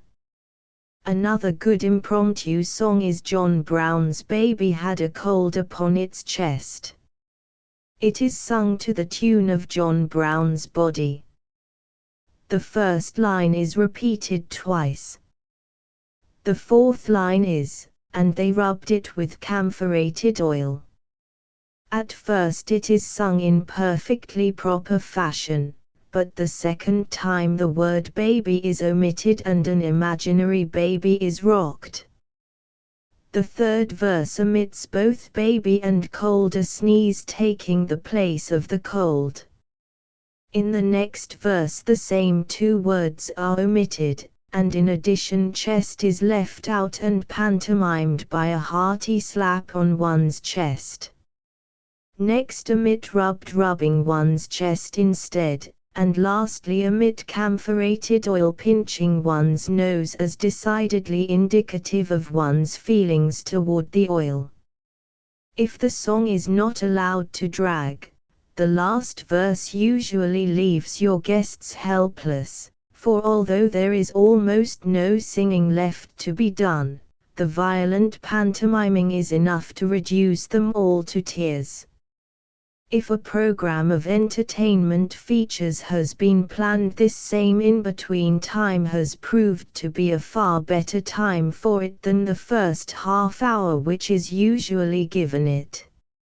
If the program is made up of several numbers, ask the men to get up and change partners between numbers. A 5-cent fine is imposed on any man sitting with the same partner for 2 successive numbers.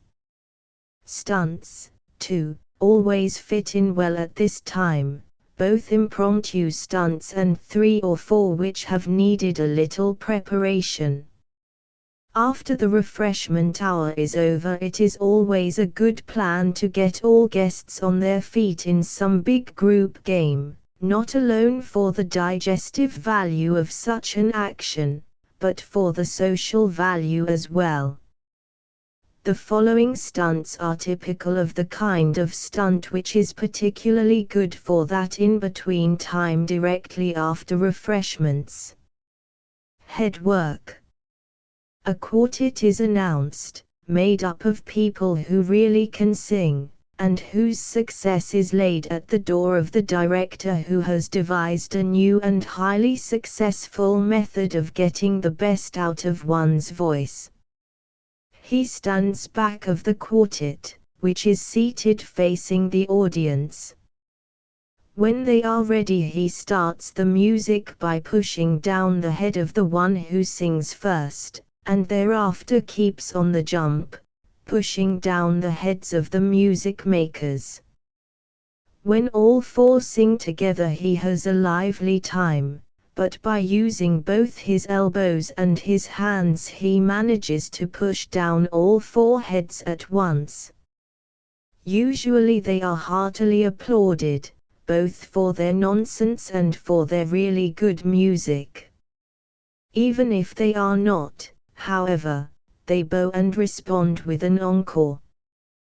This time something goes wrong with the mechanism, and though they sing something old and familiar like Home Sweet Home, when a head is pushed down for a certain necessary note, a certain other note comes forth instead, and what is worse, a note gets loose, and doesn't wait for the push on the head that ensures harmony. It all ends in one final blare of awful discord, and the master drives them out in despair. The Pygmy Choir. Another stunt that is both delightful to listen to and highly interesting to watch is that of the Pygmy Choir. When the curtain of the stage is drawn, a large sheet of paper is seen, with 8 heads shown through holes cut in the paper, and 8 pairs of long legs charcoaled on the paper below the dresses, and 8 artistic charcoaled hats on the paper above the heads. The holes must be large enough to plainly show the faces of the singers, who are men. The effect is grotesque, to say the least, 8 masculine faces attached to 8 frivolous little bodies dressed in crepe paper.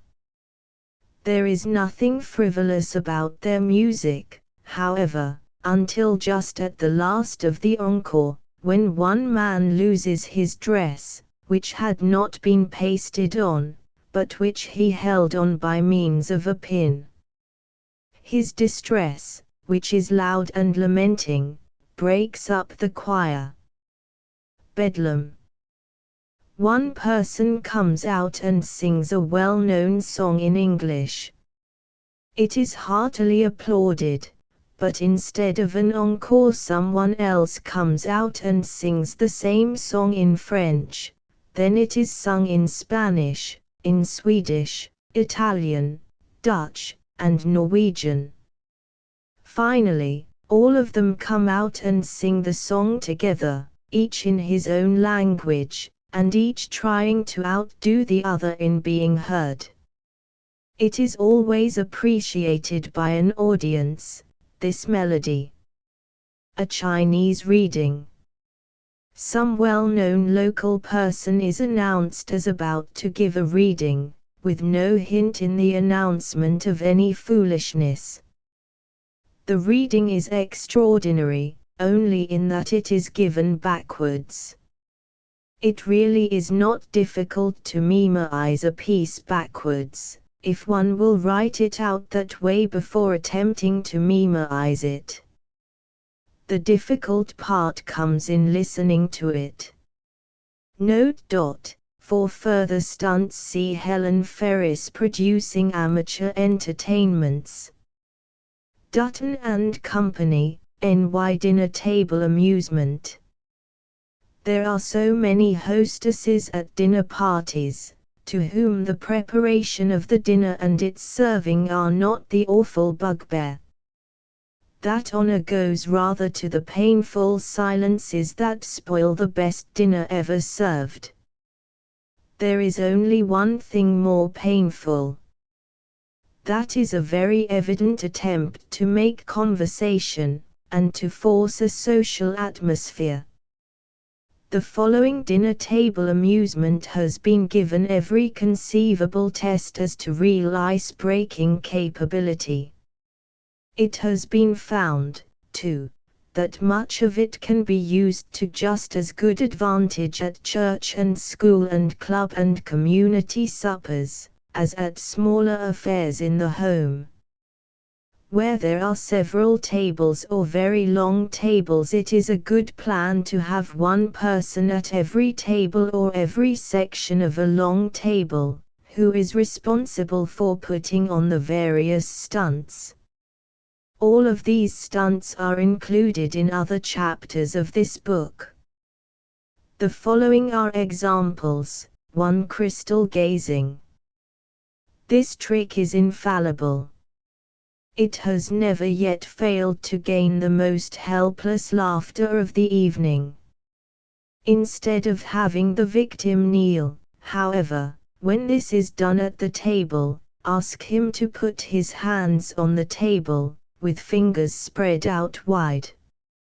A good time to bring this in is just after dessert has been served, particularly if that dessert is tempting. Your victim is utterly helpless, and it is not an unheard of thing for another guest to calmly eat the delicious apple pie that stands idle. Another good time to do it is just after dinner is over, and the other guests depart, leaving Mr. Unfortunate to sit alone for a moment to reflect on his sins. 2 Virtues. This may be put on between courses, but partners are not changed. 3 Mimic. Vocal gymnastics are possible, but because guests are seated, no funny steps are used. The following may be used just as they are. 1 Paralysis. 13 Prison guard. 2 Help. 14 Hee-haw. 3 Be definite. 15 Impossible. 4 Prohibited words. 16 palmistry. 5 dressing up. 17 Mr. Bumps. 6 here. Here. 18 wrong. 7 abbreviations. 19 self-praise. 8 and I 20. T9. Elastic spelling. 21 Eni. 10 Oatagu Siam. 22 Unbreakable match. 11 Under the table. 23 Rubber. 12 Willy. 24 Elastic ring. Conversation. After the ice has been broken, one feels safe in guiding the conversation along certain lines between partners, confident that conversation will not seem forced. The following topics are not conducive to forced conversation. 1. My most thrilling adventure. 2. The most fun I ever had. 3. The scaredest I've ever been. 4. The biggest fish story I know. 5. The oldest joke I know. Indexer abbreviations: 82 67 all fours, 125 altruism, 31 amateur vaudeville, 43 and I, 33 ankle tag, 123 automobile, 37 baby carriage contest, the 105 backward tag, 124 backward tug of war, 118 bag handshake, 27 ball game, the 73 balloons, 66 band, the 85 bang, 107 beans, 74 be definite, 39 bedlam, 135 blindfolded race, the 73 boast, 42 bottle race,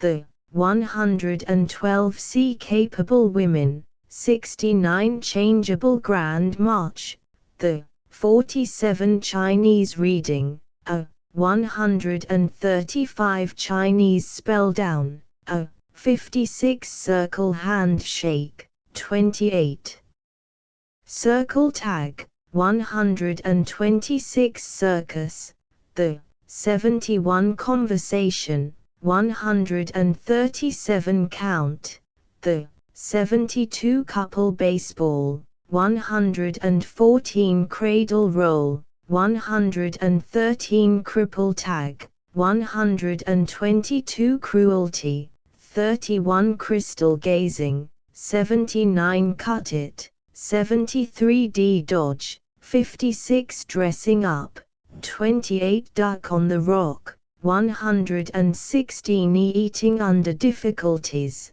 71 eggshell race, 72 elastic ring, the 90 elastic spelling, 35 elusive goal, the 69 employment bureau, 37 Eni, 95 excuse me, 34 x-try, 57 F family hide and go seek, 118 far, far away, 72 feathers, 70 flattery, 43 follow the leader, 119 forehead tag, 125 friendliness, 55 fruit bearers, 72 G gathering of the nuts, the 83 gossip, 19 greased pole and pig, the 107 H harmonious hunt, the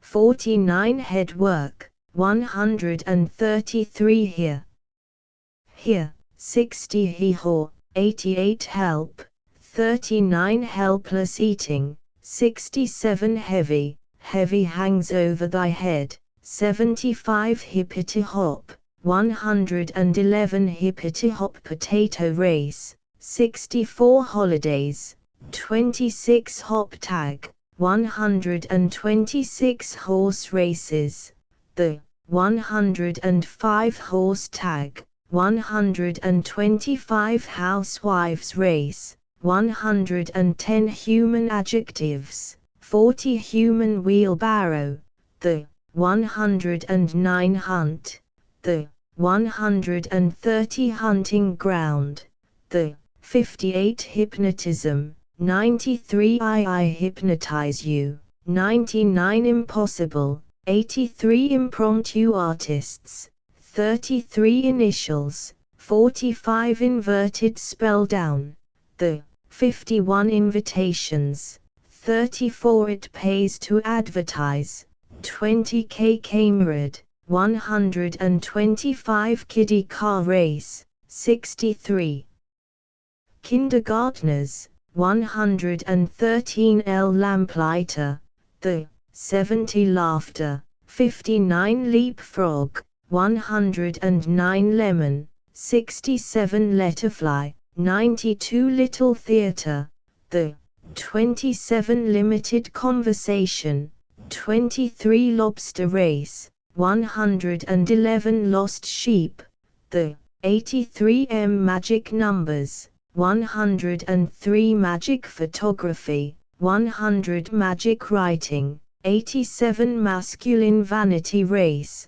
112 matrimonial bureau, the 130 millinery, 127 mimic, 54 mix-up, 43 Mr. Bumps, 97 musical Ruth and Jacob, 53 My Virtues, 16 N New Era, the 106 Niagara Falls, 113 No Fair, 97 Noise, 31 Nose Power, 67 O Obstacle Race, 110 of What Are Matches Made, 79 One-Legged Pom-Pom Pull Away, 119 Ouch, 122 Out, 115 O Atagu Siam, 81 P Pain, the 102 Palmistry, 78 Paralysis, 80 Parlor Slap Yak, 41 Partnership Relay, 65 Penalty, the 110 Picnic Blues, the 108 Picnic Stagecoach, 121 Poison Ball, 120 Prison Guard, the 87 Professions, 128 Progressive Nonsense, 44 Prohibited Words, 17 Proposals, 128 Pygmy Choir, the 134 Q Quiz, the 59 R Rabbit, 91 Rainy Day, the 73 Red, White and Blue, 103 Reducer, the 64 Rhyming Partners, 129 Rollers, the 106 Rooster Fight, the 120 Rubber, 91 S-Sack Race, the 106 Salam, 93 Scramble, 61 Second Childhood, 69 Self-Praise, 96 Shake Hands, 14 Shun the Circle, 54 Sing Tag, 122 Smile, 32 South Paws, 15 Spots, 12 Squatters Race, the 107 Stepping Stones, 66 Sticks, the 106 Street and Alley, 52 String Partners, 127 Stunts, 46 Subway, the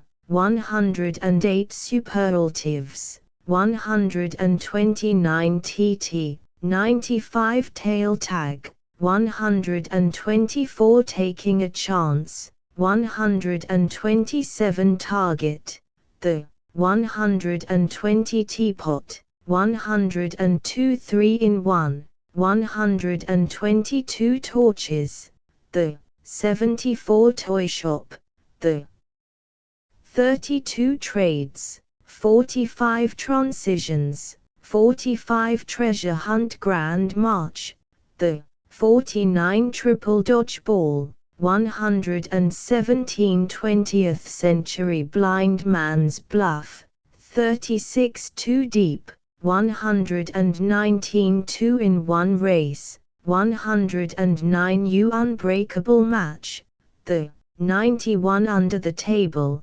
82 V Variety Store, The 68 W Water Bearers, The 107 Wheelbarrow Race, 114 Whistle, 86 Whoops, 71 Willy, 89 Wonderful Vision, 89 Wrong, 77.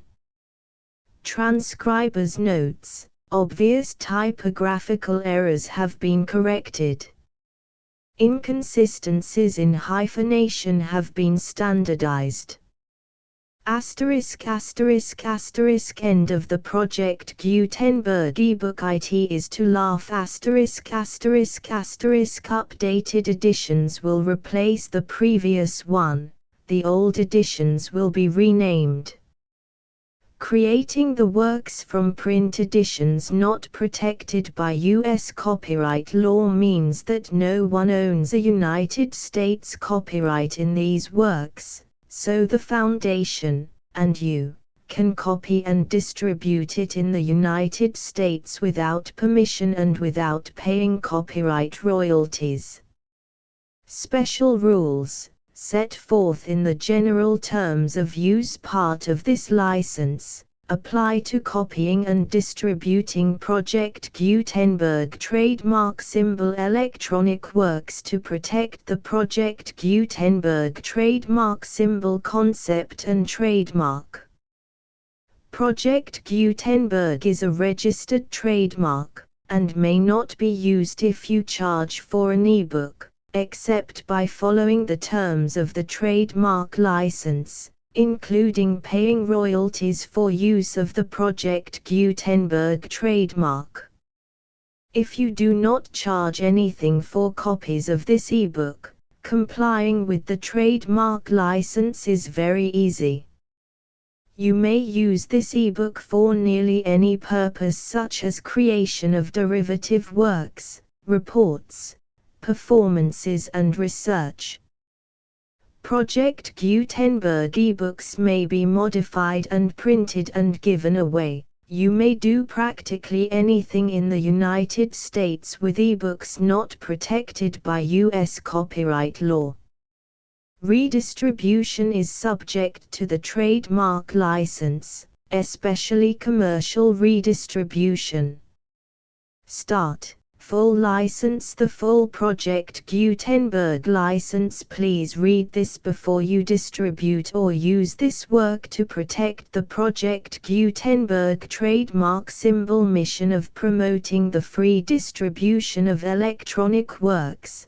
By using or distributing this work, or any other work associated in any way with the phrase Project Gutenberg, you agree to comply with all the terms of the full Project Gutenberg trademark symbol license available with this file or online at www.gutenberg.org/license. Section 1. General Terms of Use and Redistributing Project Gutenberg Trademark Symbol Electronic Works 1.0. By reading or using any part of this Project Gutenberg trademark symbol electronic work, you indicate that you have read, understand, agree to and accept all the terms of this license and intellectual property, trademark/copyright, agreement.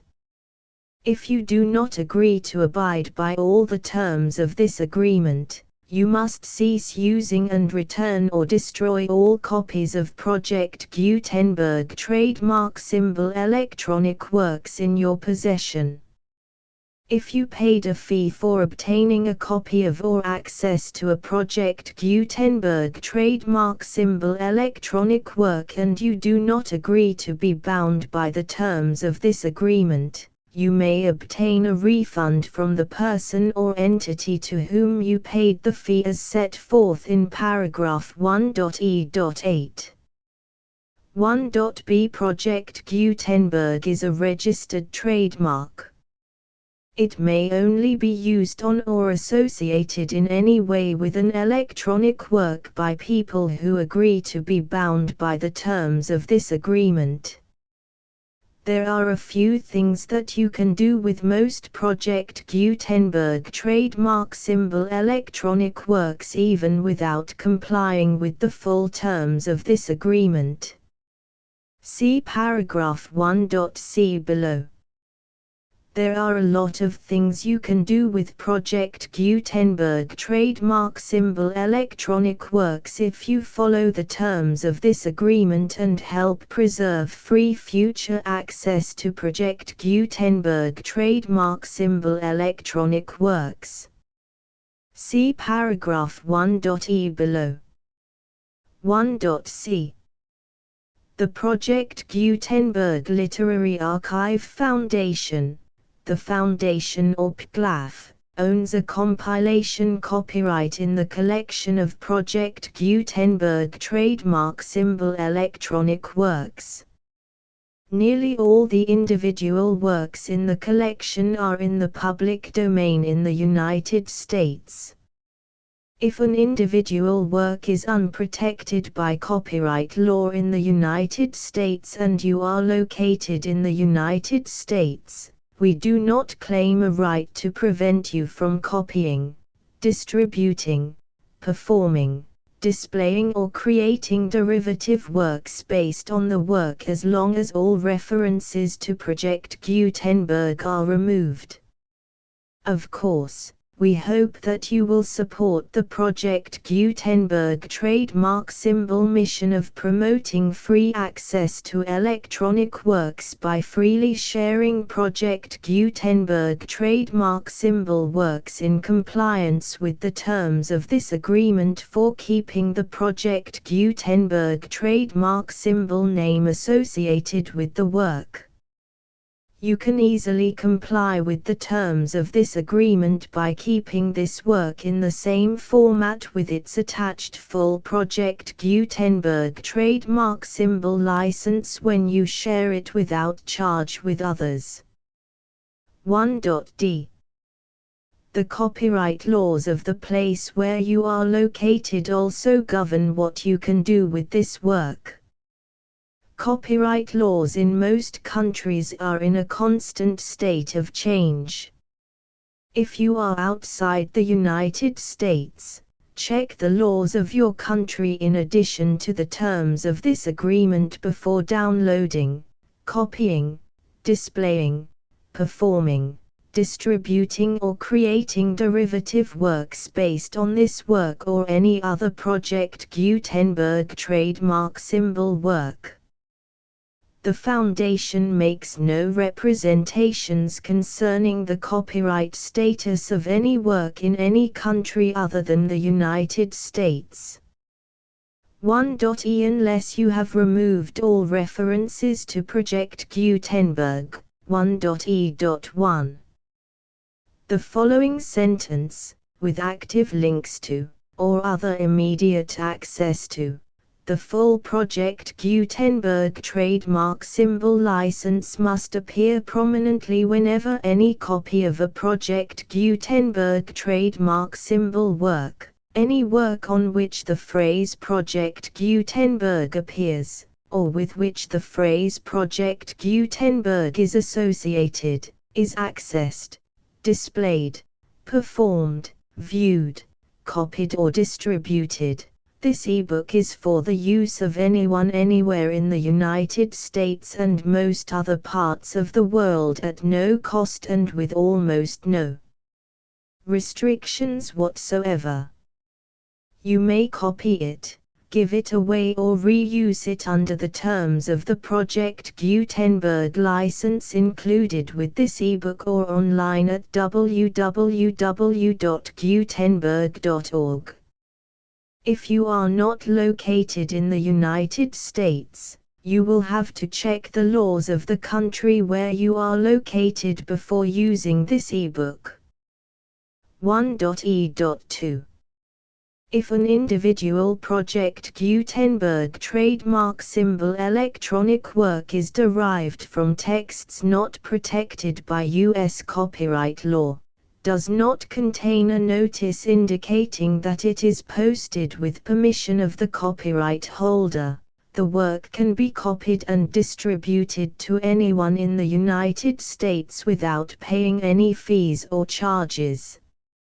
If you are redistributing or providing access to a work with the phrase Project Gutenberg associated with or appearing on the work, you must comply either with the requirements of paragraphs 1.e.1 through 1.e.7 or obtain permission for the use of the work and the Project Gutenberg trademark symbol trademark as set forth in paragraphs 1.e.8 or 1.e.9.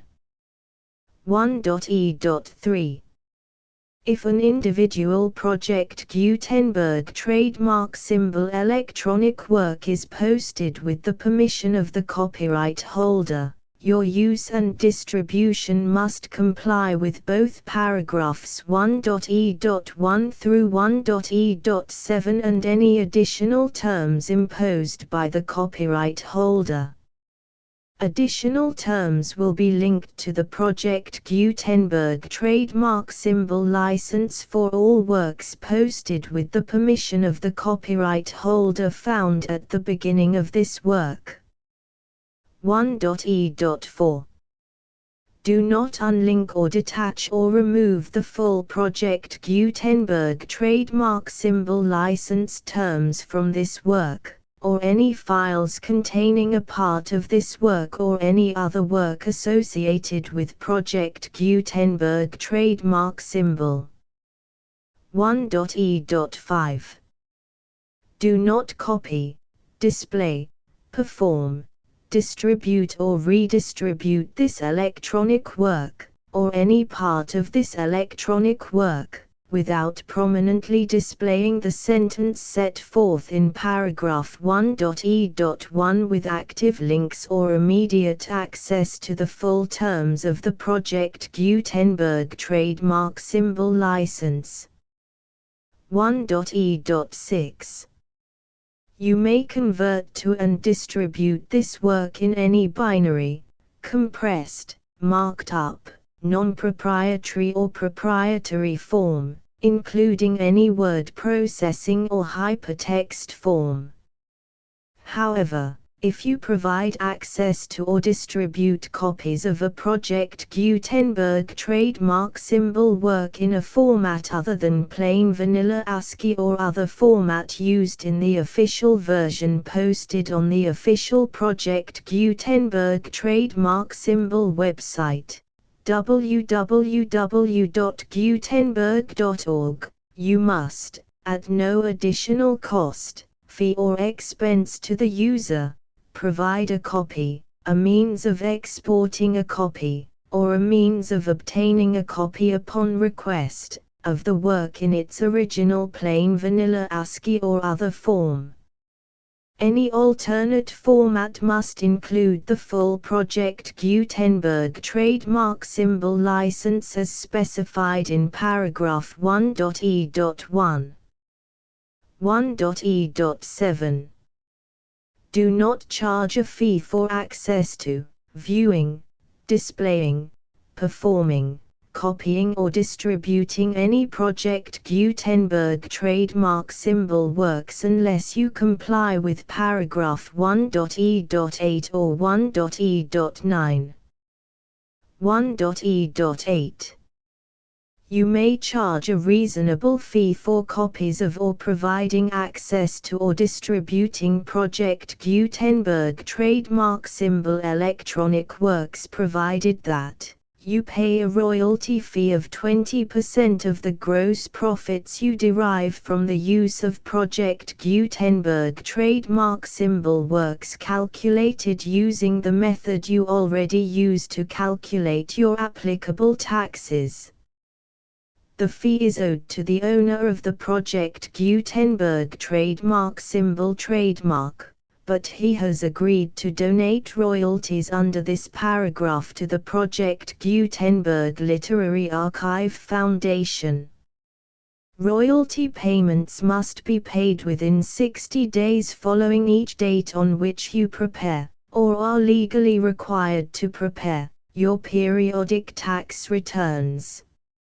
Royalty payments should be clearly marked as such and sent to the Project Gutenberg Literary Archive Foundation at the address specified in Section 4. Information about donations to the Project Gutenberg Literary Archive Foundation. You provide a full refund of any money paid by a user who notifies you in writing, or by email, within 30 days of receipt that he does not agree to the terms of the full Project Gutenberg trademark symbol license. You must require such a user to return or destroy all copies of the works possessed in a physical medium and discontinue all use of and all access to other copies of Project Gutenberg trademark symbol works.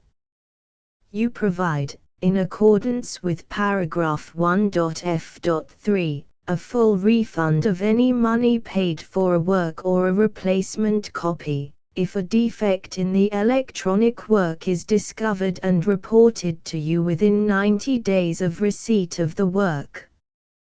You comply with all other terms of this agreement for free distribution of Project Gutenberg trademark symbol works.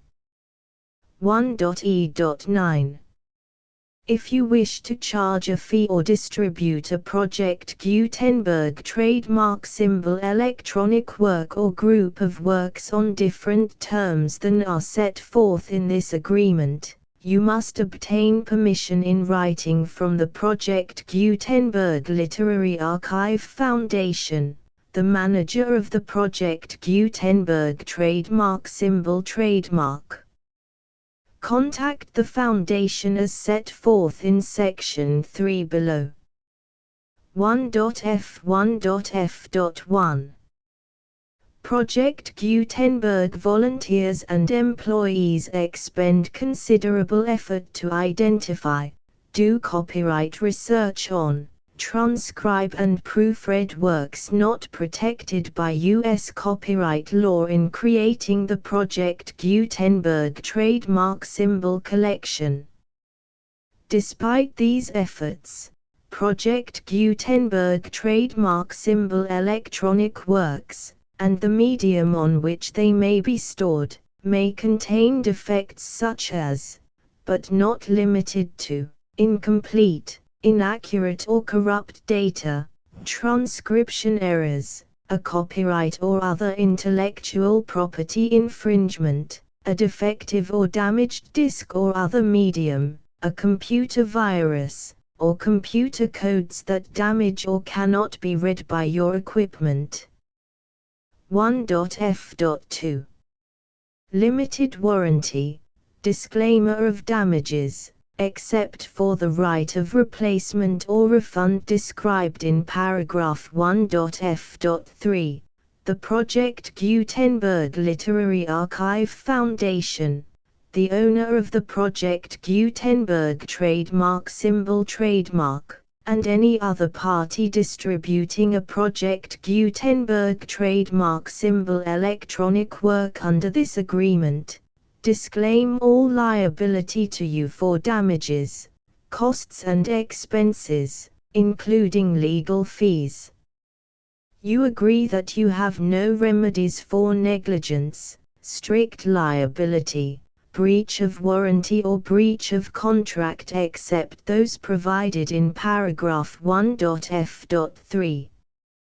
You agree that the Foundation, the trademark owner, and any distributor under this agreement will not be liable to you for actual, direct, indirect, consequential, punitive or incidental damages even if you give notice of the possibility of such damage. 1.f.3 Limited right of replacement or refund. If you discover a defect in this electronic work within 90 days of receiving it, you can receive a refund of the money, if any, you paid for it by sending a written explanation to the person you received the work from. If you received the work on a physical medium, you must return the medium with your written explanation. The person or entity that provided you with the defective work may elect to provide a replacement copy in lieu of a refund. If you received the work electronically, the person or entity providing it to you may choose to give you a second opportunity to receive the work electronically in lieu of a refund. If the second copy is also defective, you may demand a refund in writing without further opportunities to fix the problem. 1.f.4 Except for the limited right of replacement or refund set forth in paragraph 1.f.3, this work is provided to you as is, with no other warranties of any kind, express or implied, including but not limited to warranties of merchantability or fitness for any purpose. 1.f.5 Some states do not allow disclaimers of certain implied warranties or the exclusion or limitation of certain types of damages.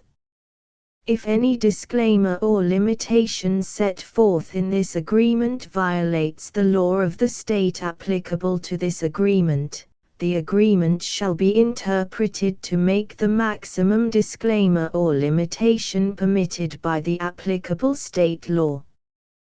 The invalidity or unenforceability of any provision of this agreement shall not void the remaining provisions. 1.f.6 Indemnity. You agree to indemnify and hold the foundation, the trademark owner, any agent or employee of the foundation, anyone providing copies of Project Gutenberg trademark symbol electronic works in accordance with this agreement, and any volunteers associated with the production, promotion and distribution of Project Gutenberg trademark symbol electronic works, harmless from all liability, costs and expenses, including legal fees, that arise directly or indirectly from any of the following which you do or cause to occur. A. Distribution of this or any Project Gutenberg trademark symbol work. B. Alteration, modification, or additions or deletions to any Project Gutenberg trademark symbol work, and C. Any defect you cause. Section 2. Information about the mission of Project Gutenberg trademark symbol. Project Gutenberg trademark symbol is synonymous with the free distribution of electronic works in formats readable by the widest variety of computers, including obsolete, old, middle-aged and new computers. It exists because of the efforts of hundreds of volunteers and donations from people in all walks of life. Volunteers and financial support to provide volunteers with the assistance they need are critical to reaching Project Gutenberg trademark symbol's goals and ensuring that the Project Gutenberg trademark symbol collection will remain freely available for generations to come. In 2001, The Project Gutenberg Literary Archive Foundation was created to provide a secure and permanent future for Project Gutenberg trademark symbol and future generations. To learn more about the Project Gutenberg Literary Archive Foundation and how your efforts and donations can help, see sections 3 and 4 and the Foundation information page at www.gutenberg.org. Section 3. Information about the Project Gutenberg Literary Archive Foundation. The Project Gutenberg Literary Archive Foundation is a non-profit 501(c)(3) educational corporation organized under the laws of the state of Mississippi and granted tax-exempt status by the Internal Revenue Service. The Foundation's IN or Federal Tax Identification Number is 64-6221541. Contributions to the Project Gutenberg Literary Archive Foundation are tax-deductible to the full extent permitted by U.S. federal laws and your state's laws.